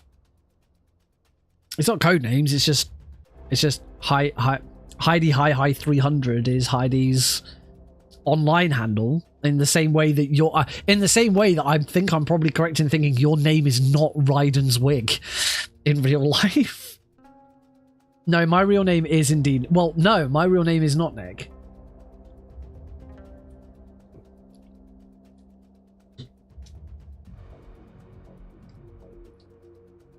everybody calls me Nick in all aspects of my life, but my Paul Bryden's big genius. But my legal name is Nicholas, not Nick. Yeah, Heidi's real name is not Heidi, and it really confused my parents on Facebook once, before they kind of understood what that all was, because I made a post. I think I did a post on Twitter, and then I just copied that post and posted it on Facebook as well. Also on Facebook, Heidi goes by her actual name because, you know, on Facebook you kind of do real names and stuff, and we both limit Facebook to friends and family. I don't have people on stream follow me on Facebook because I keep Facebook separated so that I can do work stuff and real life stuff on Facebook. So yeah, I made a post on Facebook about the fact that, this is happening, and Heidi, and huge thanks to Heidi for all this and all of that. And I got a message from my dad like a few hours after I posted it, going, just wondering is everything okay with you and my wife, her real name? Are you posting about this girl Heidi? Have you broken up and you got together with someone new? It's like no, Heidi is wife's name on the internet.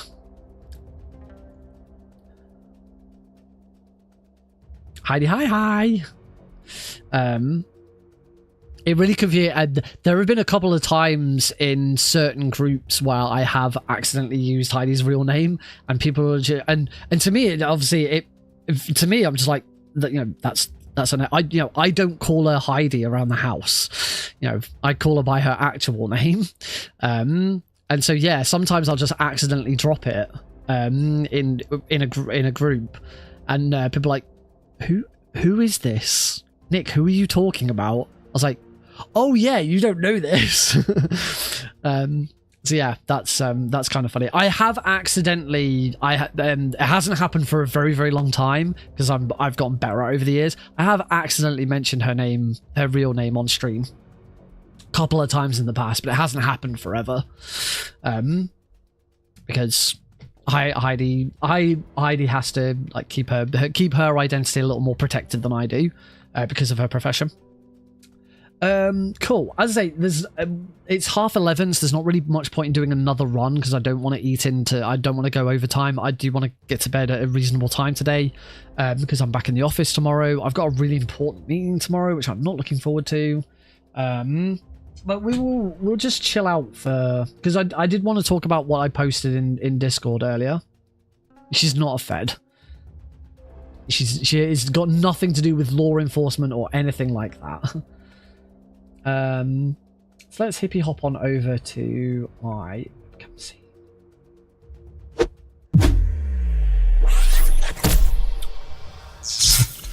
Alrighty. So before we finish, did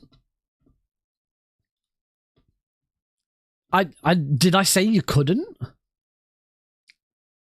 Did I say you couldn't be a spy? Of course you can be a spy if you really want to. Just you're not. Right. I reset my timer, and I did have one gold split in all of that to save. So yeah, have a good one, Tom. Thanks for dropping by. Anyway, I have 2 notifications on Discord. I'd better just check those in case it's something important. One of them is rapid runs for fun. Why have I been pinged in here? Speedrun event things, first official community bounty. Oh, a community bounty for a game. Okay, don't care. And what's the other ping? Anything important? Really, really long-a-thon have announced that they're slightly more than 2 weeks away for submissions. I ran in really, really long-a-thon last year. I did the Metal Gear Solid Master Collection trilogy, but I don't. But I'm not submitting this year. I had talked about submitting this year, and like by this time, what I wanted to do is I wanted to have learnt I wanted to have learnt European Extreme on Metal Gear Solid 2 so that I could submit the same trilogy again, but instead of being on the easiest difficulty, on the hardest difficulty. But I've never got around to learning Metal Gear Solid 2, so I haven't. So before we finish, I made a post today on in the speedrun chat section of my Discord server. So if you're not already on my Discord server and you'd like to be, you're more than welcome to be. It is open to everybody. Then you can follow the link that is on your screen right now. Or in your chat rather than on your screen, though your chat will be on your screen as well. So it is still on your screen to join the server if you want to be. I'm more than happy for anyone to be there. I might kick you if it gets too out of hand. But yeah, I will. Let me. No, I'm not gonna show it on stream. I'll just read it out. So here's what I posted today about sort of speedrunning in general. So I've been having to think about what I want to do next. Considering we're slowly getting to a point where I'm free again. I said I'd likely talk about it on stream tonight, but I want to discuss it here for those who miss it. So we've got UnMetal for the next couple of weeks to prepare for Prevent-A-Thon 6. So Prevent-A-Thon 6 is November, starts Thursday the 6th of November, runs through to the early hours of the morning on Monday the 10th of November. So that is a little over 3 weeks away. My run is on the Saturday afternoon. It's actually a really nice time slot for my run. So I'm really pleased about that. And of course, I will be working throughout that as well because I'm on staff. So I've got one setup shift, I've got one restream shift, and then I've got a bunch of tech staff shifts. So like being in the background, ready to be called upon if something goes wrong, which makes sense because it's my package. So that's Prevent-A-Thon 6. So for the next 3 weeks, we'll be next 3 weeks we'll be focused on UnMetal, getting any % hard and all achievements back up to scratch. And then I've also got Metal Gear Solid 3 all Keratin's European Extreme submitted to Fast Pace for I wrote Fast Pace for Pride, which is at the end of November. So if I get into Fast Pace for Pride, once we're finished with UnMetal and Prevent-A-Thons out of the way, I will then be practicing we'll be back on Metal Gear Solid 3 All Keratins, practice for that. I don't know whether I'm going to get that in. From what I've seen, there are a lot of submissions. I'd like to think that I'm quite well known now for my Keratin run and that it's always a good time, but who knows? To be honest, at this point, I don't actually mind either way. It'd be great to be in it, but actually not having to worry about going back and practicing Euro Keratins would not be an issue for me. So I don't mind either way at this point. But if it does get in, I'll need to practice. I haven't submitted to AGDQ 2026. I have a post on Blue Sky about the reasons for that, but it's basically I don't feel like I need to at the moment. I'm on the GDQ channel once every other week. I won't get in as a remote runner, particularly not with anything Metal Gear related, because Delta's going to get in. So I think my chances of getting in this time around are really low anyway. But I'm also really happy with how much I'm on the channel. I've just been on the channel running Metal Gear Solid 1, so I'm not too fussed about being in AGDQ. And quite honestly, I do think that GDQ should just drop the online runners because they barely let anyone in, so it's not even worth it. I don't know. No, I'm done with Twin Snakes for the time being. So yeah, I'm not planning to submit or do anything else, particularly with Christmas coming up. I'd like to take a break from all of that stuff, and partly because I also want to work on Speedrun Tours UK. I need to get the documentation finished. I want to get it into a state where where I can actually release it publicly. It's just the latest beta release of it has just gone out to a handful of people. One person is really struggling with it, and I need to have a look at that. But yeah, it is feature complete, and I believe it's bug fix complete, but it almost certainly isn't. It just needs the documentation to back it up.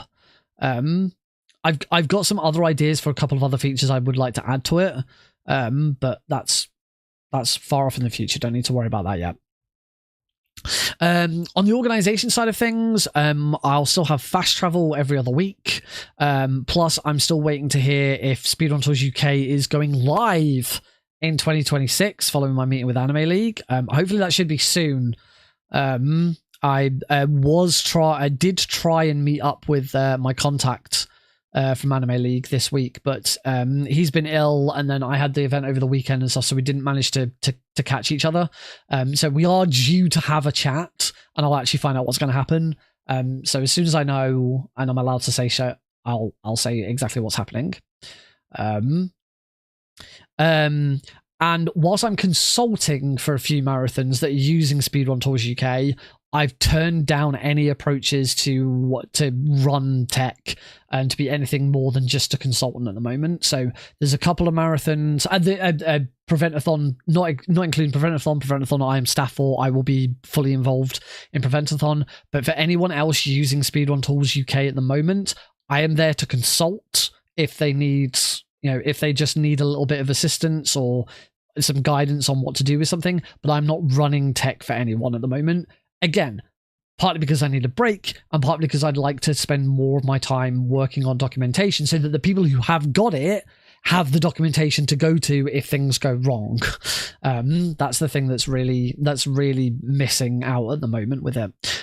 So yeah, Saving Sarah was 2 weeks ago, and that was pretty intense. I didn't really start putting a lot of time into it until after some of my other events had ended. Pretty much after my first fast travel ended, was when I really started to get into it, and then it took a lot out of me. It was a lot of hard work. I'm hoping that I'll be able to save some of it and reuse it in some capacity, but I'm not sure. Sort of see what happens. I'm hoping I can use, because it was the first time that Speedrun Tours UK got used with a custom layout rather than my default layout. So I had to do a lot of rewriting of CSS code in order for it to work with their layout instead. So I'm hoping what I can do is I can salvage that and turn it into an alternate graphics package where it's much easier to apply it to a custom layout. You just don't get some of the perks that you get with mine. So like with my package, if a runner doesn't want to use a webcam, the webcam area disappears and everything shifts up to replace the webcam. You won't get that with a custom layout, because not everything is reactive in that way. It's impossible to create a smart custom layout that does it that way. You need everything to be in fixed positions. It can't move. So that's what's happening with that. So yeah, Prevent-A-Thon is much better organized than Saving Sarah. That was the big thing. That was the big thing with Saving Sarah. The organization was was lacking. I think I wouldn't say it was poor. I wouldn't say it was bad or anything like that. I think the best description is it was lacking. And I don't want to. I could have done with a lot of these things. If I'm going to be on tech, I'd like from now on, I'd like to be on tech from the start so I can dictate some of the other stuff that happens. The main thing is I had absolutely no say over what information we requested from runners, because like most of the runners were already in before I got involved. So forms and stuff had gone out already to the runners, and I had no say in what information I needed from them. So it was quite difficult. This is what Speedrun Tours UK comes with its own administration package as well. It has all of the documents and forms and stuff that you're going to need to fill out all the details that you're going to need. But I don't think anybody uses it. I will use it at some point. But I don't think anybody. I know Prevent-A-Thon doesn't use it because they've already had their own stuff for ages, and it works because I just put in what I need extra to them because I have editing access. I didn't have that with Saving Sarah, and it was a bit tricky. So yeah, I'm trying to hold off on other stuff, particularly, as I say, if this event next year, this live event with Anime League happens, I will, as soon as I know, I will need to start planning it. I'll need to put a team together. I'll need to decide what we're going to do and how it's going to work and all of that. So, if anyone's interested in that, obviously, there is the Discord server. There's a specific Speedrun Tools UK live server as well, ready for that to happen. So keep an eye on that. So yeah, it's still going to be a long weekend in November with Prevent-A-Thon. So I'll enjoy a break afterwards. And Heidi was already saying earlier that I've got so much stuff on, she can't remember anything that I'm doing. So I completely get that. So with all that in mind, depending on whether I get into Fast Pace for Pride, it's a very good chance at the moment that I am going to be free in November and December. Obviously, if I'm running in Fast Pace for Pride, it'll only be December.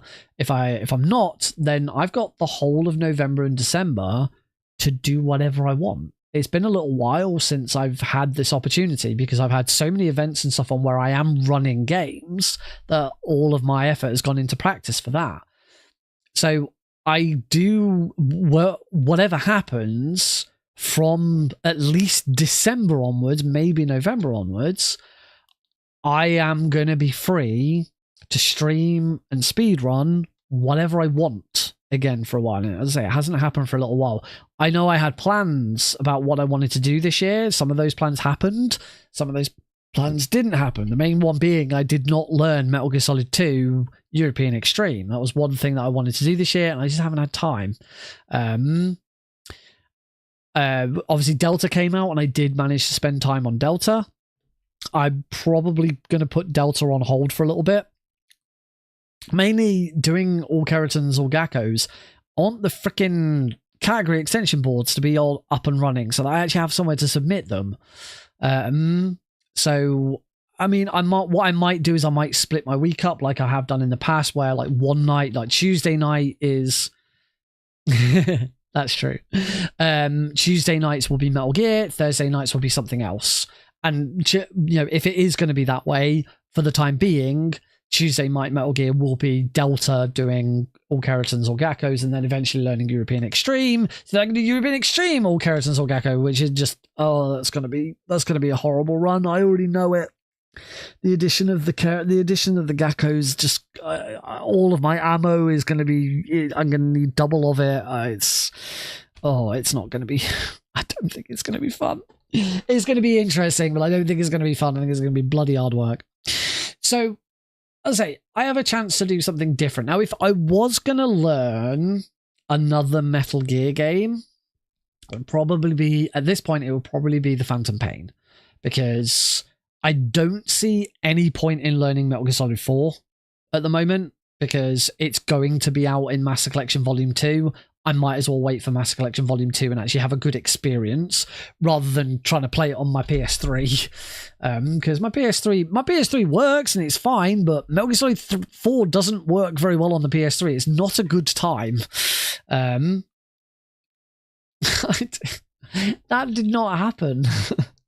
I've never been invited up on stage to sing with anyone.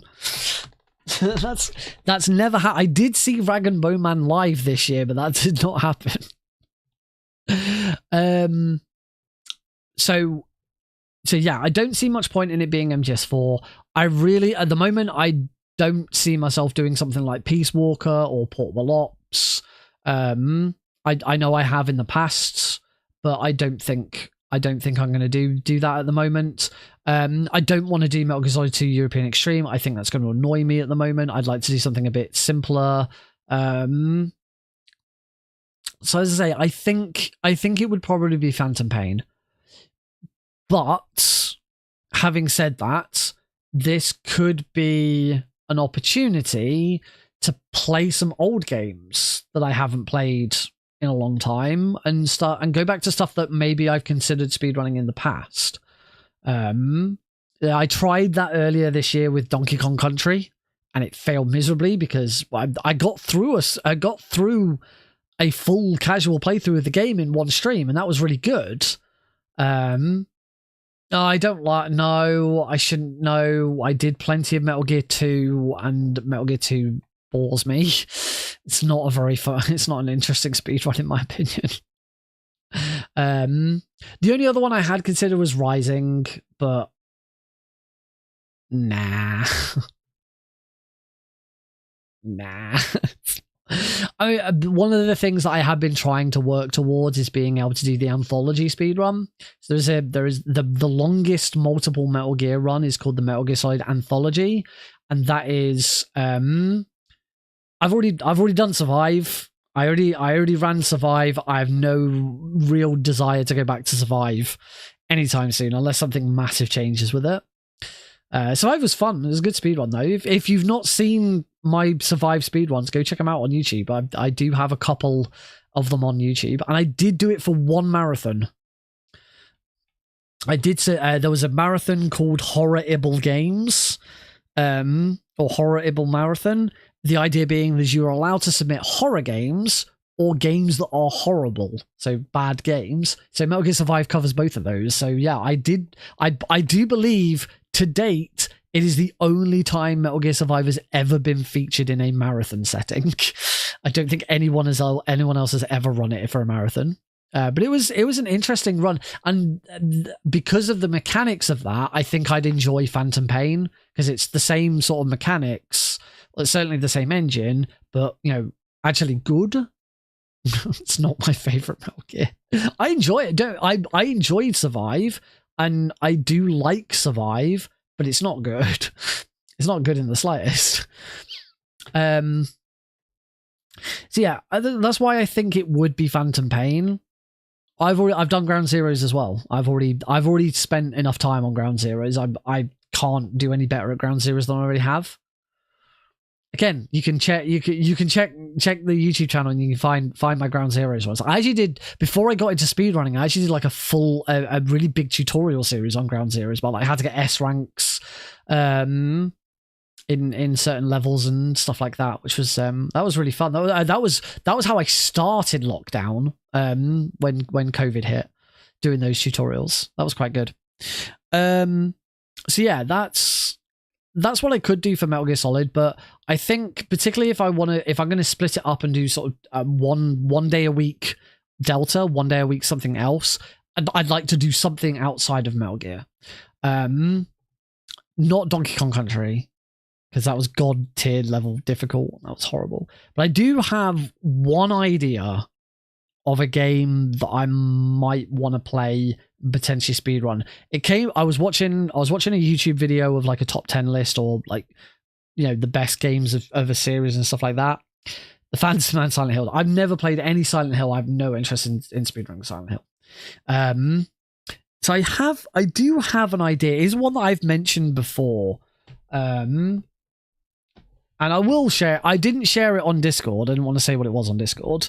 But if anyone does have any, actual serious considerations and stuff that I might not have considered, then do let me know. But the game I am considering, and I would do a casual playthrough of it first on stream to get back into playing it first, and then following that decide, that I really enjoyed that again, let's learn the speedrun or not. I'm gonna grab it and I'm gonna show it to you.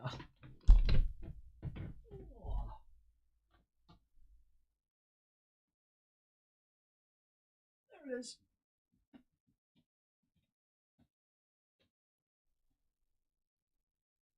Oh.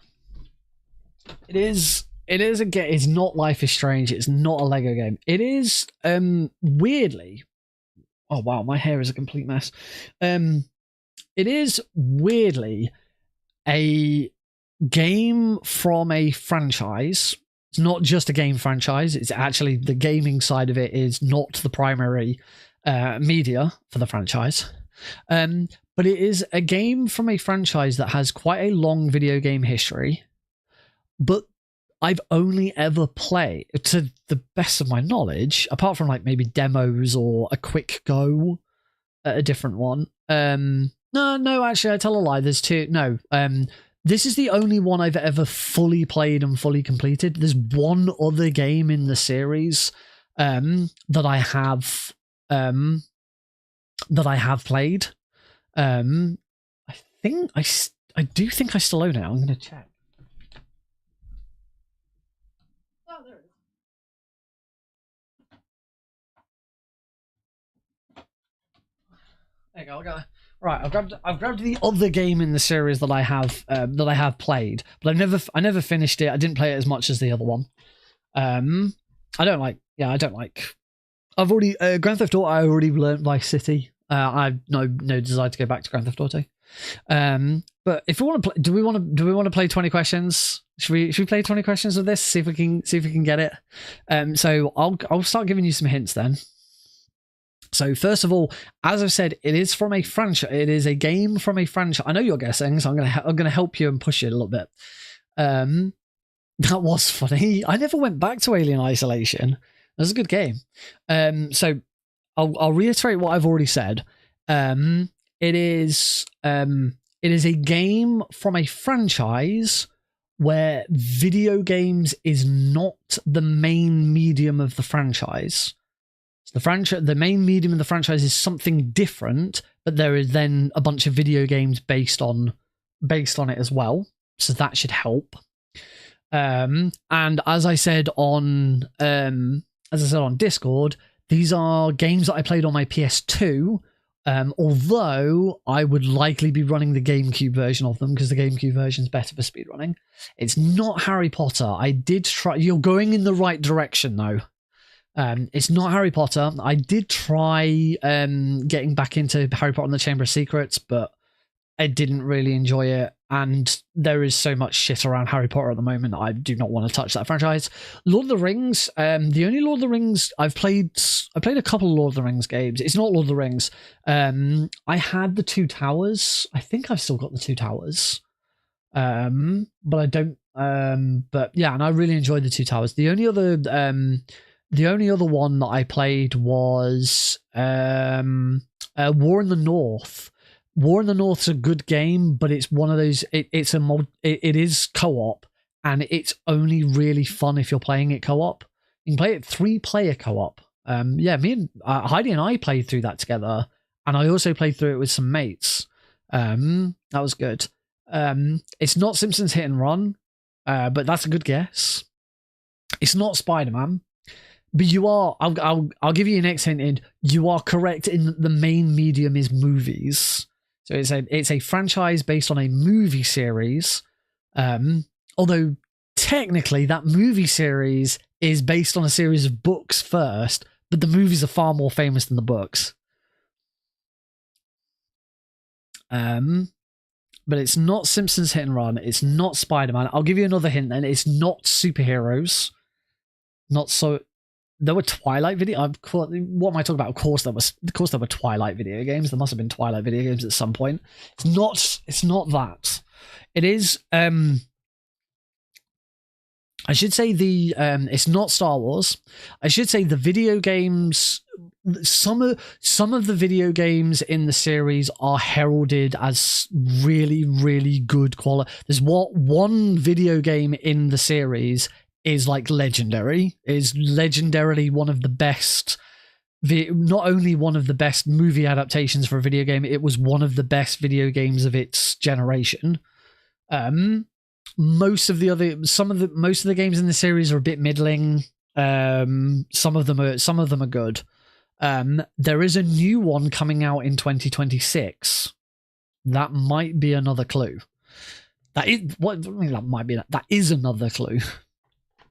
A new game in this franchise is coming out next year. I'm actually really excited about it because I think it's going to be fantastic. And that might help if you think of games that you've heard of recently that are going to come out next year. That might also help because I can tell you it's not Hannah Montana, it's not Star Trek, and it's not Rocky.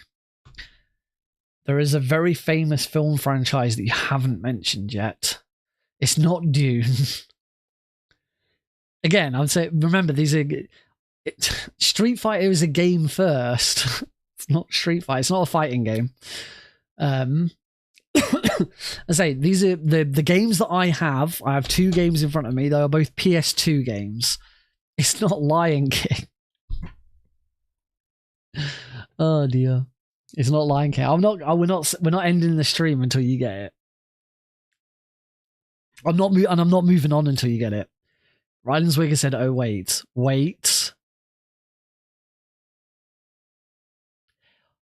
Ryland's Wig is correct. It is the James Bond series of video games.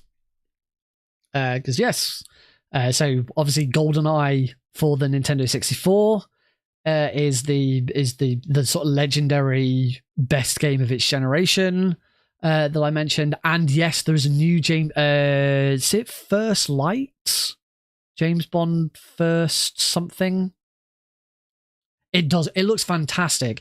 And the moment they announced it, they announced it by saying that it's being developed by the team who made the Hitman series. That's it, 007 First Light. Being made by the team who made the Hitman World of Assassination trilogy, which as soon as I heard that, I thought, oh, fuck yeah, that's such a good pair. Because the Hitman games, the World of Assassination trilogy is fantastic, and putting Bond into that kind of environment would work so well. So yeah, I'm really looking forward to First Light. I think it's going to be fantastic. I can't wait to give it. The trailers have all looked good. Obviously, the thing that everyone's going to have to sort of deal with and get used to is that it's a brand new Bond. It's not it's not Daniel Craig's not returning. It's not an old, but it's a young Bond. This is a fresh Bond who has only just been given his license to kill, so he's kind of still in training. But hopefully, it's a Bond that we can all learn to love and enjoy. I mean, we're going to have to do it in the movies shortly because Daniel Craig's done, and we're going to get a new Bond. So, we're going to have 2 new Bonds to sort of deal with side by side. Okay, so. We've broken it right down. So now I have 2 games in front of me. They are both on the PS2. One of them is the one that I'd like to play in speedrun, and the other one is the only other James Bond game I've ever really owned and had a crack at. So I want to see if you can guess or if you can remember from the Bond series which ones they are. I'll give you a clue. The one that I don't want to speedrun isn't particularly well known.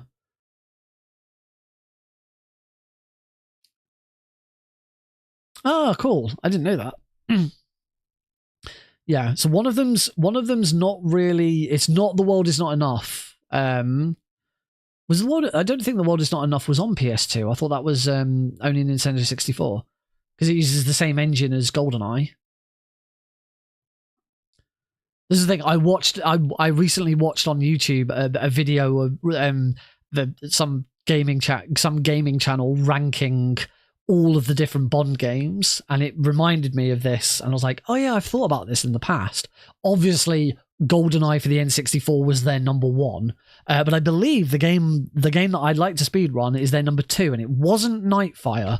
Nightfire, when you think of the PS2, Nightfire is the most obvious James Bond game, but it's not Nightfire. Is it the next one?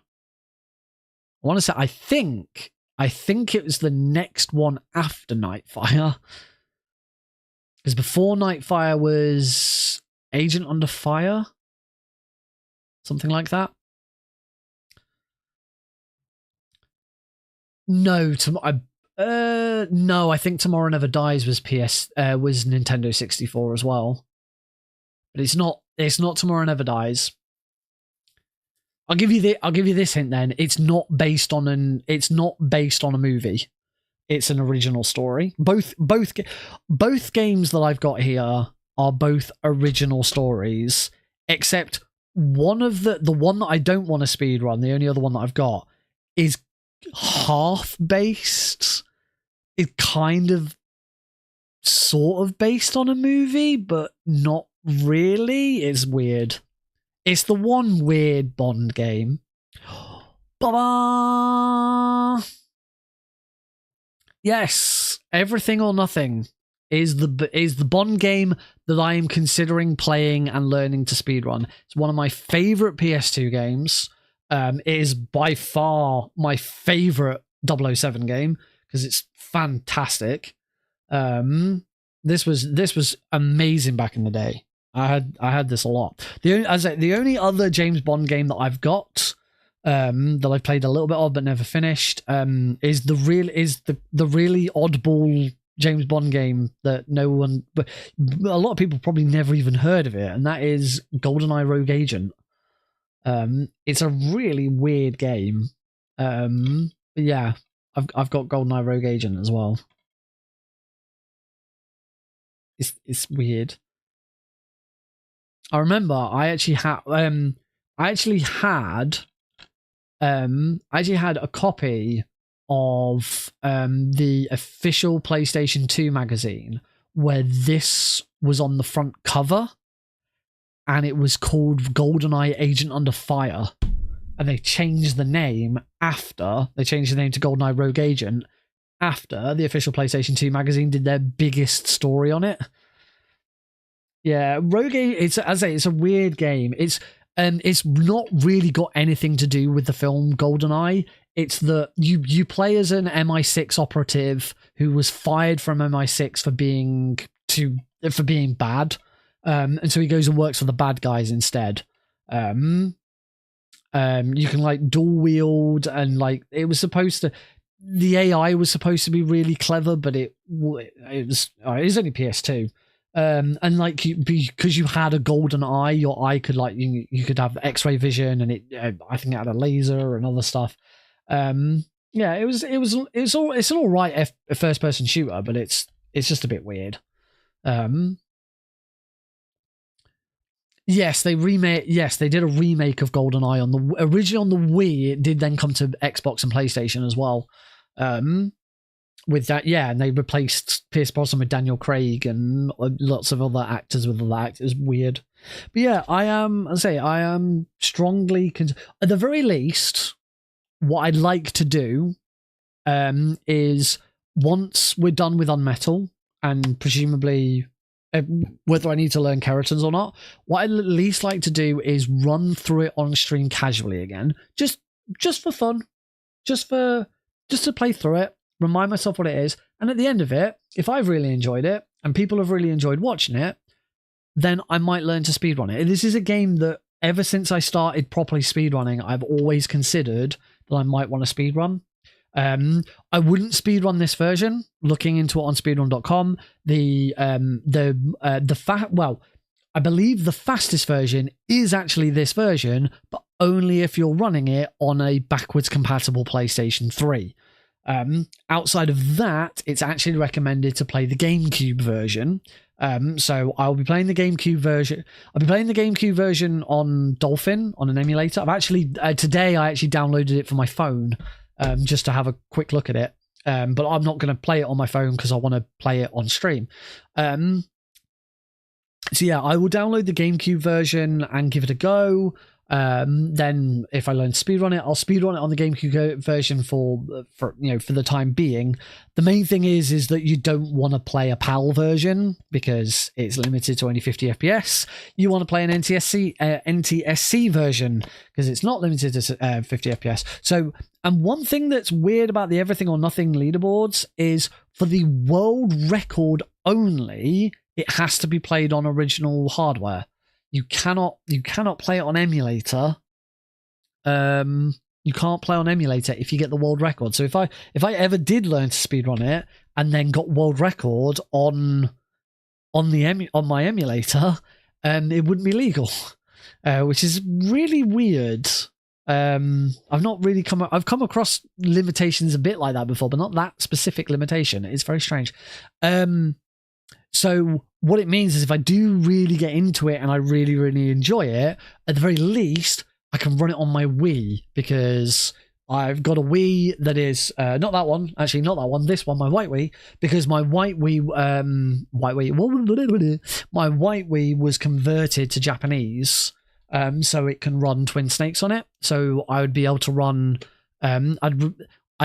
I think I'd be able to run the American. I'd have to get an American copy of it. Obviously, I don't want to get a European copy of Everything or Nothing. I'd either need a Japanese copy or a European copy or an American copy.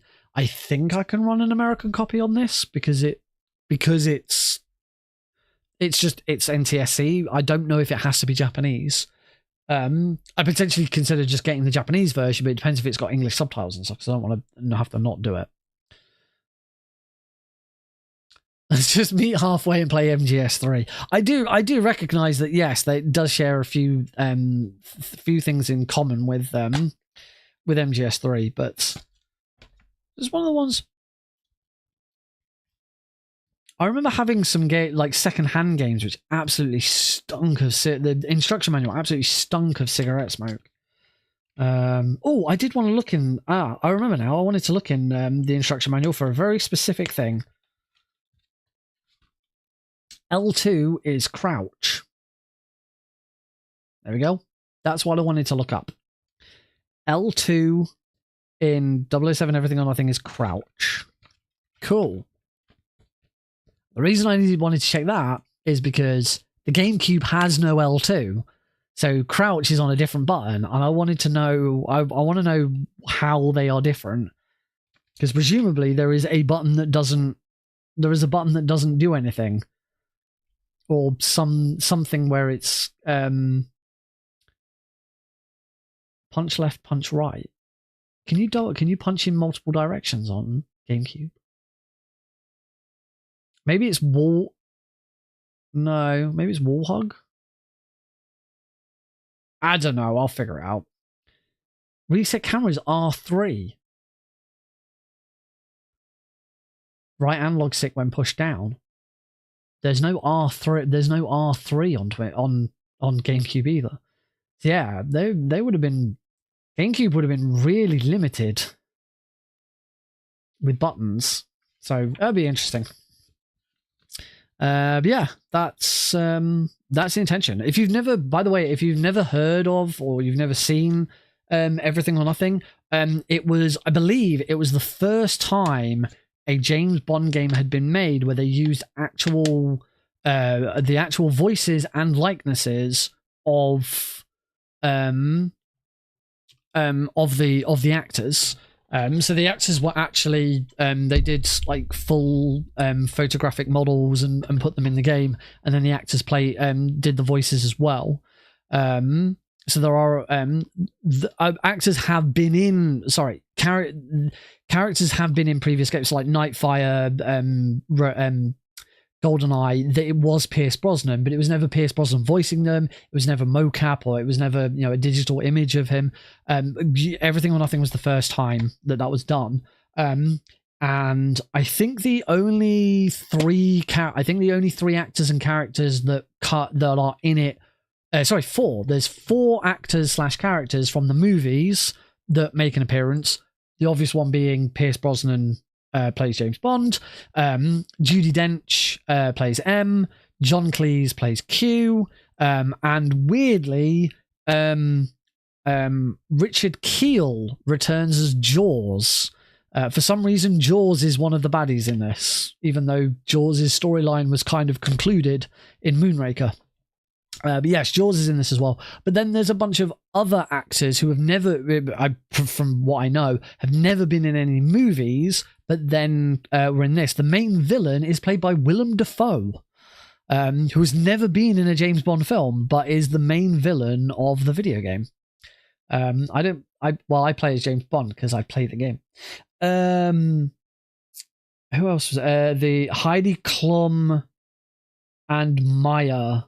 2 of the Bond girls. Oh, and Shannon Elizabeth. There's 3 Bond girls in it. Heidi Klum, Shannon Elizabeth, and Maya. And Maya also performs the theme tune. The theme tune's great as well. The theme, Everything or Nothing, is lovely. So yeah, that's what I'd like to do. What's gonna be Spider-Man? Your woman or your lover? Heidi Klum, not Heidi Hi, not Heidi Green. So there we go. It is now coming up to midnight, so I am gonna head off. But yeah, so at some point in the future, I will at least do a fresh, because I've not played this game in years. I'll do a fresh casual playthrough of this on stream. It'd be nice to slow down and not have to do a speed run. And then, as I say, assuming everyone enjoys it and I enjoy it, then maybe we'll end the speed run. From what I've seen, I've had a quick look at some of the speed runs. There doesn't seem to be anything like over the top. It doesn't look too difficult. It is, for the most part, it does just seem to be you play through it as quickly as possible. But that's not to say there aren't glitches and stuff like that. There was a thing about separating out driving and flying sections, so I don't know if there's like skips for those. I don't know. But yeah, I've not done a James Bond speedrun. I think if I was going to get into James Bond speedrunning, it's good to not just go straight into GoldenEye. I don't want to just do that. It's like when I tried Mario speedrunning, I didn't go straight into Super Mario or Super Mario Brothers or Super Mario 64. I dipped my toe in with Super Mario 3D World, and then again it gave up because it was just too freaking difficult. He's hyping himself up. No, I've not seen that. I know a little bit about GoldenEye speedrunning because I used to enjoy watching Carl Jobst. But yeah, Carl Jobst has gone massively down in my opinion. Ever since he started like his fan base started getting onto people because he kept dropping names in his videos, and also he lost his court case because he's an idiot. Because he was a GoldenEye speedrunner. He's covered quite a lot of GoldenEye. I know a little bit about GoldenEye speedrunning, but yeah, I've as I say, to be honest, more than anything, I'd just like the opportunity to play something on stream that isn't a speedrun. I'll crack out retro achievements and see what achievements there are for it, because retro achievements kind of went through a thing recently and then they apologized and now everyone seems to be happy with them again. We could play it in 16:9. I don't know if the PS2 version is in 6:9, but according to the Dolphin wiki for this game, as long as you force 16:9 mode in Dolphin, the game plays perfectly in 16:9. And like, it's not that it's stretched; it is made for 16:9. I've always preferred playing games in 16:9. So yeah, that's kind of my thoughts going forward. So if you've got any additional thoughts or you want to chat about it off stream, head on over to the Discord server and let me know what you think. But until then, I'll be off for the next couple of days. I'll see you back here on Thursday for more UnMetal any %. If the first run or so goes well, then we'll look at all achievements. And then obviously we need to get some practice in all achievements as well. But thank you all very much for joining in. I will see you on Thursday night.